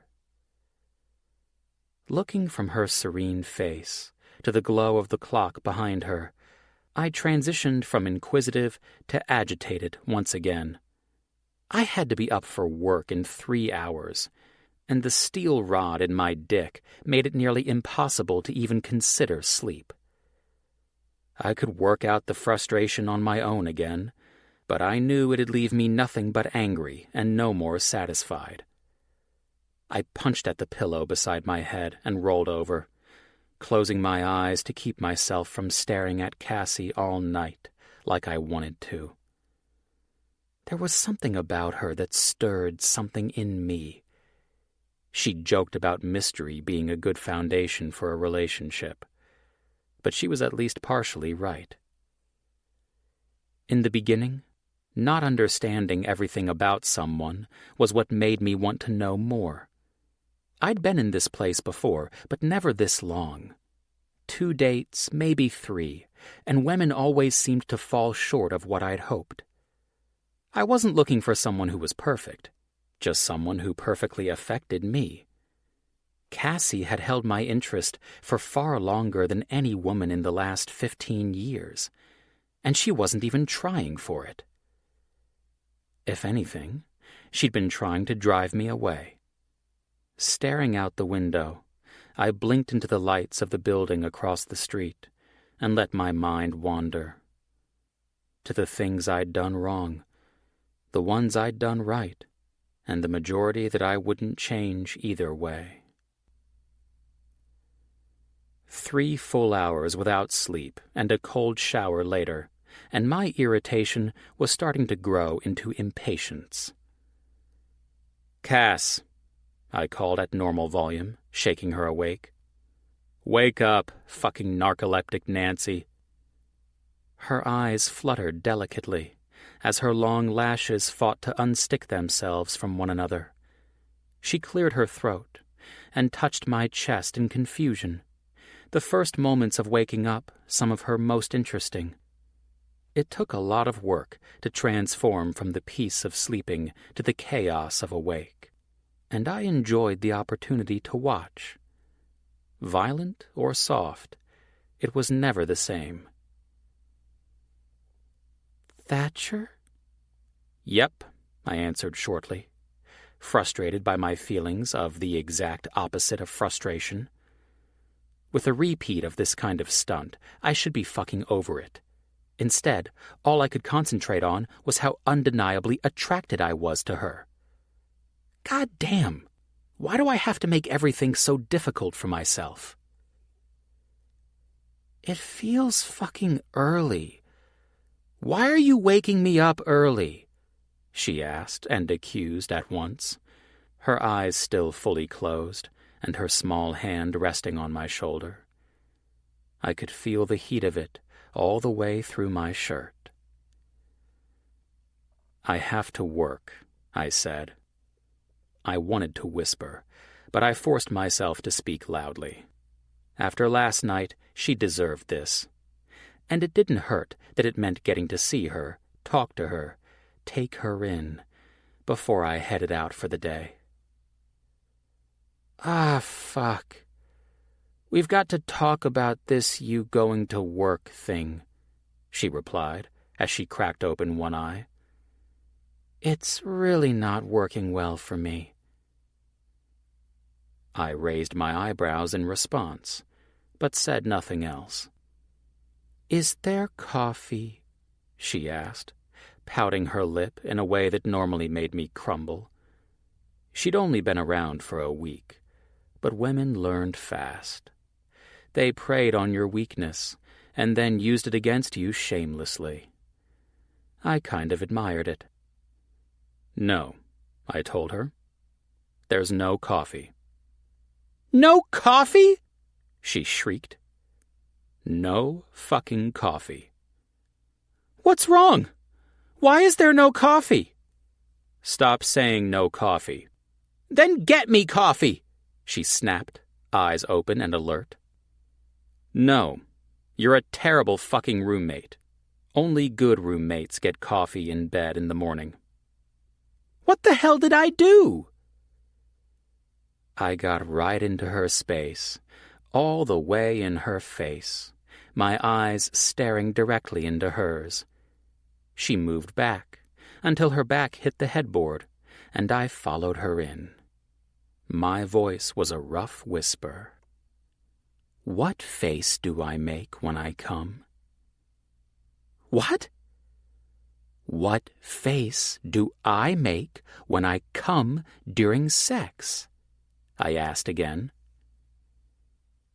She searched for the answer, her eyes lifting up and to the right as she did, but it didn't take long for her to figure out why she didn't know the answer.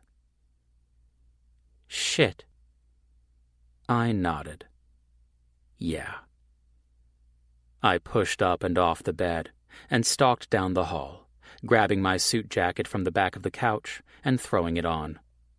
Glancing at the clock on the wall, I picked up my wallet, keys, and phone and headed for the door. Feet pounded behind me, but I didn't bother to turn at the sound. She was everything no serious man should want. Selfish, fucking crazy, and miles away from wanting a commitment. But when I thought about the past week with her, I couldn't seem to convince myself I didn't want it. And that was fucking dangerous. "Thatch!" she yelled from the mouth of the hallway when I reached for the doorknob. I looked over my shoulder in question, but I kept my body to the door. I'm sorry. Her words hit me right in the chest. I hadn't been expecting an unashamed, unmasked apology. My body turned toward her on its own. "What are you sorry for?" I pushed, and my eyes took in the fact that she'd managed to throw on a pair of tiny shorts and a tank top before leaving my bedroom. She avoided the question. "I've never done that to anyone twice."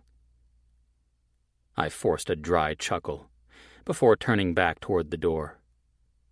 "Great. I guess I'm just special." "Thatch." I turned once more and leaned my back into the door on an exhale. "What, Cass? You're forgiven, okay? Neither of us owes the other anything in this scenario, and you know it just as well as I do."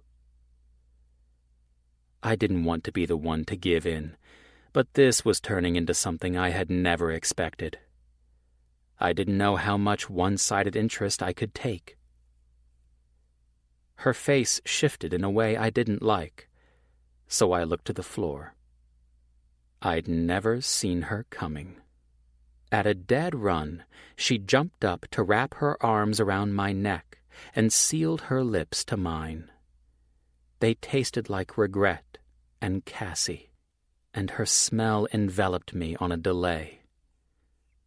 Hands at her ass, I lifted her higher and opened my mouth to her, and she didn't squander the opportunity. Light licks tickled the tip of my tongue, and she yanked at my hair. I tried to find my bearings, figure out what was happening, but the feel of her body pressed to mine made it pretty much impossible. She pushed herself closer, and I pulled at her hips. I needed more, and after a long night thinking about nothing but her, my body refused to accept any other answer. I stroked her face with my thumbs as I forced our tongues to her mouth. Control was mine this time around, and I'd be damned if it ended in anything other than satisfaction. Her legs tightened around my waist as I slid my hands down her sides, pausing at her perfect tits to slide my thumbs under their weight. She moaned into my mouth, and that was all the incentive my feet needed to move. Heading straight for the bedroom, I navigated to my hallway blindly, shoving my hands into the bottoms of her pajamas and kneading at the naked skin of her ass. She wore no underwear underneath. "Fuck," I breathed, as one hand traced the crack of her ass all the way to her pussy. She was wet and wild and bucked at the intrusion of one of my thick fingers. My tie came over my head with a few solid yanks from her, and she worked at the buttons of my shirt, nibbling at the skin as she exposed it. Every pinch of her teeth made my already hard dick harder. Forcing her up when my shins hit the comforter, I unwrapped her legs and stood her up on the edge of the bed in front of me. She was breathing hard, as I pulled her shorts down roughly and shoved up her shirt to put my mouth to her tit. Her legs shook as I released her nipple with a pop, and I cut her legs right out from under her with a yank. "Holy shit!" she yelled as her back hit the bed with a bounce. Up and over, I flipped her on a roll, yanked her hips to mine, and forced her knees into the bed. When her pussy glistened at me from between the cheeks of her ass, I reddened the skin with one sharp slap. She yelped and shoved her ass back at me harder. My blood pounded. "Go ahead, baby. Fall asleep on me now," I taunted. "I dare you." Chapter 17. Cassie. Thatch kneeled on the bed while I straddled his thighs. He had one arm wrapped around my waist, while the other skimmed up my back and into the messy locks at the nape of my neck. Soft moans fell from my lips with each upward thrust of his hips. "Come with me," he demanded, as his heady gaze stayed locked with mine. 2 bouts of giving him the cum coma, and he wasn't taking no for an answer this time. We'd been at it for a while, but I had no fucking concept of time. Thatch ensured I couldn't focus on anything but him, holding my eyes with an intensity I'd never experienced. My hands slid across the skin of his chest, his arms, until they found their way into his hair. I gripped the strands and pulled his mouth closer to mine as the initial sensations of my orgasm started to course through my veins. "Thatch, I'm there, I chanted. My lips brushed against his as panting breaths started to fall from my lungs. He growled, "God, you're gripping my cock so tight, honey." His rhythm turned wild and reckless as he followed my lead, but he wasn't taking any chances. As my release pulsed inside of me and my eyes wanted to roll closed, he slapped my ass hard. The sting faded straight to pleasure and rolled into another orgasm. I had to admit it was a smart move. Even I couldn't fall asleep while his big hand was reddening my ass. "Yes, fuck," he groaned, as his long-awaited orgasm finally came to fruition. He wrapped both arms around my body, holding me tightly to his chest, as he wrote out his climax inside me. The sound of ragged air overwhelmed the space for several long moments. Once we caught our breath, Thatch lay back on the bed, stretching out and maneuvering my body so that I was sprawled across his chest. Holy hell. I was convinced this man had the stamina of a fucking superhero. Every past sexual experience paled in comparison to the workout he had given me. I had been fucked in every position possible. I glanced at the clock. My eyes nearly bugged out. For 3 hours straight, my body had been flipped, turned, and sexed on just about every surface of his apartment. He had taken me slow and deep in his bed, rough and quick against the tile wall of his shower, spread out across his kitchen table where he literally ate me for breakfast.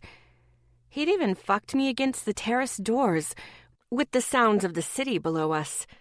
But he'd brought it home in his bed, and goddamn, I had to admire the confidence it took to bring me there, to the scene of the crime, after putting me through the paces for hours on end. But then, maybe proving he could do it was the whole point. His fingers ran through my damp hair. "You still awake, honey?" he asked, with a hint of amusement. I rested my chin on his chest and gazed into his big brown eyes. "As a matter of fact, I am." The corners of his mouth nearly touched his ears. "You're looking awfully pleased with yourself right now." "Oh, believe me, I am. You were offering up some pretty sweet declarations of love from my cock." I shook my head in denial. I can't be held accountable for anything I say during sex. But he was right. I had pretty much waxed poetic for his penis.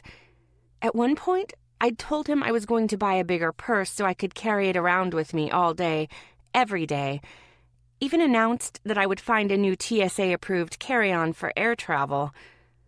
Honestly, I don't normally have the urge to carry dudes' dicks around in my bag, but in my defense, Thatch is a fucking fantasy in the sack. His good points? 1. Insatiable endurance. 2. Sexy as fuck body. 3. Huge and thick schlong. 4. Delicious dirty talker. 5. His PhD in oral. See what I mean? You'd be trolling Amazon for a dick carry-on, too. It was definitely the first time someone has offered to carry my dick in a bouquet as they walked down the aisle.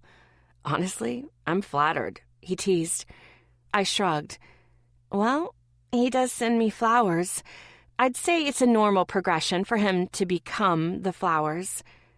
And motivate you to marry him, my pussy screamed. Whoa, slow down there, pussy promiser. He chuckled in response, causing his chest to vibrate against mine.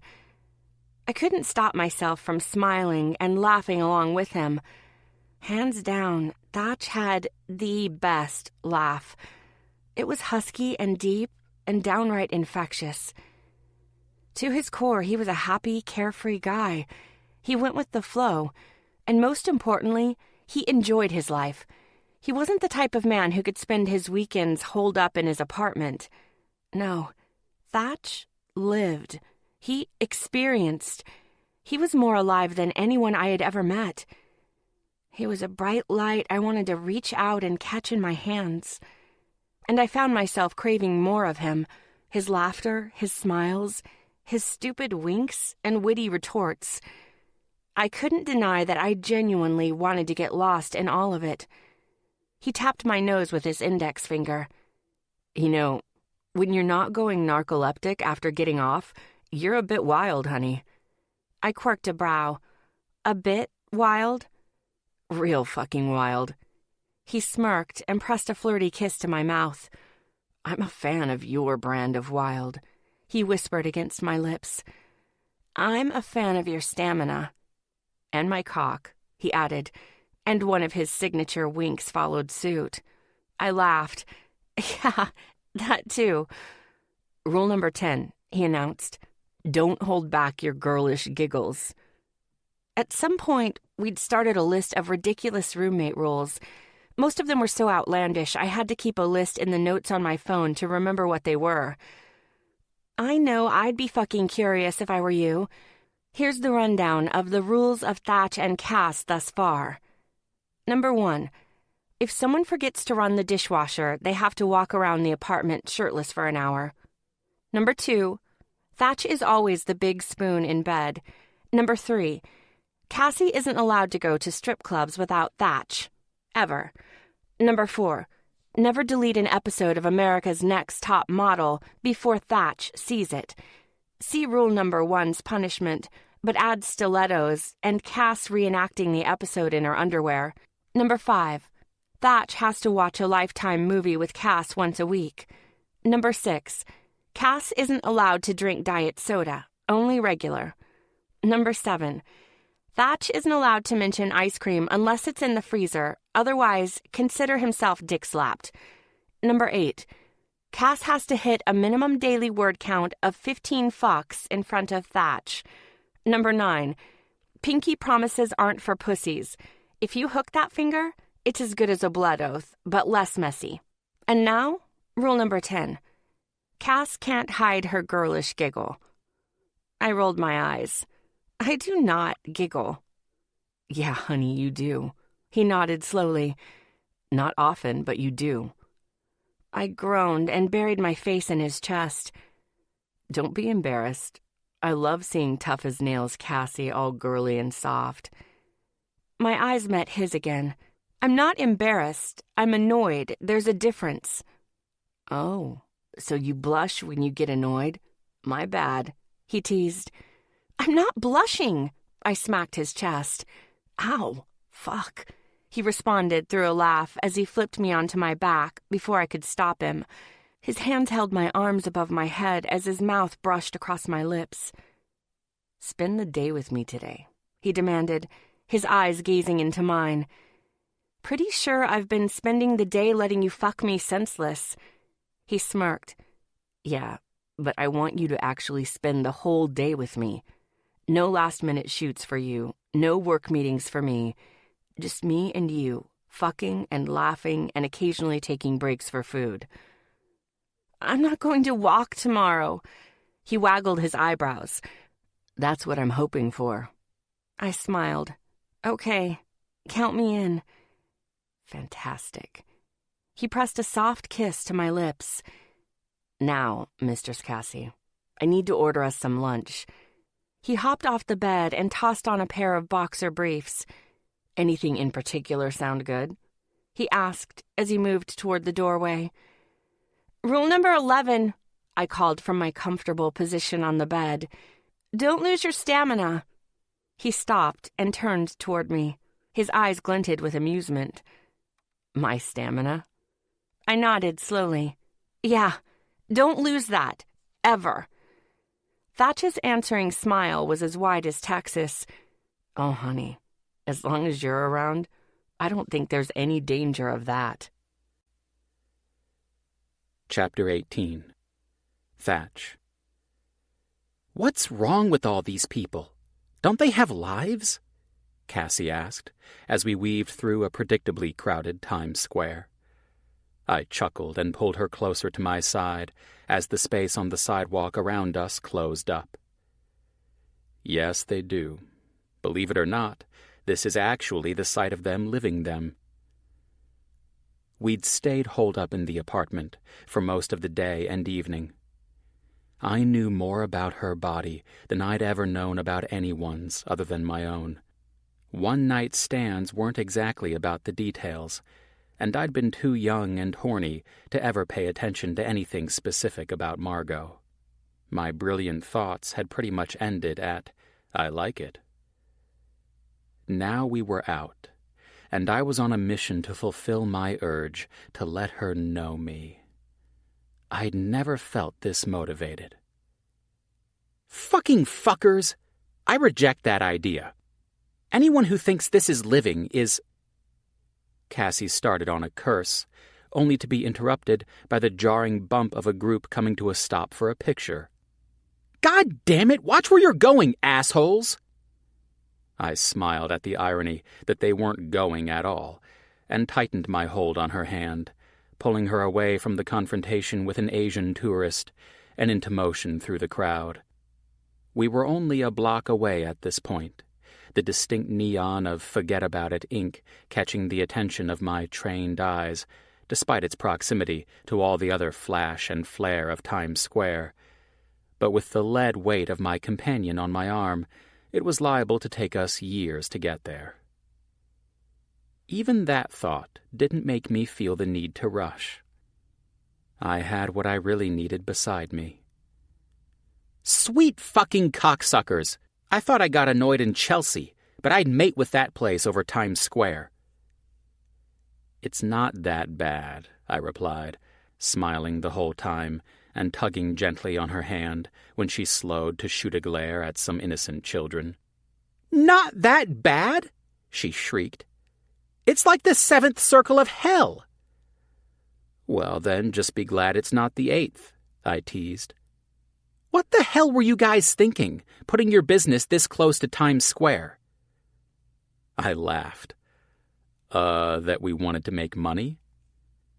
From the bottom of my gold-digging soul, I never thought I'd feel this way, but don't you have enough money?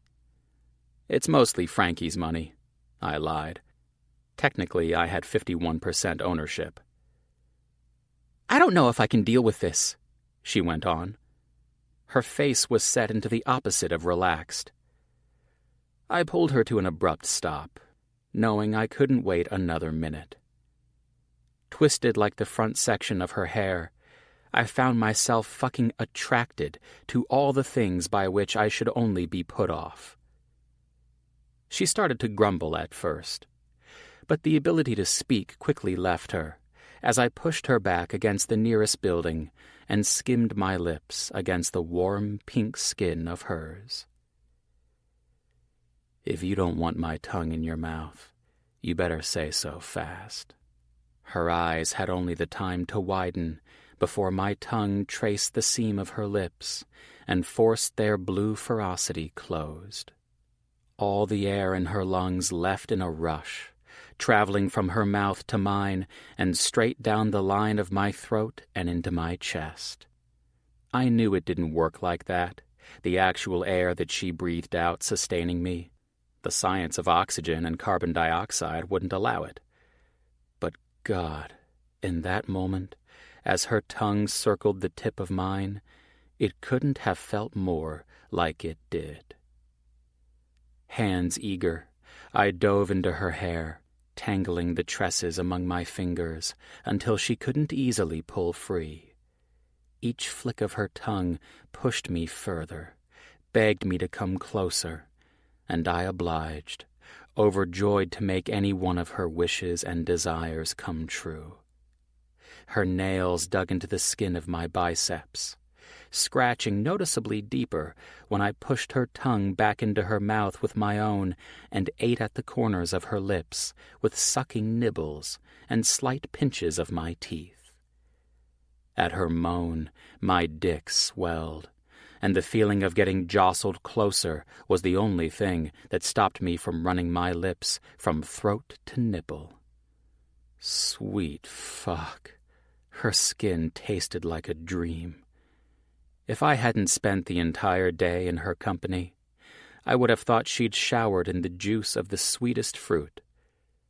But she'd only taken one shower, and it had been with me. I pulled away slightly, but she followed, sealing her lips to mine until I was too tall to reach. "Come on, honey," I urged gently, running a hand through her tangled hair, courtesy of the rough bricks of the building behind her, and finishing with a wink. "I'll give you more of that later." Her eyes narrowed, but the tightening of her lids did nothing to lessen the sparkle of arousal in her eyes. With a tug at her hips, I pulled her off the wall and pushed her in front of me with a hand at her back to guide her. She glanced back at it in disgust, ever independent, but I didn't move it an inch. I'd always been a fan of affection, but I liked touching her every opportunity I got, in a way that it would take more than a few dirty looks to make me stop. When we came to a stop in front of the building, I watched as she looked up at the 2-story tall neon sign and stared. "This is it." She nodded. Not in disinterest, and not in a "you're an idiot" kind of way. No, the fire in her eyes was more proud than passive, and I had the strangest feeling of growth in my chest. I'd obviously done my fair share in the world of business, but most of it had been born of natural talent rather than interest. This, however, was something that came straight from my heart. It was Frankie's livelihood, but it was my home. I felt comfortable here in a way I didn't really even understand. But she looked like she did. I wanted desperately to see through a window into her mind. Maybe then I'd be able to understand if she was feeling all of the things I was feeling. What started out as a game of pranks and a constant battle of wills had turned into something that didn't feel superficial at all. Somewhere along the line, the playbook had changed for me. I didn't understand the details of how I'd gotten here, and I had no idea if anything had changed for her, but I knew to my soul that I wanted more. Of her laughter, her attitude, her ability to keep me on my fucking toes, the way she lived her life. I was nearly insatiable for all of it. All of her. "Come on," I called, bringing her eyes from their exploration to me. "Let's go inside." The bell over the door rang as we stepped in, and Frankie's eyes came up from the portrait tattoo he was working on in the open station in the back. We had private rooms, too, but when Frankie was working by himself, he stayed up front to keep an eye on things. He gave an interested nod, seeing as bringing a woman here was pretty much the exact opposite of my normal routine, but then went back to it. Come to think of it, I'd never brought a woman here. Something about everything it meant to me had stopped me. I'd never even considered not bringing Cass here tonight. My eyebrows pinched together involuntarily. I wasn't quite sure why that was. "Wow, this place is fantastic," she spouted, her eyes bouncing from one piece of artwork on the walls to the next. Some of them were mine, but I wasn't quite ready to tell her that yet. "Yeah?" She nodded enthusiastically and hiked herself to sitting up on the counter. I smiled at her no-cares attitude. No one else I'd ever met would blatantly jump up on the counter of a business without permission.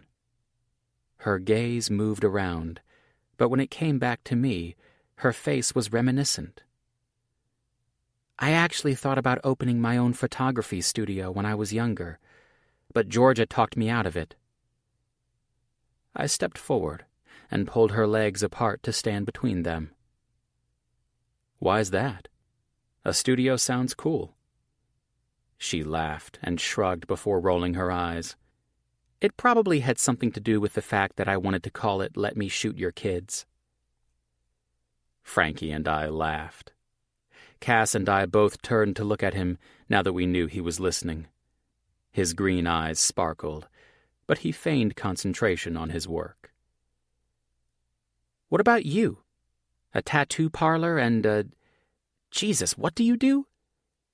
I shook my head and smiled. "A financial consultant."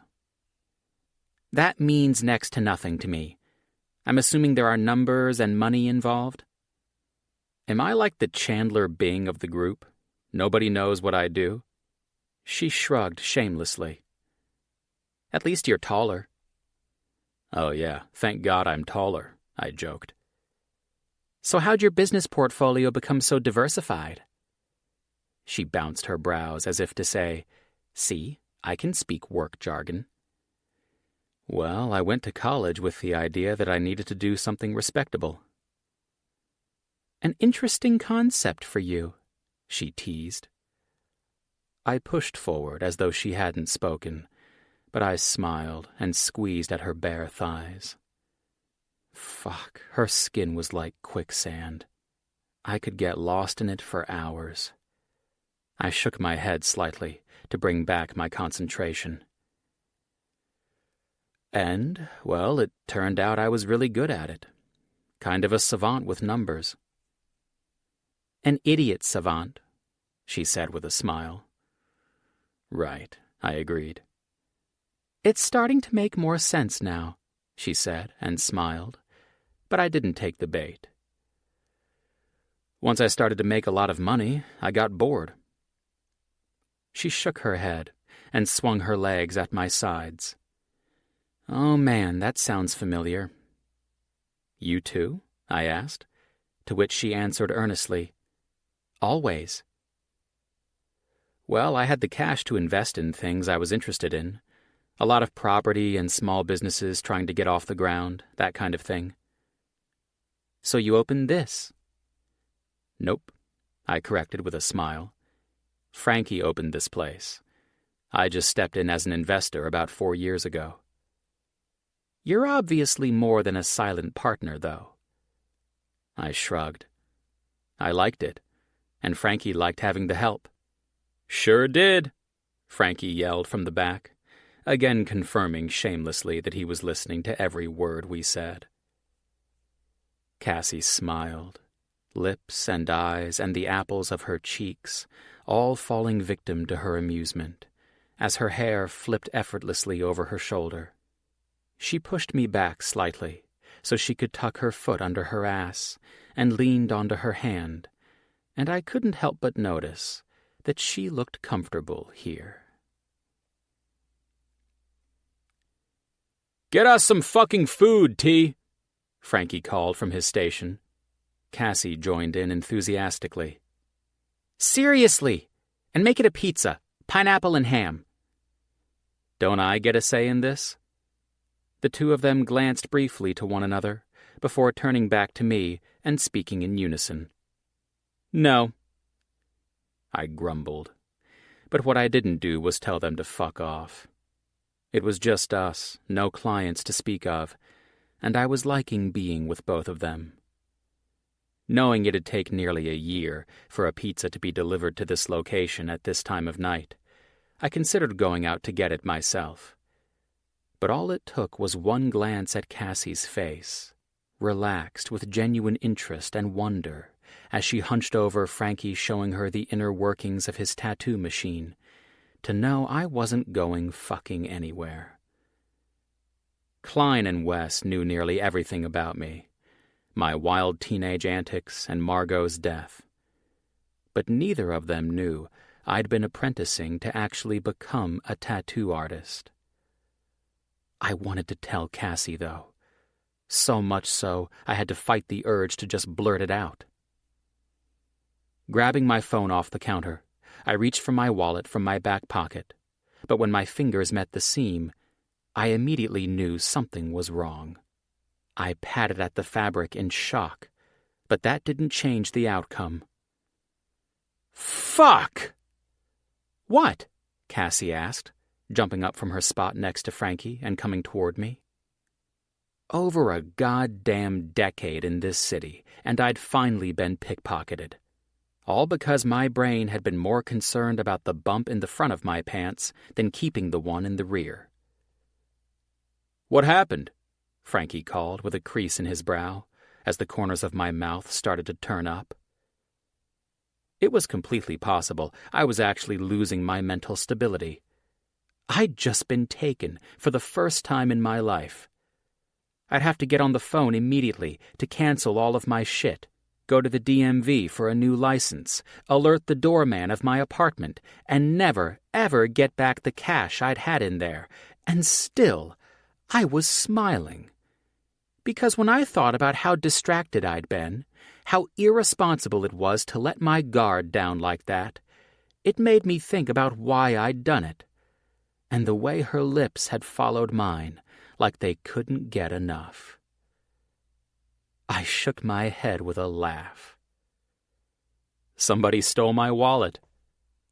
"What?" Cassie shrieked, and Frankie's brows pushed even closer together. "How'd that happen?" Frankie asked. I looked to Cassie's face, and didn't even try to stop the smile on my own. I guess I was distracted. She blushed, something I didn't even think was possible when it came to her. She was not the kind of woman who dissolved into a puddle of embarrassment or should-haves, and she never apologized for anything. But she'd felt the same thing I had. That much was more apparent than ever, and the only thing that could make her flush like that was the unexpected. I knew that was true, because the same was true for me. "I guess rule number 12 should be no kissing in public," she said with a quick glance at Frankie, as she hopped onto the counter in front of me. I just shook my head. No way. Come on, Thatcher. The rules need a good, solid foundation, and it seems like this one is warranted. I'll burn the whole house of rules down.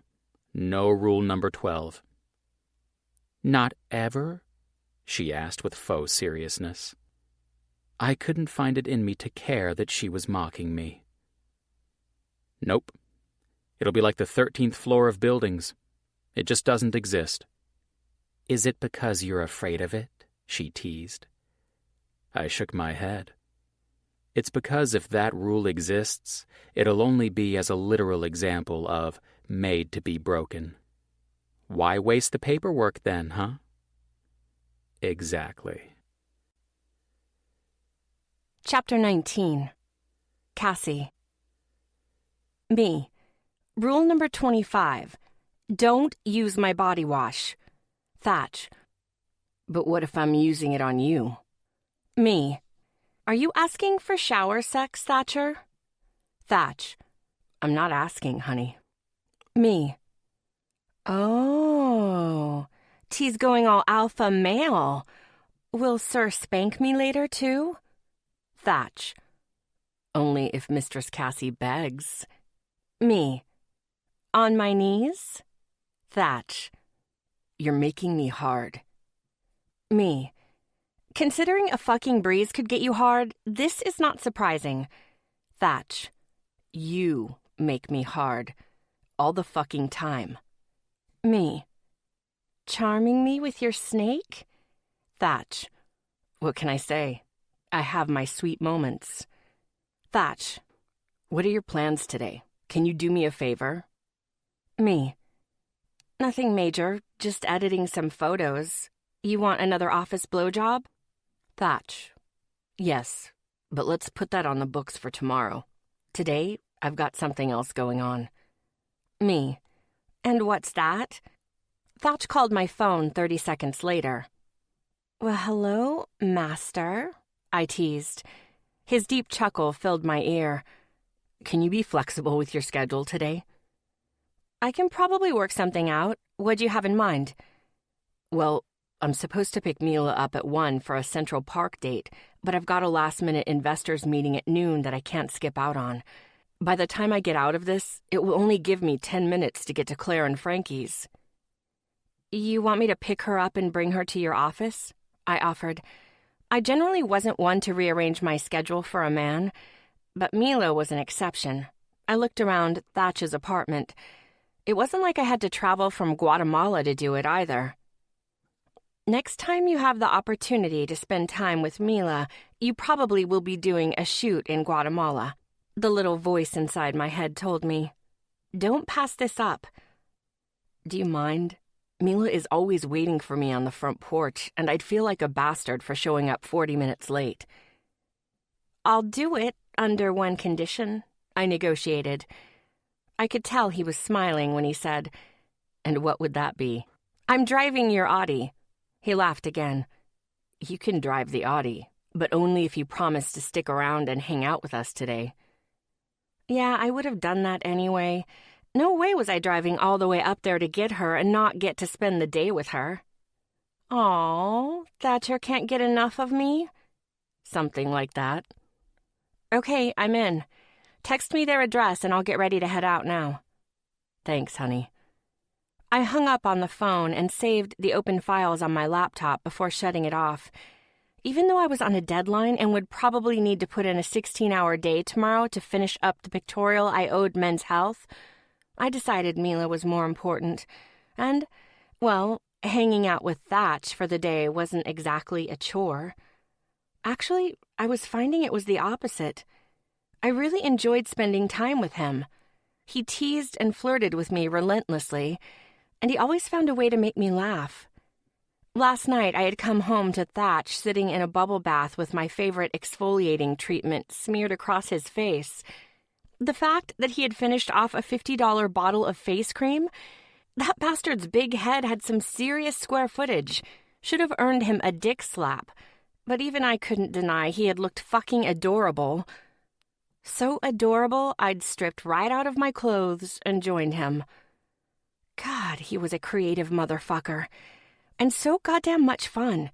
I couldn't remember the last time I'd enjoyed being with someone so much that the tank never topped up. I always wanted more. His ridiculous smirk or stupid fucking winks, or the feel of his big body spooned around mine.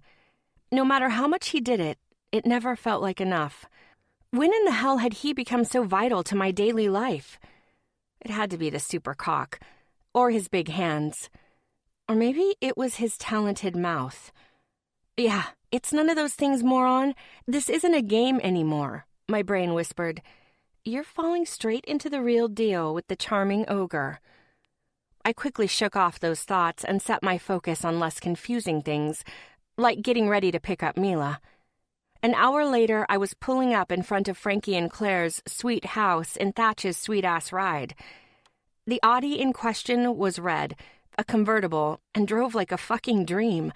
Since owning a car in New York was generally more hassle than it was worth, it was nice to be able to drive on occasion, and the car made it that much nicer.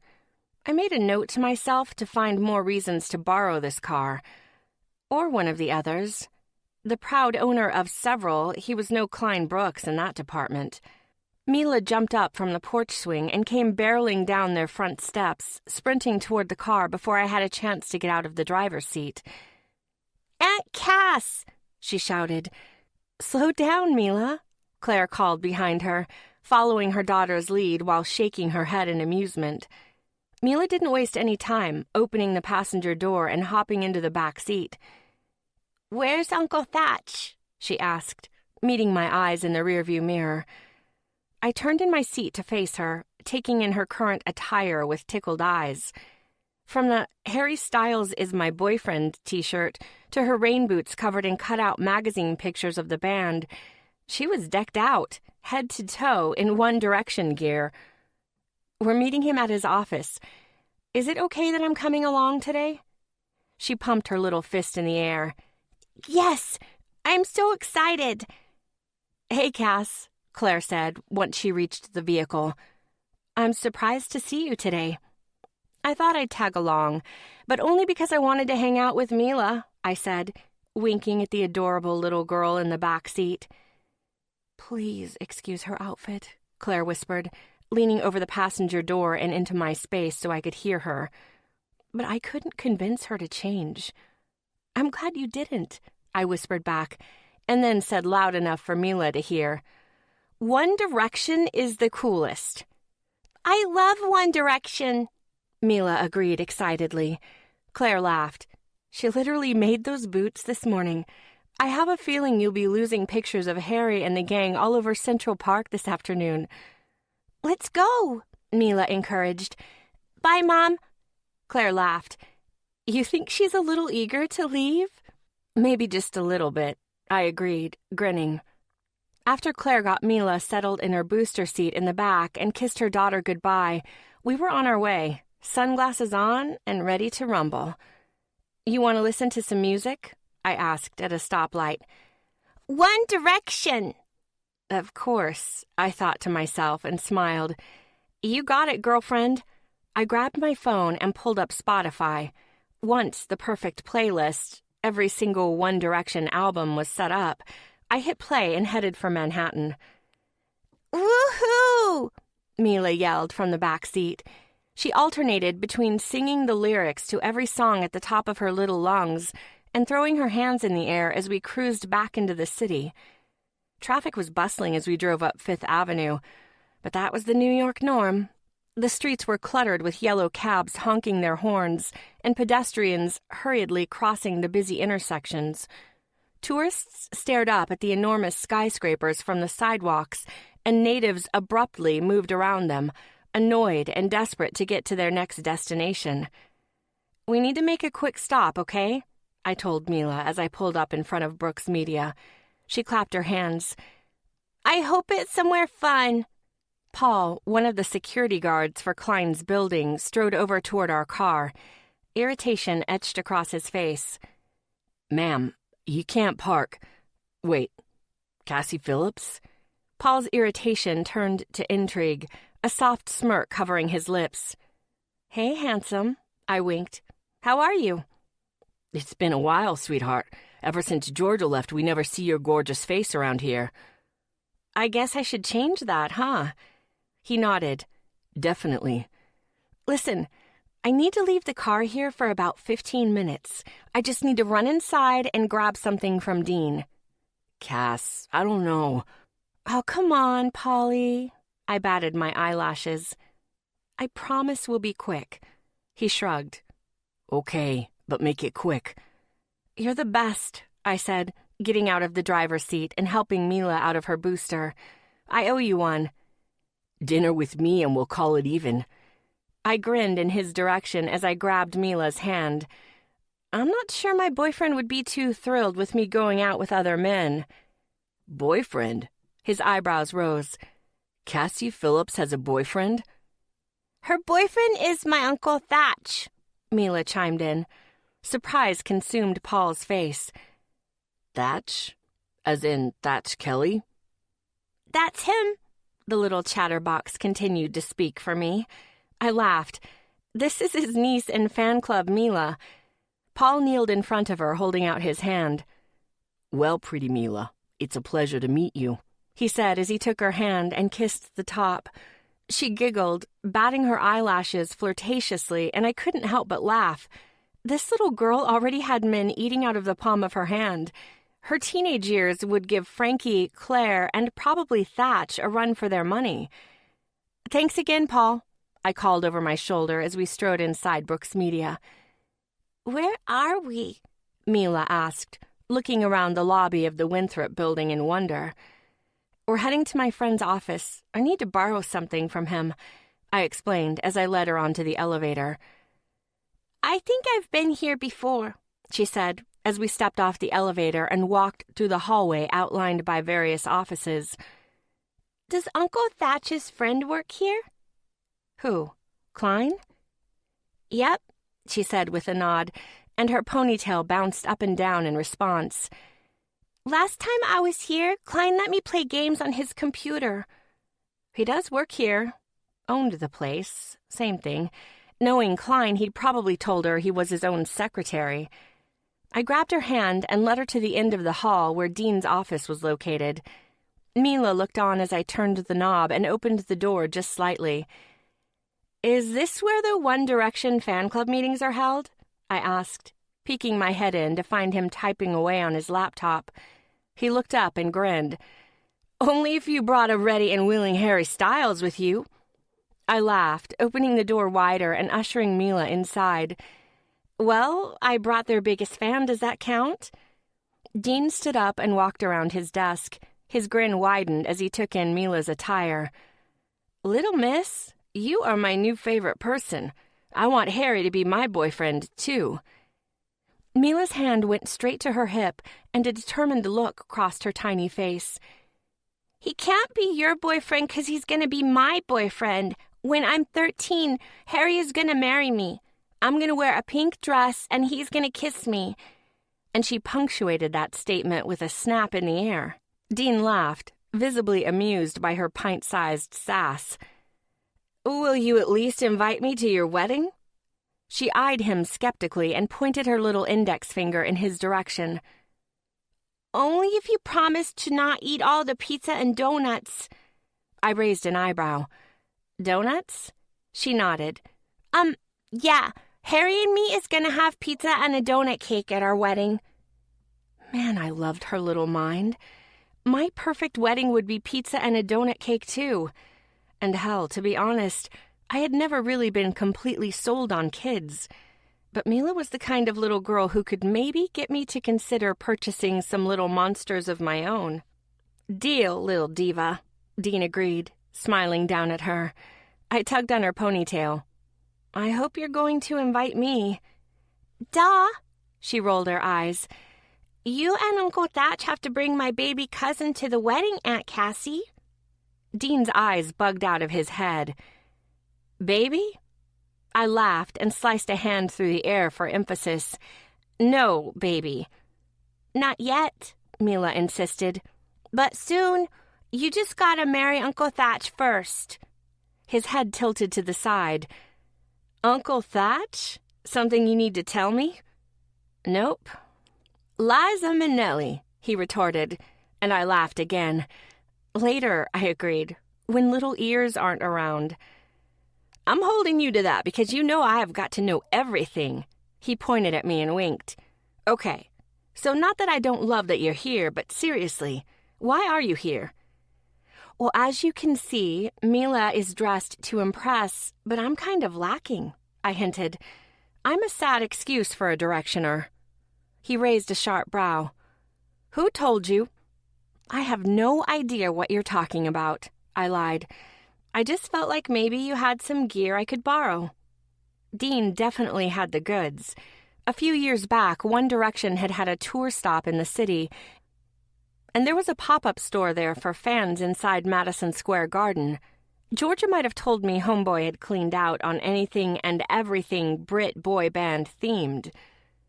"Don't ask questions and follow me," he said, striding out of his office. Mila looked up at me excitedly and pretended to zip her lips.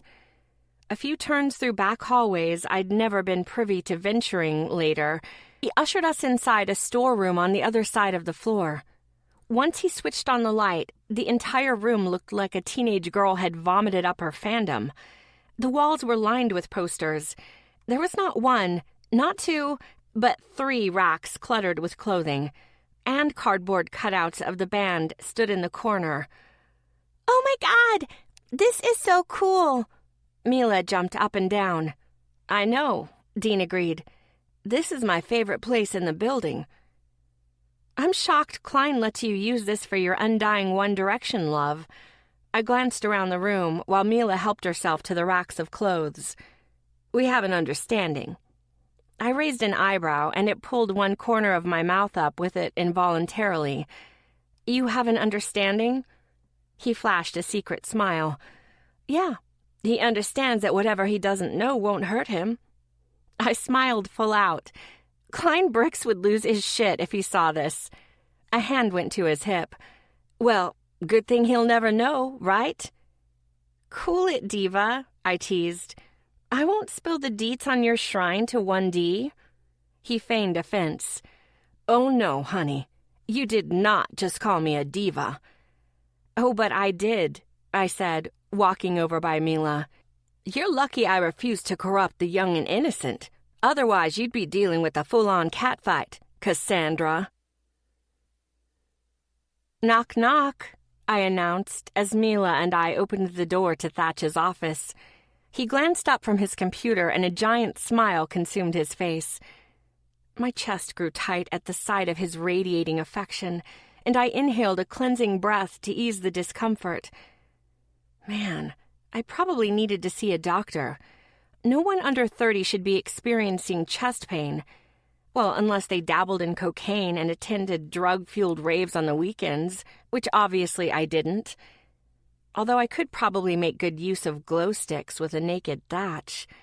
I'd rave all over his super cock, minus the drugs, of course. The man didn't need any performance enhancers. Any increase to his stamina and my pussy would need a cane to hobble herself onto his dick. Mila let go of my hand, ran around his desk, and hopped up into his lap. "Hi, Uncle Thatch," she greeted, and placed her hands on each side of his face before kissing his nose. "Ready to go?" He nodded and kissed her forehead. "What's on the agenda today, sweetheart?" She jumped off his lap and handed him a t-shirt and hat out of her backpack. "You have to change your clothes first so everybody matches." He tilted his head to the side and glanced up at me. His eyes made the circuit down my body and then back up again, paying particular attention to my t-shirt that read, "Liam is my spirit animal." They were fully amused by the time they met my gaze again. "I'm supposed to wear these?" he asked Mila. She nodded. "Yep. You're gonna look so awesome." 5 minutes later, Thatch was walking out of the ensuite bathroom in his office and lifting Mila up to carry her piggyback style. He looked outrageous with a "Niall is my boyfriend" t-shirt stretched tight across his huge chest and a One Direction baseball cap worn backward on his head. "How do I look, Mila?" he asked.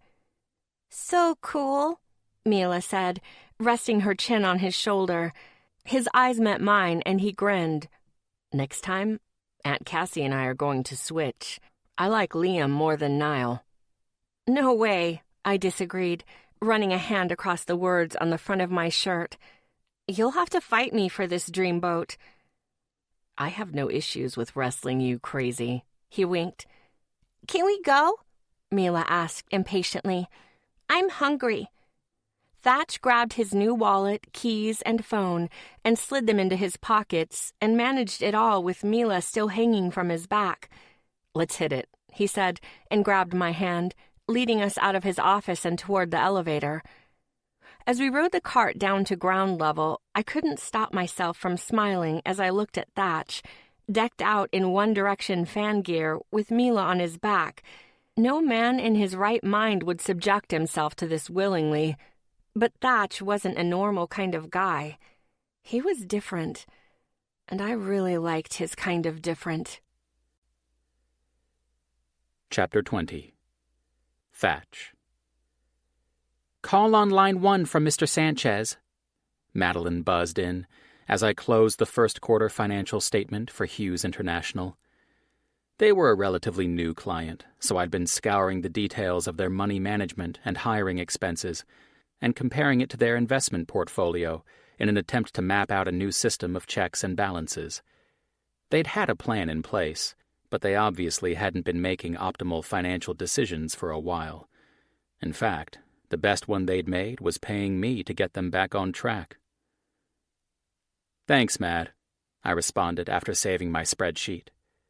I kept backups for backups, but I wasn't particularly keen on having even a chance of losing weeks' worth of work.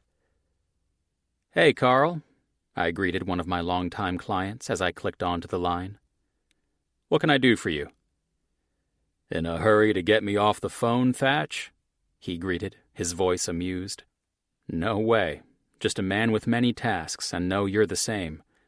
I also have a feeling you're calling to invite me on an all-expenses-paid vacation, and the sooner I get off the phone with you, the sooner I can get a tan in the Southern California sun." He laughed, and I smiled and rubbed at the edge of my desk. He started talking about a new plant in Encino, and all of the questions they had about what that kind of long-term investment would do to their long-term financial goals, so I picked up a pen and doodled on the edge of my calendar as he ran through the particulars. Squiggles turned into a sun, and before I knew it, a stick woman with a fantastic rack appeared with a bouquet of roses next to her. I scribbled it out and dropped the pen before I ended up dropping Carl's financially motivated ball. "I know it's short notice, but I've got the projections team creating a mock plan, and this is the only date our contractor can walk the property for the next 6 months. "When did you say you needed me there again?" I asked, knowing I hadn't been paying enough attention to hear it the first time. "Tomorrow. I went ahead and put a hold on a ticket for you out of JFK at noon, but I can have Ashley change it if that doesn't work for you. We can walk the plant on Thursday morning." I glanced back at my scratched-out doodle and the clock on the wall. Just about 24 hours away. The trip actually sounded like a nice reprieve from my uncharacteristically empty apartment. I'd lived there alone for nearly 7 years, and now, 2 days without Cassie while she was on a shoot in Las Vegas, and the place seemed hollow. We'd transitioned into a different place in our relationship sometime during the last week, coexisting in the same apartment so naturally it was almost scary. Our mornings always started with a cup of coffee together, after an initial superficial battle over having woken her up, and our nights ended with Cass cuddled inside my arms, whether we were watching TV or catching our breath after orgasms, or both. We filled the time in between with frequent texts and phone calls and making plans for dinner or something to do for the evening. Cass had even taken it upon herself to pick up my dry cleaning on Monday afternoons, and I'd found myself in the checkout line at the grocery store with a cart full of random girly bullshit that she'd added to our list more than once. Sure, we still pushed at each other with pranks and surprises, but I was really fucking enjoying it. It made things interesting, and I couldn't seem to get enough. We'd even started a little joint prank of our own, texting Klein from her number with the same kind of bullshit subscription messages she'd sent me what seemed like a lifetime ago. She was seriously gifted at coming up with different shit to say, and when I found out over dinner one night that Klein didn't know her new number yet, the opportunity to mess with him was too good to pass up. "I'll be there. I expect donuts and coffee on Thursday morning, though. No industrial tour is acceptable without them." He laughed openly. "You drive a hard bargain, but it's done. I'll make sure there are donuts and coffee waiting." Fantastic. If anything could pull me out of my funk, it'd be sweet treats and a run under the California sun to burn them off. As soon as my desk phone landed in the cradle, I picked up my cell and unlocked the screen. Me. How's Las Vegas? Cassie. Hotter than a ball sack. Me. Is that your chosen analogy because the actual temperature of a ball sack is fresh in your mind? Cassie. Huh? Me. Have you been fondling anyone's balls? Cassie. Fuck no. Do you have any idea how quickly I'd have to make contact after showering to avoid ball sweat? It's pretty much impossible, and I'm really not into that kind of thing like Georgie. Me. Wait, what about Georgia being into ball sweat? Cassie. Never mind. It was a whole thing during the clergy breakup debacle. I think you had to be there. My thumb hovered over the little phone icon when a banner for another message crossed the top of my screen. I tapped the icon to open my messages again instead. Cassie. I gotta go. My entourage is calling. Say hi to your boner for me. Me. He says hi back, and he misses your tits. I miss you. I sighed and took a deep breath as I stared at my phone for an embarrassingly long amount of time before accepting there wouldn't be any more messages. She was busy working, the very thing I should have been doing, but my concentration was pretty much shot. There wasn't a snowball's chance in hell I'd be able to get my head back into third-quarter analytics and projections based off my suggested budget cuts and advertisement allocation for Hughes International. I considered calling Klein, but I knew he'd actually be working. I dialed Wes instead. He answered on the third ring. What's up? I spun in my chair to face the window. Just seeing what you're up to, Whitney. On the West Coast again. Ah, back for another round. Where are you this time? I'm headed toward that end of the country tomorrow. Seahawk territory. I've got a couple of meetings with guys coming to the end of their contract. A Tuesday afternoon and everyone is actually working? I don't understand. It's that whole being an adult thing. I can see why you wouldn't be familiar with it. Ha ha, I mocked. Why aren't you working? My eyes were starting to cross. I lied. Well, sorry I can't spend hours on the phone giving you a cuddle. I'm flipping you off right now, in case you were wondering. We don't have time for that either. Go get something to eat, preferably at my restaurant. Discount? I asked, even though I knew his answer. Fuck no. You know, it's okay to admit you're in love with me. It won't make you less of a man. Bye, Thatch. I laughed as I pulled the phone away from my ear. That had actually made me feel better. Fuck, I have weird comforts. I looked down at my phone once more, before deciding to be done for the day. I had work, but I didn't have meetings, so I could pretend I had nothing. Shutting down both of my monitors, I grabbed my suit jacket from the coat hook and filled my pockets with my keys, wallet, and phone. Madeline looked up as I walked out. I'm going to take off for the day. I just got a last-minute meeting with Carl Sanchez, so I'm heading out there tomorrow on a noon flight out of JFK. I'll book you a car, she replied, making a note on a convenient stack of post-it notes. Thanks. Feel free to work from home while I'm gone, okay? She smiled, and I knew it had been the right move to offer. She worked really fucking hard for me, no matter where I was or what time I called. I had other people who worked for me in a sense, but she was the only other one I kept in the office, and she did a pretty bang-up job of managing my entire life. I spent a large portion of my time out of the office, meeting with clients and doing a lot of it after hours. The time clock never really stopped, but no matter how much I took on, it never turned into a group activity.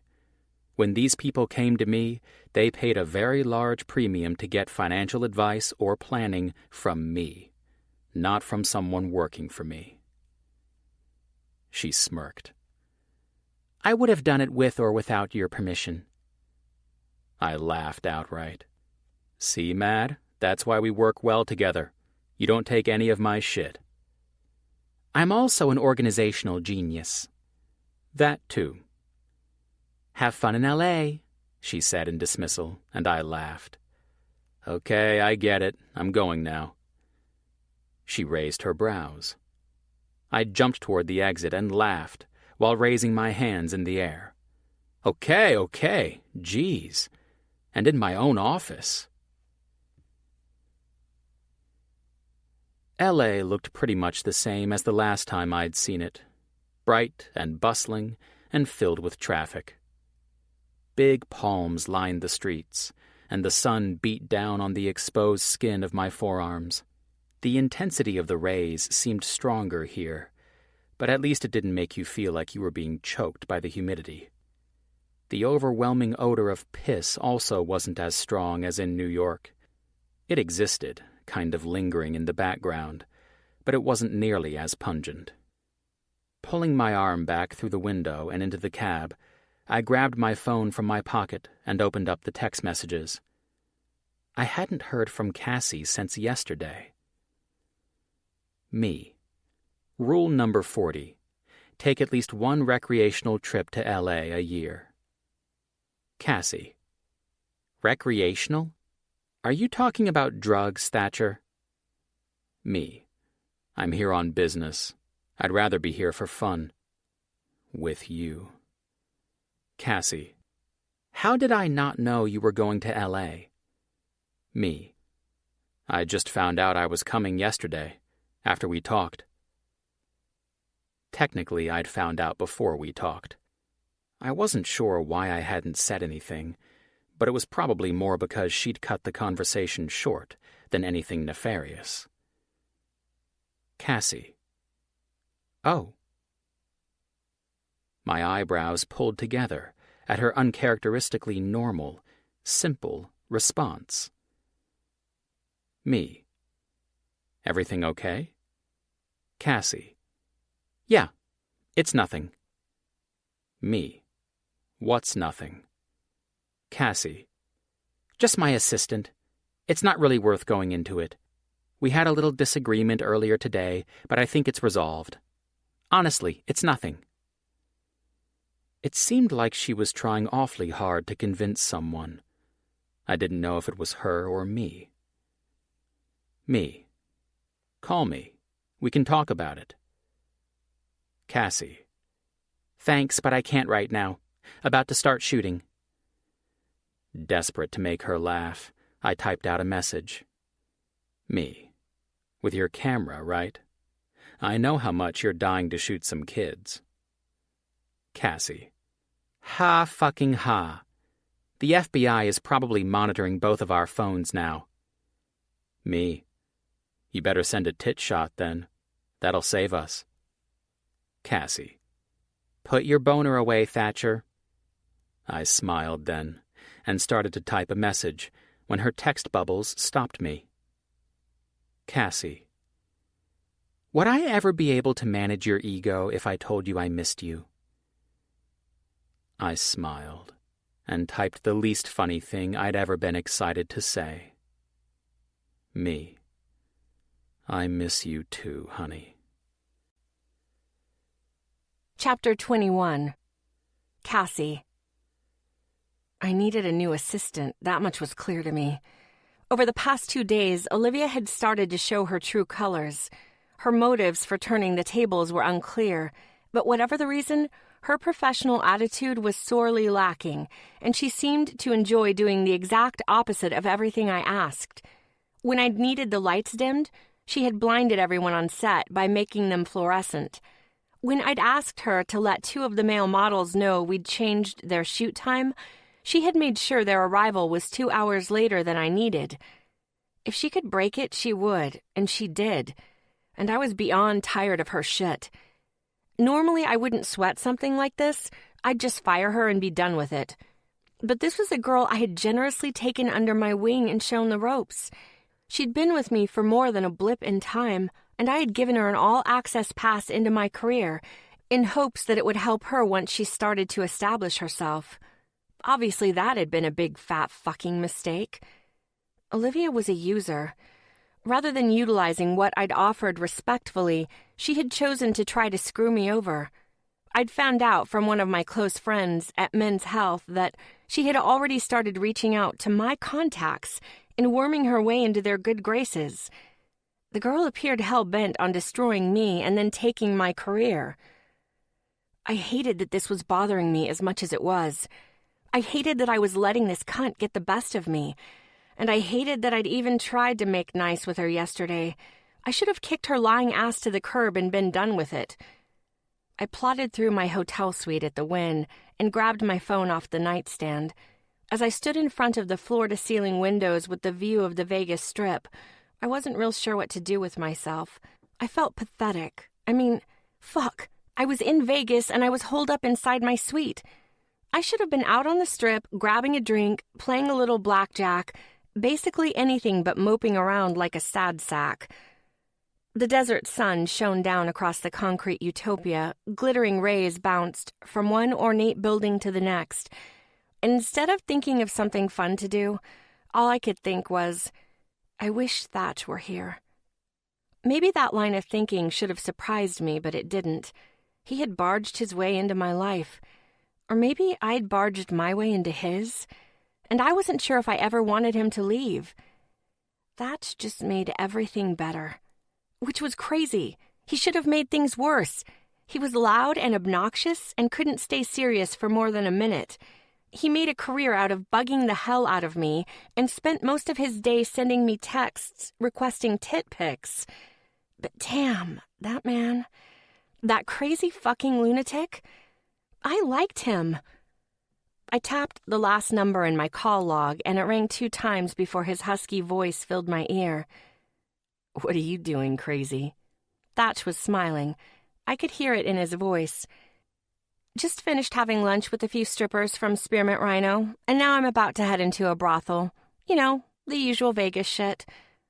Just fitting in a little sightseeing, then? Yeah, you know that saying, what happens in Vegas stays in Vegas. Unless you get chlamydia, he pointed out. That won't stay in Vegas. That comes home with you. I'll make sure my hooker wears a dental dam, then. He chuckled. You're a smart woman, putting your sexual health above all things. I wanted to laugh, but my mood just wasn't feeling it. You know me, safe sex and all that jazz, I muttered half-heartedly. You okay, honey? His tone had changed from teasing to concerned in the span of a heartbeat. No, I answered as I rested my head against the window. It's been a shit trip. What happened? My assistant, who also happens to be the cunt I was kind enough to mentor, is doing her best to ruin everything. She can choke on a big fat dick while sitting on a parking cone. Did you fire her? No, I mumbled, which is ridiculous. I mean, I found out that she had commandeered half of my professional contacts list and reached out to them for work, for herself, which obviously makes me look really bad. Talk about an asshole move, right? I sighed, long and deep. I've done nothing but bend over backward for that chick. I taught her everything I know. Normally, I wouldn't tolerate 1 second of the bullshit she's been pulling. Normally, I would have given her the boot. Why isn't this normally? I'm not sure, I answered honestly. It's all so unlike me. What's wrong with me, T? It sounds like she hurt your feelings, honey. You two were obviously close. That's what these are? Feelings? I questioned in feigned shock. I don't like these fuckers. They're killing my Vegas buzz. He chuckled softly into the phone. You want some advice? Please, I responded, and sat down on the chaise beside the window. Even though I think this chick deserves the whole fat dick and parking cone scenario, I think you need to approach this professionally. God, could he have suggested anything more unnatural? And how do I go about that? Find out who she reached out to and contact them. Let them know the situation, without the use of F-bombs or cunt sentiments. I'd also probably leave out the parking cone and dick sucking, too. Then tell her to pack her tube tops and glittery eyeshadow and take a fucking hike. A small laugh escaped my lips. Glittery eyeshadow and tube tops? Only one type of woman would pull a dick move like that, and she ain't doing it while wearing Louis Vuittons. What about a guy who would pull that kind of shit? What's he wearing? Tommy Hilfiger. Thatcher Stacia is a bit of a fashionista. I had no idea. He chuckled. I'll let you spank me later. Normally, I'd toss back another snappy retort, but I was finding my humor to still be miles away. Awesome, I replied, lacking any sort of enthusiasm. I don't like when you're sad, honey. I'm not sad, I lied. Hey, I hate to cut this short, but I've got to run, he said. Okay, bye, I answered, and couldn't hide my irrational irritation. Now wait a minute, sassy pants. Before I go, I'm adding a new rule. Number 45. No moping while in Vegas. A sharp laugh escaped my lungs. Yeah, I'll do my best to get right on that rule, even though I'd rather curl up in the fetal position and watch reruns of The Office from my hotel bed. I mean it, honey. No moping. You're not the boss of me, T. We'll see about that, crazy. Number 46. Take a hot bath and a nap. Stop adding rules, I demanded. And that's a weird rule. Everything feels better after a hot bath. I forgot bubble baths are one of your and Oprah's favorite things. He laughed. When you're in them, they are. But I can't speak for Oprah. I'm not sure what she digs. All right. Consider me naked and in the bath, then, I teased. Consider me hard and annoyed that I'm not there. 6 hours later, I had taken a hot bath, twice, and charged $80 worth of room service and movies to my room. Nothing was making me feel better. Not even the phone call I'd made to Olivia to tell her she was no longer my assistant. That should have been an awesome call. I should have savored every second of telling her she'd been blacklisted from everyone she'd attempted to contact behind my back, and she no longer had a job. But it didn't make me feel better. I felt worse. I hated that someone I had considered a close friend had screwed me over and forced my hand like that. If I was being honest, I had enjoyed mentoring her. I'd wanted to see her succeed, and if she had handled things the right way, I would have done everything in my power to get her foot in the right doors. But greed and power and success made people do stupid things. The world was filled with good people who had genuine intentions, but it was also filled with manipulative users like Olivia. Good riddance, asshole. The sun was starting to set, and my mood was no better than it had been prior to calling Thatch. I grabbed my phone off the nightstand and sent him a quick text. Me. Rules number 45 and number 46 suck. I want to remove them from the list. Thatch. Rule number 47. See Britney in concert whenever you're in Vegas. Me. Stop adding rules. Thatch. Rule number 48. Answer the door. Me. Huh? 3 soft knocks sounded from the door, but instead of getting out of bed to answer it, I sent him another text. Me. Did your cock send me more roses? Thatch. Rule number 49. Always follow rule number 48 when I tell you to. 2 hard knocks on the door spurred me into action. I hopped off the bed and padded toward the entry. Who is it? I asked. Housekeeping?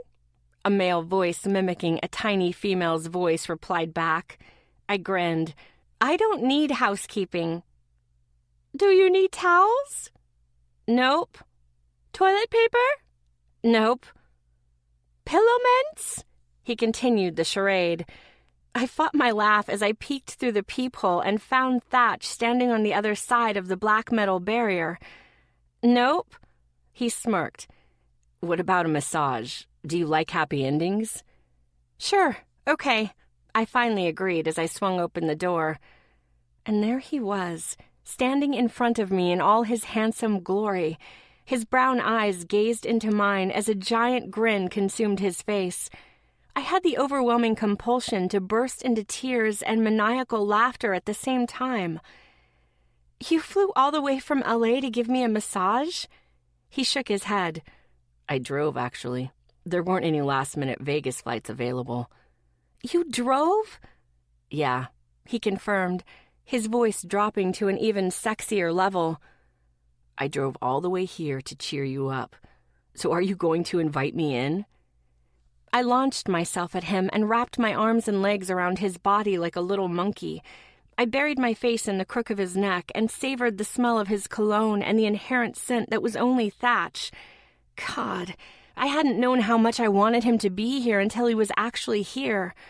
What about your meetings? I mumbled into his skin, unwilling to let go of the hold I had on him. He squeezed his arms tighter. I only needed to be there for the walkthrough I did this morning. I can work on the rest from home. You're fucking insane, I whispered into his ear. Thank you for this. You're welcome, honey. He held me tight and carried us inside my hotel suite. Did you take a hot bath and get a nap? He asked as his long legs crossed the room.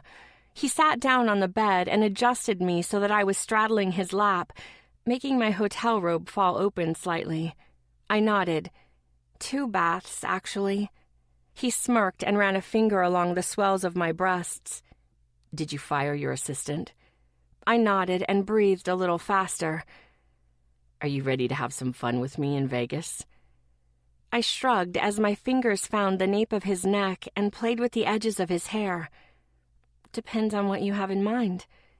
My eyes followed his as he glanced down at his t-shirt. It's Brittany, bitch. He winked. Rule number 47. Fuck. I haven't had time to enter all of these into my phone. I struggled to remember for 2 seconds before it clicked. You're taking me to see Brittany? I shouted and hopped off his lap. Don't fuck with me, Thatcher. Don't you dare fuck with me right now. I pointed an accusing finger in his direction. He laughed and slid his hand into his back pocket to pull out 2 tickets. He held them up for my excited eyes. I snatched them out of his hand and made sure they were real. Holy shit!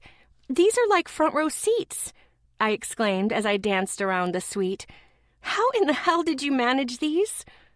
I've got friends in high places, he said with a boyish grin. Good surprise? Fantastic surprise. I threw myself at him, forcing us to fall back onto the bed in a tumble. You're so getting laid tonight. His playful eyes met mine as his hand slid into my hair and pulled my mouth in for a soft kiss. The kiss turned heated, and it was Thatch who pulled away with a groan. I hate what I'm about to say, but we'll have to take a rain check on the sex, he said as he lifted me to a standing position. You've got 30 minutes to get dressed. He turned my body toward the bathroom and spanked my ass into motion. So get that sexy ass moving, crazy. We can't miss Brittany. Planet Hollywood was unreal. So many shops filled the glitter floor-lined hallways that led to the actual theater within the hotel. After buying me a matching It's Brittany Bitch t-shirt, Thatch carried me into the venue on his giant shoulders, shouting random things like, I hope she plays Hit Me Baby one more time, until we reached our seats. Women stared, I laughed, and the giant ogre never faltered in his ability to not give a single fuck what anyone thought of us. We were a pair, a loud, outrageous as fuck pair. It was awesome. Fans screamed around me, and I joined in relentlessly. I was in my element with all the other diehards, watching Britney Spears shake her little ass and hypnotize the audience on stage with her sexy dance moves and catchy lyrics. As she finished up a hot rendition of I Wanna Go, I glanced up at Thatch, who appeared to be enjoying himself as much as I was. He looked outrageous, sticking out like a sore thumb. His large frame, still clad in a Britney tee, towered over everyone in the audience. He was one of the few male attendants for the night, but in true Thatch fashion, he didn't care. He sang when he knew the lyrics, and he danced like a lunatic during each song, often grabbing my hips and grinding against me playfully. God, he made things fun. So much fun. The neon lights glittered and gleamed across the stage as Britney seductively sang the opening lyrics to I'm a Slave for You. She moved down the stage, rotating her hips in hypnotic motions, and I watched on in amazement. Thatch wrapped his arms around my shoulders and tugged me back against his chest, and as Britt sang, he sang directly into my ear, swaying us back and forth to the addictive beat. "I'm having fun with you," he whispered in my ear between lyrics. I leaned my head against his chest and looked up at him. His eyes met mine, smirking down at me as he continued to serenade me with the help of Brittany herself. I smiled. "I'm having fun with you, too." "Good." My heart jumped as he leaned down and pressed his mouth to mine for a sweet kiss. "It doesn't sit well with me when you're sad." I turned in his arms and stood on tiptoes to kiss the corner of his mouth. "Thanks for cheering me up, Thatcher." It felt completely natural to admit how much he meant to me. "You're starting to become one of my favorite people." He smirked. "Likewise, honey." "Vegas, let me hear you!" Brittany's voice filled the venue, and I turned back toward the stage and hooted and hollered with the rest of the crowd. "I need a volunteer. Who's willing to help me get a little freaky?" She smiled at the audience and started to search through the numerous hands waving frantically. Thatch watched on with amusement until I abruptly grabbed his hand and threw it roughly into the air. "This guy," I called toward the pop goddess at an ear-splitting decibel. "He loves to get freaky." He chuckled in response, but then his eyes went wide as Brittany pointed directly at him and started to walk across the stage until she was standing in front of us. "Oh, fuck," he muttered.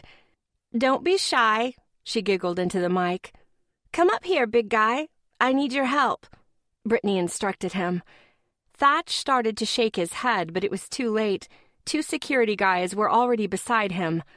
"You owe me, crazy," he growled into my ear before he let them lead him stage right and up the steps. And there he was, standing tall and proud in his "It's Britney, bitch" t-shirt in front of an entire audience of Britney Army. Women catcalled and screamed for him to look in their direction. I couldn't blame them. Hell, I even joined in, wolf whistling and shouting, "Take off your pants," as loud as my voice could manage. "Whoa, you're big," Brittany said, once he was standing beside her and her entourage of talented dancers. "What's your name?" "Thatch, and I hear that a lot," he responded without missing a beat. She laughed. "Well, Thatch, who are you here with tonight, baby?" "That crazy woman right there." He pointed directly at me and smirked like the devil as he added, "My girlfriend, Cassie." "Girlfriend?" If I hadn't been so fucking mesmerized that Britney Spears was within touching distance, I probably would have had the foresight to flip him off. Sure, that's exactly why you're not contesting that sentiment. Keep telling yourself that. But seriously, was that him trying to one-up me? Or was it him trying to tell me something? I didn't know what I was to him. Fuck, I didn't even know what he was to me. But I was certain of 2 things. The lines of our relationship were starting to become more blurred and confusing by the second, and I didn't want anything to change. I wanted him all up in my space. I wanted his jokes and surprises and uncanny ability to raise the stakes. Brittany's gaze met mine and she grinned. "Damn, girl, you're gorgeous too. What's with all the beautiful people in Vegas tonight?" The crowd shouted their approval. "So, Thatch," she said as her dancers moved around him and started sliding something over his neck, "would Cassie say you're a naughty boy?"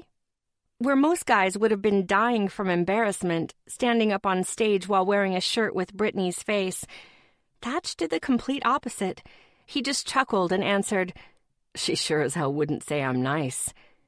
I bit my lip as the crowd lost their fucking minds, shouting proposals and innuendos so loud I had to cover my ears to dull the roar. Brittany laughed as Thatch met my eyes and shrugged at the attention. "Let's get freaky, Vegas," Brittany shouted as the beat of Freak Show pounded from the speakers. My gaze followed the dancers as they crowded around the sexy ogre in the center of the stage. They rocked it out, dancing in sync with one another with gyrations and short flicks of their arms and hair to the sexy beat. I slid my phone out of my back pocket and started to record every second of this perfect, blackmail-worthy moment. A giant grin consumed my face as Thatcher Kelly became a prop at a Britney Spears concert. I wolf-whistled as the dancers led him by a harness leash across the stage, and he followed on his motherfucking hands and knees, crawling across the stage until his leash was handed off to the pop diva herself. Britney led him down the center platform, and he followed without an ounce of shame or embarrassment on his face. He was urged to his feet by the dancers and moved toward the center of their freestyle circle. And that's when Thatch got freaky as fuck. My cheeks threatened to cover my eyes as I watched him grind and move with seriously impressive moves. God damn. Channing who? For a guy his size, he could get down, and I decided I'd need to test his reaction to Pony at some point in the future. His body moved in sync with the seductive beat, and every woman in attendance was screaming her excitement. He even obliged the woman stage left, who screamed for him to take it off, hot stuff. With a cocky grin, Thatch slid off his t-shirt and tucked it into the back pocket of his jeans. His muscular chest and ripped arms shone beneath the spotlight, and the venue was filled with high-pitched screams. He danced, Britney sang, and by the end of the song, I was pretty sure the charming, sexy idiot had won over every female in attendance, including the pop princess. Rule number 50. Never volunteer me to go on stage unless you want some serious paybacks, was the first thing he said to me when he made it back to our seats. I laughed. Oh, get over yourself. You took your fucking shirt off. We both know you were enjoying every minute of that. He winked. Don't be jealous, honey. I'll take my shirt and pants off for you tonight. Cool the fucking ego, I teased, and playfully smacked his arm. He grinned and wrapped his arms around my shoulders, tugging my back to his chest. If you're a good girl, Cass, he whispered in my ear, I'll lick your cunt just the way you like. Crude? Yes. But did it turn me on? Of course. I looked up at him underneath my lashes and smiled. Deal. We stayed in that position until Britney finished the show. As the venue started to clear out, Thatch grabbed my hand to lead me out of our aisle, but I couldn't find the will to move my feet. I just stood there, looking around the half-filled room, while I tried like hell to wrap my mind around the night's events. I was overwhelmed, and it had nothing to do with Britney Spears or front-row seats or getting a video of Thatch crawling across a stage on a leash. It was him. He was overwhelming me, but not in a bad way. It was in an all-consuming kind of way. I just couldn't believe he had done this. He'd changed his plans in L.A. to drive 5 hours to Vegas to cheer me up. And he hadn't just shown up and taken me to dinner. No, he'd pulled some serious strings for tickets to a concert I had been dying to go to. A concert I had maybe mentioned to him once that I had been wanting to see. But he'd remembered. And he hadn't hesitated to drop everything for me. He tugged on my hand again, but he stopped and glanced back when he realized I wasn't moving. You okay, honey? He asked. I shook my head. He stepped toward me. What's wrong? Nothing is wrong, I answered truthfully. I'm just overwhelmed by how right everything feels. Placing his fingers under my chin, he lifted my eyes to his. His eyes turned soft as his gaze locked with mine. Thank you for tonight. This was the sweetest thing anyone has ever done for me. He caressed the skin of my cheek with the stroke of his thumb. When it comes to you, I have an endless supply of sweet, Cassie. You're sweet for me and only me? I asked, without saying the words I really wanted to say. Be mine, only mine, no other woman, just me and you. Yes, he answered without a second thought before tossing back, You're good for me and only me? I smiled and nodded, adding, And your cock, too. When it comes to my cock, you can feel free to be bad. And then, right there in the still crowded venue at Planet Hollywood, Thatch lifted me into his arms and brushed his mouth against mine. taking my lips in a kiss that made me feel like we were the only two people in the room. Chapter 22. Thatch. Clothes littered the space between the door and the bed as I pushed Cassie backward at a near run. Her hair, her smile, the smell of her skin. I hadn't been able to get enough of any of it tonight. Steps stuttered and stumbled as she tried to keep up with the unfair advantage of my long legs. A moan filled the air as I palmed the cheeks of her ass and lifted her feet right off the ground. "Thatch," she whispered, her voice nothing more than an aroused hum. "Right here, honeys," I answered, dropping her to the bed, whipping off her shirt, and speaking directly to her tits. Cassie smiled and swatted at my face, and I did my best to dodge it as I laughed. "Jesus Christ, can't you be serious? Ever?" she huffed. I nuzzled at the sweet skin of her neck. "You want me to be?" I whispered. Her pause was brief and not at all nerve-wracking, because the more I was around her, the more I found I didn't care what the answer was. Contentment for me was becoming synonymous with contentment for her. I didn't understand it, but right then, with her tits in my face, I didn't even try. "No, I don't want you to be serious." Her eyes said, "I just want you to be you." Like an animal, I forced her weight into the bed by covering her with my own and licked a line from her jaw straight down the middle of her chest. I circled the perfect edge of her belly button, lapping at the jewelry there, and then tugged at the fabric of her jeans with my teeth. Her hips jumped, and heat from the flames in her eyes singed my skin.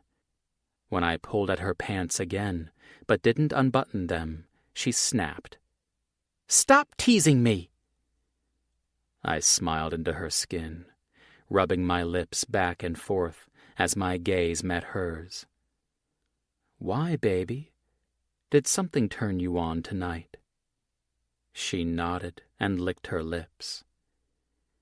"There was one thing I can't get out of my head." "Tell me," I demanded, as a surge of new blood filled my already stiff cock. "You on the ground." "Yeah." "On your knees." "Yeah." "With a collar around your neck." "Cass," I warned, pulling her down the bed by the hips and slamming her to my cock. Her head shot back, and a gasp broke through the heavy arousal-filled air. "Fine, just take off my pants for fuck's sake. No freak show necessary." Cognizant of her impatience, I ripped her pants and thong down her legs, shoved them open, and licked a straight path from her ass to her clit. Her pussy convulsed right in front of my eyes. "Fuck, honey. Wait to do that until some part of me is in there," I chastised with a smirk. Tongue, finger, cock, I didn't care what she squeezed. I pushed back from her and the bed and grabbed her phone from the back pocket of the pants I'd just stripped off her. "Password?" I asked, as I swiped to unlock it. "Fuck off," she told me with a smile, so I stepped forward, dropped to my knees in front of the bed, and licked a circle around her clit. I filled her pussy with 2 thick fingers at the same time. Her head shot back, and she moaned. "Password," I repeated again. Her eyes were far less obstinate when they found mine, but I could tell it was a fight she didn't want to give up.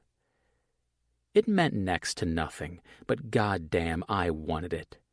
In and out I pumped, working the bud up top with my tongue until she couldn't stop herself from bunching the white comforter in her hands. "Password, Cassie."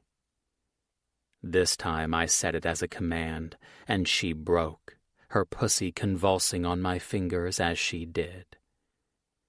"It's fucking Cass, you prick!" I smiled at her ability to be on the very brink of orgasm and insult me at the same time. There wasn't anyone else like her. As for the password, I should have known. Finally inside, I did my best to show her that sometimes it pays to do what someone else says. As the distinct beat of Britney Spears' Freak Show filled the room, surprise made a bid to do the same in her eyes. "Come on, honey," I called, pulling her to the edge of the bed and settling her legs wide and to the sides so her glistening pussy shone in the dim lights. "What are you doing?" she asked, and I winked. "There may be no leash, but I can dance for you, honey." She smiled, and I literally lost myself in it. In her, in the ridiculous moment, in everything we could be. Oh yeah, baby. Tonight, you and I are going to dance. "I can't believe you're coming to my parents' house with me," Cassie grumbled as we got into the cab waiting at the curb outside Portland International Airport. To be fair, I hadn't told her I was coming until we were at the airport, through security, and I was following her to our gate. She'd thought I was flying home to New York. A smile had become pretty much permanently affixed to my face after the weekend we'd had, and like always, her complaining only made me more cheerful.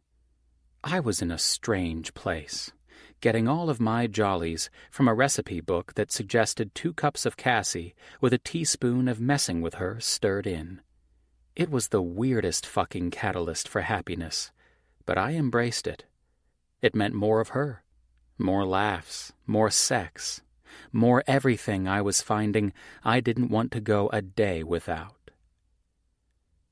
"Believe it because I am," I advised. "If you didn't want me to come, you should have told me before I got on the big metal bird and flew over 900 miles in a direction other than home." She scoffed indelicately, and I bit my lip so as not to laugh. "How the fuck do you know how many miles are between here and Las Vegas?" I shrugged. "Miles are a number. I know numbers." "Okay, Chandler." "What's the big deal, anyway?" I asked seriously, trying to get to the root of the issue. "Meeting the parents? Hello? That's a big deal." "I asked you to meet my parents," I pointed out. "Yeah, while I was wearing a t-shirt about my pussy. You knew I wasn't going to go inside. You're coming with me to stay over." And I've never brought a guy home before." I laughed, and apparently angered her more by pointing out the obvious. "No kidding." "Excuse me?" Her stare was lethal. I glanced to the cab driver to see the whites of his eyes in the mirror, but they shot back to the road when I widened mine. No doubt this would be showing up in some New York Times best-selling book at some point. Cab driver turned romance novelist. Actually, that sounded kind of interesting. I should pitch that idea to someone. "You've never been in an actual relationship, honey. You told me that yourself. So I just assumed you'd never brought anyone home before." Oh, I mocked with a rise of my brows. She slapped my dick. "Fuck, Cass," I said, pressing a hand to my crotch to stave off the burn. Satisfaction turned her eyes downright mischievous. "Serves you right." Thankfully, since it had been a fairly superficial blow, it only took me a few seconds to catch my breath. "So what do I need to know about—" I started to ask. "About?" "Insert your parents' names here," I explained. "Oh, Diane and Greg." "Ah, Diane and Greg. And what do I need to know about them?" "My mom is on the local news." She commits that many crimes, huh? I teased. Her gaze turned out the window, and the corners of her lips turned up just slightly. She was close with her mom. She's been with KTLJ for 19 years. She has pretty middle-of-the-road political views, but she's a lot more traditional than I am. Really into mission work. My dad is a doctor, but he's retired now. He mostly just does volunteer work at the local shelters and kids' group homes and stuff. Wow, your parents sound very philanthropic, she offered, turning back to look right at me. Exactly. And like really fucking great people. They are. They've always supported me, and I haven't exactly been the easiest person to support. Her face was warm with genuine familial affection. I know exactly how that feels, I admitted honestly. I'd put my own parents through some serious bullshit in my lifetime. Moments before I could ask what else I needed to know, Cassie's smiling eyes turned from me to the window. "We're here," she declared. And for the first time since I'd decided to come along, I got a little nervous. She shoved open the door and then turned back to me to put a hand on my arm. "Oh, one more thing." "Yeah?" "Don't curse in front of my parents at all. They fucking hate that." She turned and scooted out the door and left me sputtering in the back seat. My immobility didn't last long, though, and I scrambled after her. "What?" She booked it toward the door, but I chased her down in 2 long strides and turned her toward me.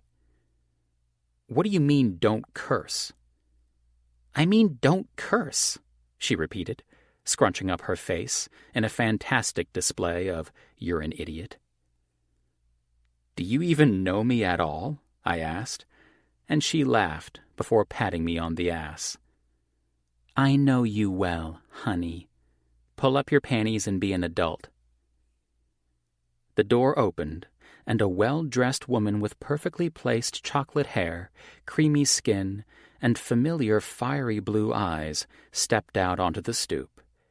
Cassie dropped her bag and rushed forward into her arms. I turned back to the waiting cab and paid the fare, before scooping her bag up off the ground and walking in their direction. Cassie's mom took Cass's face into her hands and looked her over the way only a mother could, studying the changes since she'd last seen her daughter and logging every single one into the memory on her heart. It was a biological impossibility, but it existed nonetheless. Every woman I'd ever known had 2 sets of memories, the ones they wanted to remember and the ones their heart wouldn't let them forget. The first kind were chosen, mostly positive and personality-building, but the second would live on forever, despite age and fatigue and life-stealing diseases like dementia and Alzheimer's. Coded on the heart like a hard drive, the feelings never vanished. "Greg! Sean!" Diane called back into the house. "Cassie's here!" I arrived at Cassie's back just as Diane turned back around. Her next words were mumbled. "And she brought a giant of a friend." She glanced at Cassie. "No heads up?" "There was no heads up to give. This strange man just followed me home." Cassie shrugged. "He seemed pretty nice, though, and I doubt he could have gotten an axe through TSA, so I'm pretty sure we should all be safe this weekend." Diane scrutinized her daughter's neutral expression for a beat, until her mouth turned up at the corners. "You're ridiculous." Cassie grinned. "Okay, so maybe I do know him, but I didn't know he was going to make the trek to Portlandia until the last minute." I smiled and gently pulled Cassie out of the way so I could wrap her mom in a friendly hug. "Nice to meet you, Mrs. Phillips," I said into the top of her head before stepping back. "I'm Thatch." "Thatch?" "Short for Thatcher, Mom," Cassie explained. "Well, it's nice to meet you too, Thatcher." Like mother, like daughter, I thought. Come in, she buzzed, after breaking out of her stupor. All the feelings of home surrounded me as we stepped inside. The house was exactly like my parents', homey and comfortable for everyone except me. The doorways were a little too small, the ceilings a little too low, and every single aspect of it made me smile. I'd gladly hunch for a house and people who felt this genuine right off the bat. "Cassie!" Greg greeted, as we stepped into the kitchen at the end of the hall. "Hey, Dad," she said with a smile as she jogged around the island to give him a hug. "What's all this noise?" I heard, just as the last person I ever expected rounded the corner. "Sean, Greg, honey," Cassie's mom called. "This is Thatcher, Cassie's boyfriend," I supplied, when Cassie stayed silent. Sean was the first to speak. Look at that. You're dating an actual giant." "Sean," Diane chastised. I laughed. "It's okay," I interjected with a shrug, before speaking directly to Sean. "I saw a picture of you on her phone and thought you were an ex."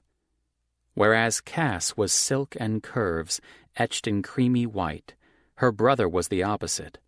Muscular, hard lines, defined by dark, black skin. She had only recently revealed to me that Sean was her adopted brother. "You couldn't see the family resemblance?" he deadpanned. Cassie was the first to laugh, and the sight of her at-ease face made a smile spread across mine. As soon as the awkwardness broke, the conversation continued as though I wasn't there. I just soaked it all in. Cassie chatted about her job, and her mom and dad talked about the mission trip they were planning on attending soon. Cassie tried to talk to Sean about football, but he directed her pretty sternly to move on. It was the reunion of a family who loved each other deeply, but didn't get together nearly enough. It made me feel like I needed to visit my parents more often. The Phillips still had Sean at home, at least for now, but the only thing my parents had was me.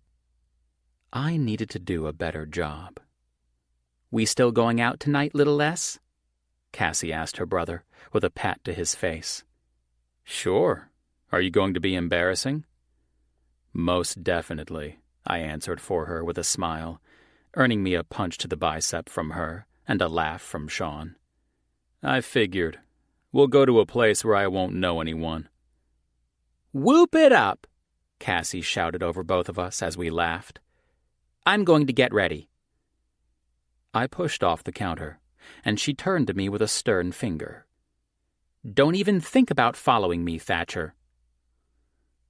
Her eyes weren't angry at all, so I knew she was just pushing my buttons the way I loved to push hers. "I'll be up in just a second, honey. I'll help you with your zipper." "I don't have a zipper," she remarked, just as Sean said, "Ew, sister." Cassie turned toward the stairs with a smirk, and Sean just shook his head. "Make sure you're both ready in an hour. Not an hour for screwing and an hour for getting ready. An hour total." I don't need to know details," he interrupted me. I laughed and slapped a friendly hand on his shoulder. "See you in an hour." I walked calmly until I got to the stairs, and then took them two at a time and jogged down the hall until I found the room her mom had led me to drop our stuff halfway through the family hellos. I opened the door and scooted through before leaning against it, when I caught sight of Cassie's bare back. A bare back usually meant a bare front, and I couldn't wait for the moment when she turned around. "I know you're back there, Thatcher," she called without turning around, as she lifted a foot up onto the bed and started smoothing lotion onto her thigh. "I wasn't trying to hide it, Cassie." I shoved off the door and moved forward when she didn't say anything else, pressing my hips to her ass and squeezing the bare skin at the bottom of her stomach. "You have the sexiest fucking body," I breathed into the crook of her neck. She shivered. "We don't have time for sex right now," she told me, pulling away from my hips and leaning forward. She pressed her ass into my dick, and her tits swung out in front of her, just enough that I caught a peek of her nipples from above. I groaned. "There's always time for sex." "Nope." She slapped my hand away as it sought the weight of her breast. "Does that mean we'll have time for sex later? I really like the sex time." "We'll see." She awarded me with a smile as she turned in my arms and pushed her tits to my stomach. "Maybe if you're a real good boyfriend." I was wondering how long it would take for her to start exchanging that sentiment, now that I had. I had a feeling she was tossing that out there to test me, challenge me. But it didn't matter. I liked the sound of it no matter how it came, and I found myself wanting to set her up to use it even more. "I can be good. Can you?" She shook her head, pushed up on her toes, and nipped at the vein in my throat. "Not tonight, baby. I'm too good at being bad." "How many drinks has she had?" Sean shouted over the crowd noise and music. I watched as Cassie climbed on the stage and pulled a man in his 70s up with her. Disco lights strobed, and the beat of the music made the floor shake under our feet. "5, I answered with a smile, before taking a sip of my water. I'd been watching out for her and soaking in all the entertainment she offered. I myself hadn't had a drop, content to get to know Sean and be the designated driver. A lot of men would be upset watching, but I didn't get the point. She was enjoying herself, and I was here to make sure she did it safely. I certainly never thought she'd be grinding on some old guy, but I never wanted a woman I could predict. I was also very rationally aware of the plethora of attention she'd been getting from young guys she'd actually entertained the idea of dating, and she hadn't paid a single one any attention. Even in the throes of her drunken good time, she respected me. That's all I needed. A wild woman I could trust. The rare combination had seemed damn near impossible to find, until now. Her phone buzzed in her purse on my shoulder, so I pulled it out and read the drunken text message thread she had going with an unsuspecting Klein. And yes, I said on my shoulder. You should know by now I have very little shame. Cassie. Get 25% off onesies this Sunday at Carter's by subscribing now. Text no to opt out of messages. Klein. No. Cassie. No, baby, no problem. Text yes to subscribe to deals from our sister company, Trojan. Text no to opt out of messages. Klein. No. Take my number off your list. My eyes went back to my genius girlfriend. I knew Klein was too smart to let this go on forever without paying someone to hack Verizon, but I was enjoying it while it lasted. Sean pulled my attention away from the sway of Cassie's hips as she bumped and grinded into the older guy and back to him. I like you for her. Huh? I asked, as though I couldn't hear him over the noise, even though I'd heard him just fine. I wanted him to elaborate. He knew I'd heard, but he smirked and humored me anyway. Cassie is a certain kind of girl. She gets bored easily and needs the thrill of a dance with some fucking grandpa and the freedom to drink however much she wants. But I usually worry about her while she's doing it, wondering who's got her back. I like that I don't have to wonder anymore. I liked it, too. "You won't," I promised, and he nodded.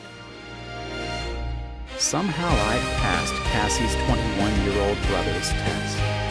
It wasn't exactly the entrance exam to NASA, but right then, to me, it felt even better.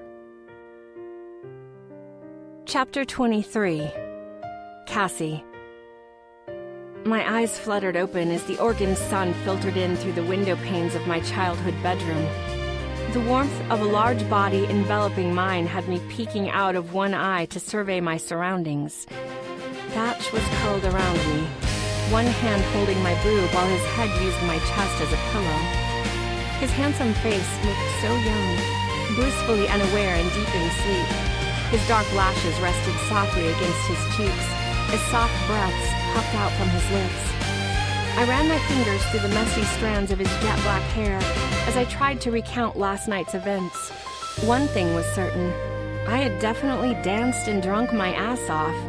It had been an all-in kind of night, and I had forced Sean and Thatch to close the bar down with me, even demanding Taco Bell on the drive home. Good thinking, Cassie.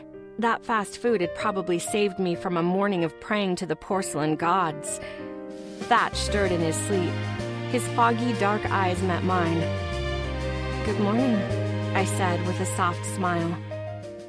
"Morning, honey," he said in a raspy voice, but he didn't move his head from my chest.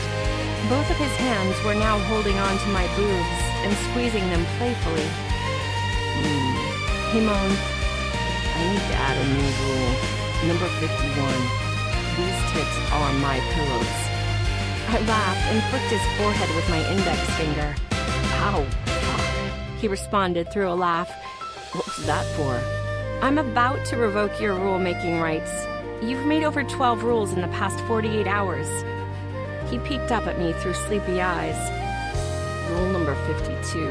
You can never revoke my rule-making rights." I grinned and decided to add a rule of my own. Rule number 53. If one of us has to be the designated driver, it will always be you. He chuckled. I'll actually agree to that one. I quirked a brow in surprise. Really? I think I have more fun watching you get drunk and wild than I actually do getting blitzed myself. That's crazy talk, I refuted. No one likes being the sober person dealing with the drunken idiot. Yeah, but you're an exception. You're my favorite drunken idiot. A few giggles slipped past my lips, and his smiles turned wide and blinding in response. He rested his chin on my chest and gazed up at me. His eyes were so endearing, full of zero pretense or judgment, and their dark depths revealed that every word coming out of his mouth was the truth. You took care of me last night, didn't you? He shrugged.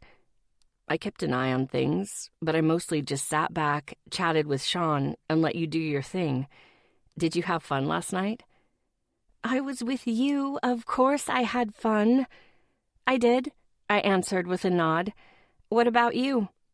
Besides worrying about that old guy having a heart attack, I had a fantastic night. I tilted my head to the side. What old guy? Your dance partner for most of the night. I danced with an old guy? He nodded as a slow, amused grin consumed his face. The wheels started to turn, and my brain caught up with the hazy memories. Oh, the old guy in the blue blazer? The one who kept pelvic thrusting his geriatric crotch into my ass? Thatch's face turned up with hilarity. In his defense, you were encouraging his senior citizen dance moves. I cracked up at that. Oh, man, I bet Sean was thrilled. How bad did I embarrass him last night? Like on a scale of 0 to 10? I nodded. One of his hands left my boobs and slid a lock of hair behind my ear. I'd say a 12, maybe. 12 and a half tops. Fantastic! I fist-pumped the air. The night was a success, then. He chuckled. What about you? How bad did I embarrass you? He tilted his head in amusement. You didn't embarrass me. Oh, come on. I raised a knowing brow. Be honest, Thatcher. Honey, you didn't embarrass me. He responded in an even tone. I thoroughly enjoyed watching you have a good time. Even when I was grinding on the old dude? He grinned. Especially when you were grinding on the old dude. My sleepy brain buzzed at the abnormality overload. That was never a guy's reaction. This man, what was I going to do with him? He never failed to amaze me with his abnormal yet refreshing responses to my behavior. Thatch had become someone in my life that I could always rely on, someone I could trust to have my back no matter what. Those kinds of people were so rare in a world filled with selfish motives and one-track minds. I felt lucky I had found someone like that in him. Yeah, but how long will it last? Anxiety clawed at my chest at that train of thought. We had started our relationship on a joke, constantly trying to one-up and out-prank each other. But somewhere along the way, things had changed. Sure, I was highly skilled at avoiding anything related to commitment or giving someone else any form of control over me, but I also wasn't blind to what was happening with us. Somewhere along the way, we had hopped on this path of something that resembled an actual relationship. And if I was honest with myself, I didn't want this, whatever it was, to end. I didn't know where I wanted it to go, but I knew to the root of my soul I didn't want it to be over.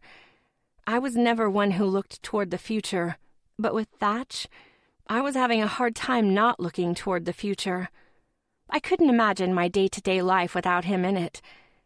"What are you thinking about, honey?" he asked, voice soft.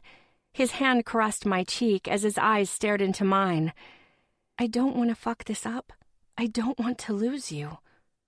I leaned into his touch.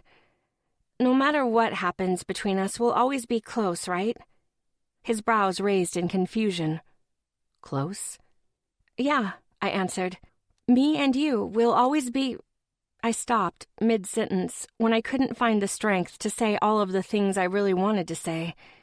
My heart and brain were at war, one wanting to profess something far stronger than like, while the other froze up in fear of the unknown. I had never been the type of woman who stayed with one thing for more than a short amount of time.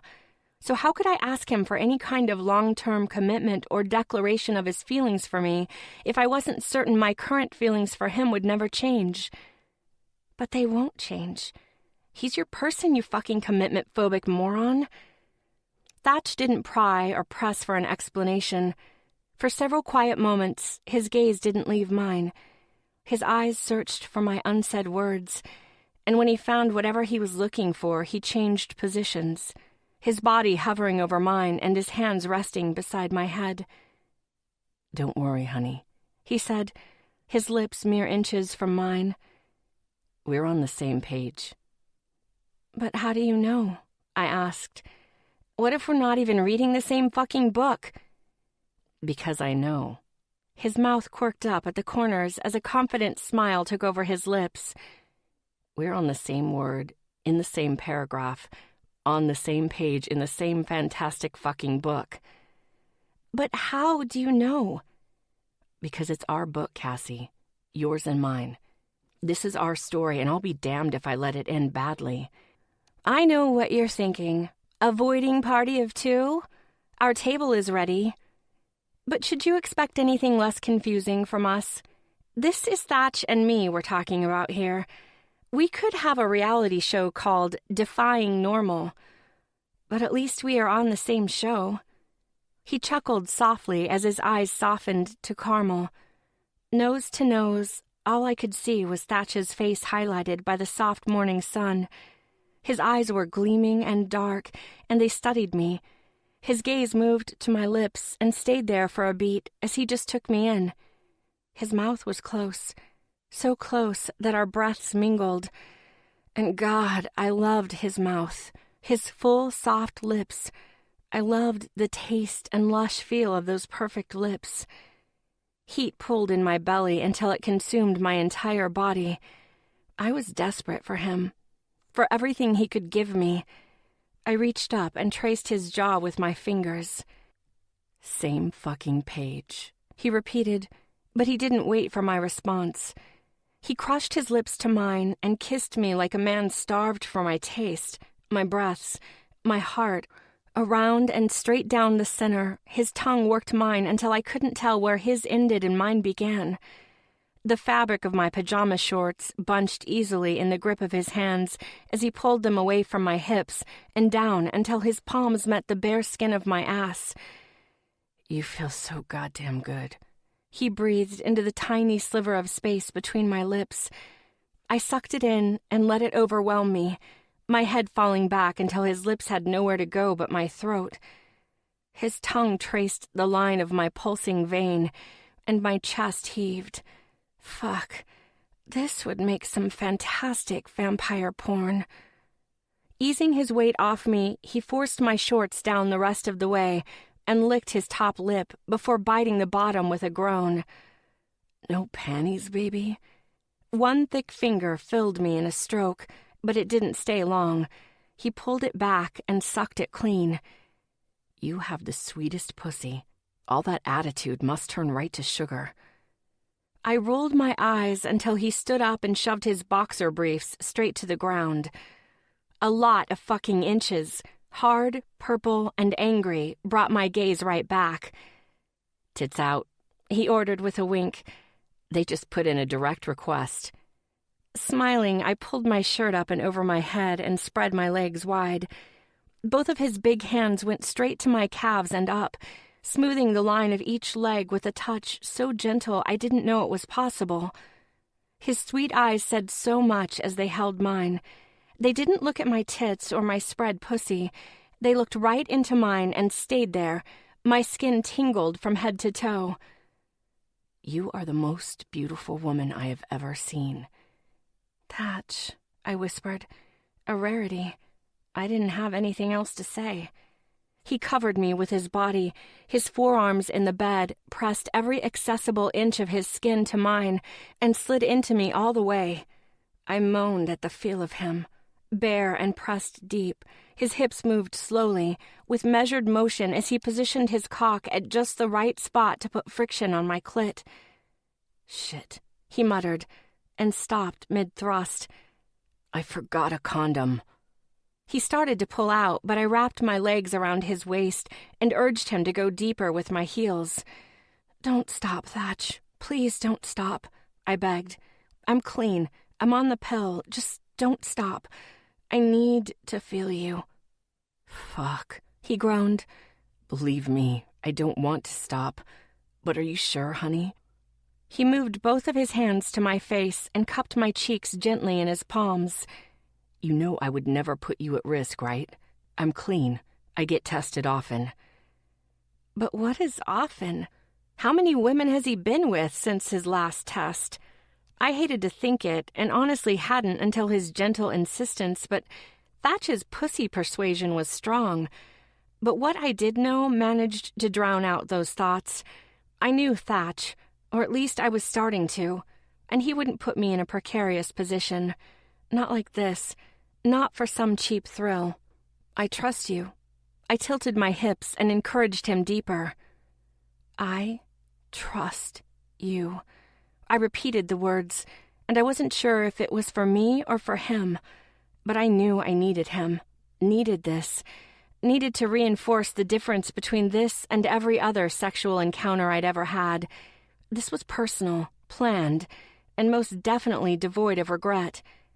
His eyes glazed over at my words, a guttural groan filling the room so distinctly it felt like it had been mine from his chest. He crushed his mouth to mine again and pushed his cock to the hilt. Everywhere he could reach, and with his size he could reach a lot of things. He touched me, his hands and fingers moving over my heated skin and setting every nerve ending on fire. Once his tongue found mine again, it didn't leave, delving deeper and harder, just to slow down and linger on every stroke. I wasn't sure if either of us was actually capable of stopping. Both starved for one another, but it never entered my mind to find out. His hips picked up the pace, the sound of skin slapping skin filling the otherwise quiet room, as his hand slid up my sides and caressed the pliant flesh of my breasts. I trembled in response, and my breaths turned to erratic pants mixed with pleading words falling from my lips. "More, more, more," I chanted, mindless of my volume despite our proximity to my family. You feel so good. God, Cassie, what are you doing to me? He pumped his hips slowly then, moving in and out of me and completely changing the angle, while low, husky groans escaped from his lungs. Each slide of his cock felt like it skimmed a live wire inside me. Oh, fuck, I gasped into his mouth as a shiver tore down my spine from the building intensity of my climax. The rising intensity so great, I feared I'd literally fall to pieces if I let it go completely. Don't hold back, honey, he demanded, speeding up again to move his hips in raw and greedy drives. Thatch, All of the oxygen had been removed from the room, and I couldn't breathe. I need you. I need you so much. His large palm cupped my cheek as his gaze stayed locked with mine. I know, he rasped, as if he had heard my silent plea. I know, honey. Same fucking page. Always. I grabbed hold of his hair, trying like hell to anchor myself, but the climax took over and consumed me.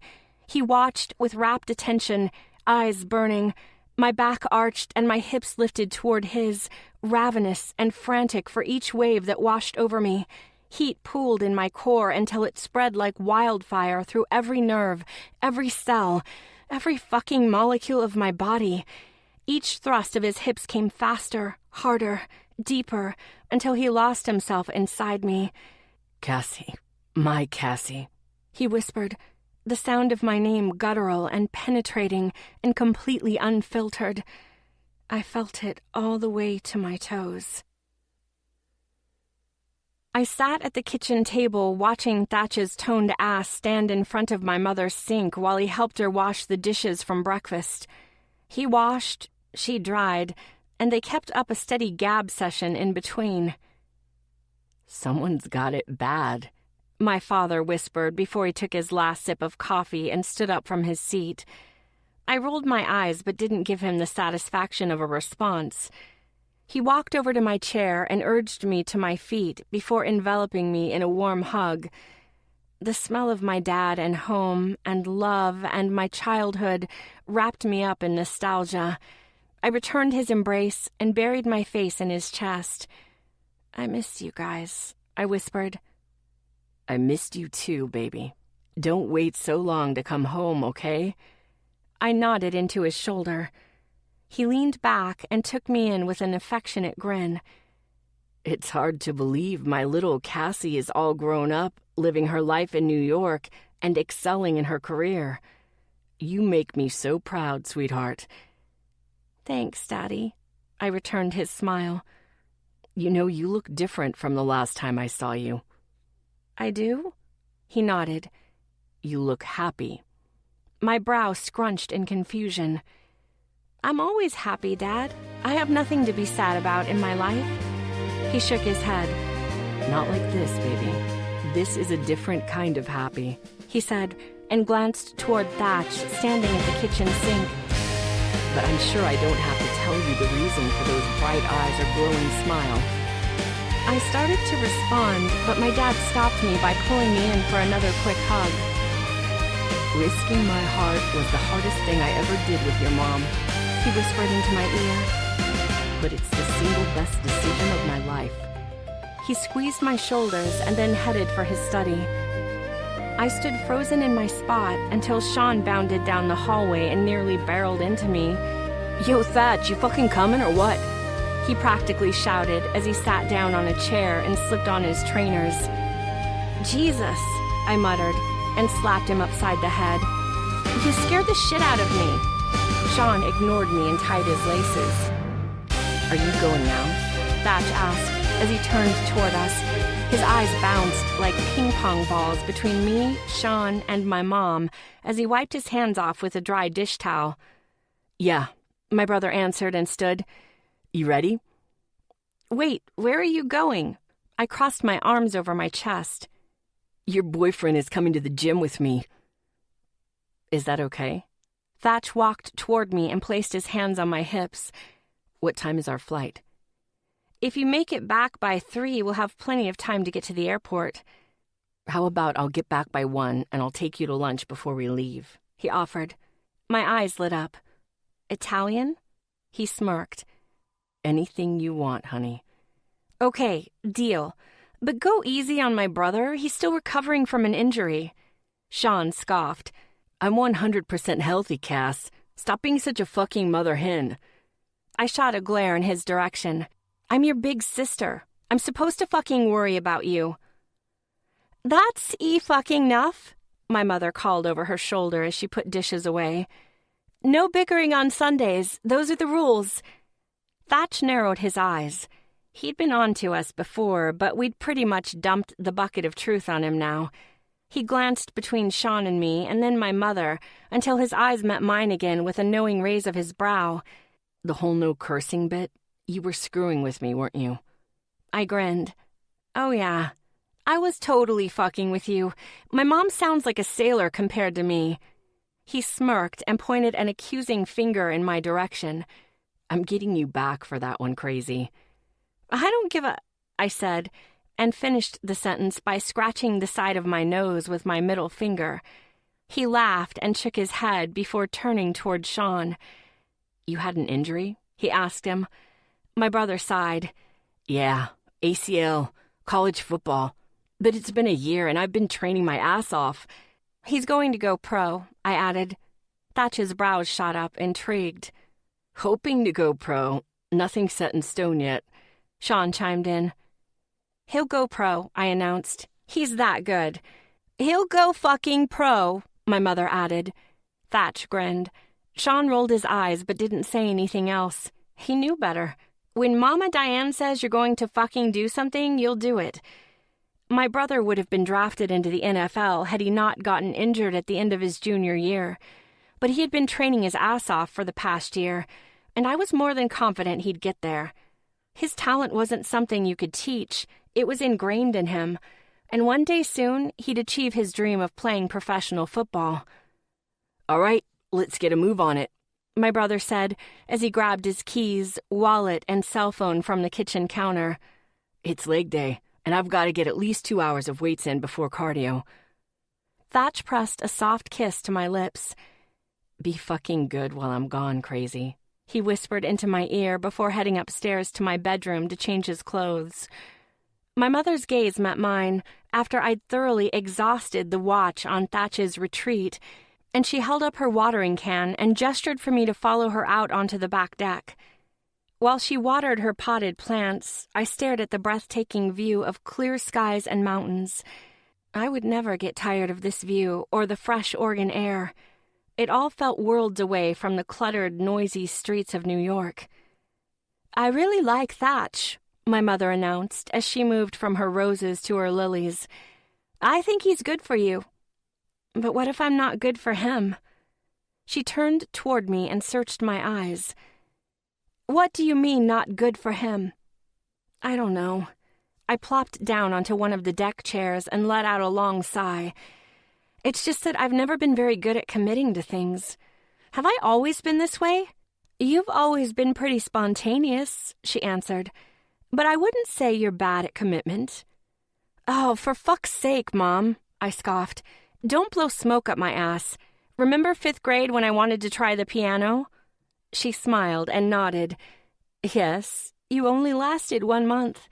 And then gymnastics, how long did I last with that? 3 weeks, she answered.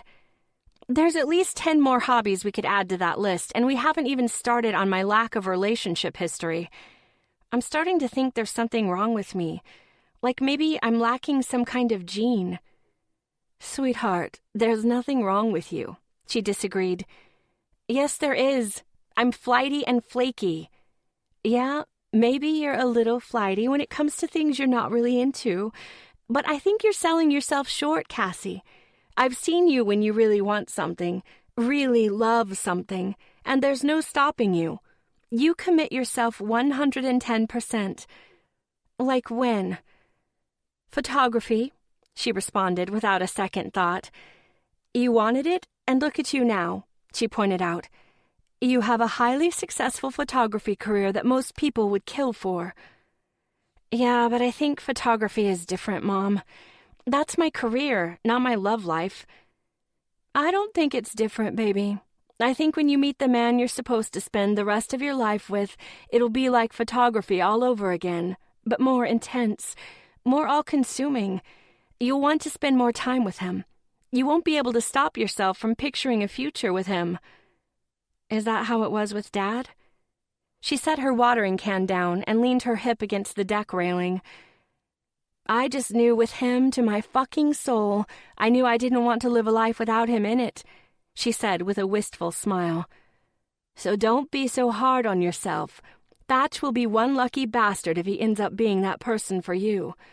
You're beautiful, kind, funny, and have one of the biggest hearts I've ever seen.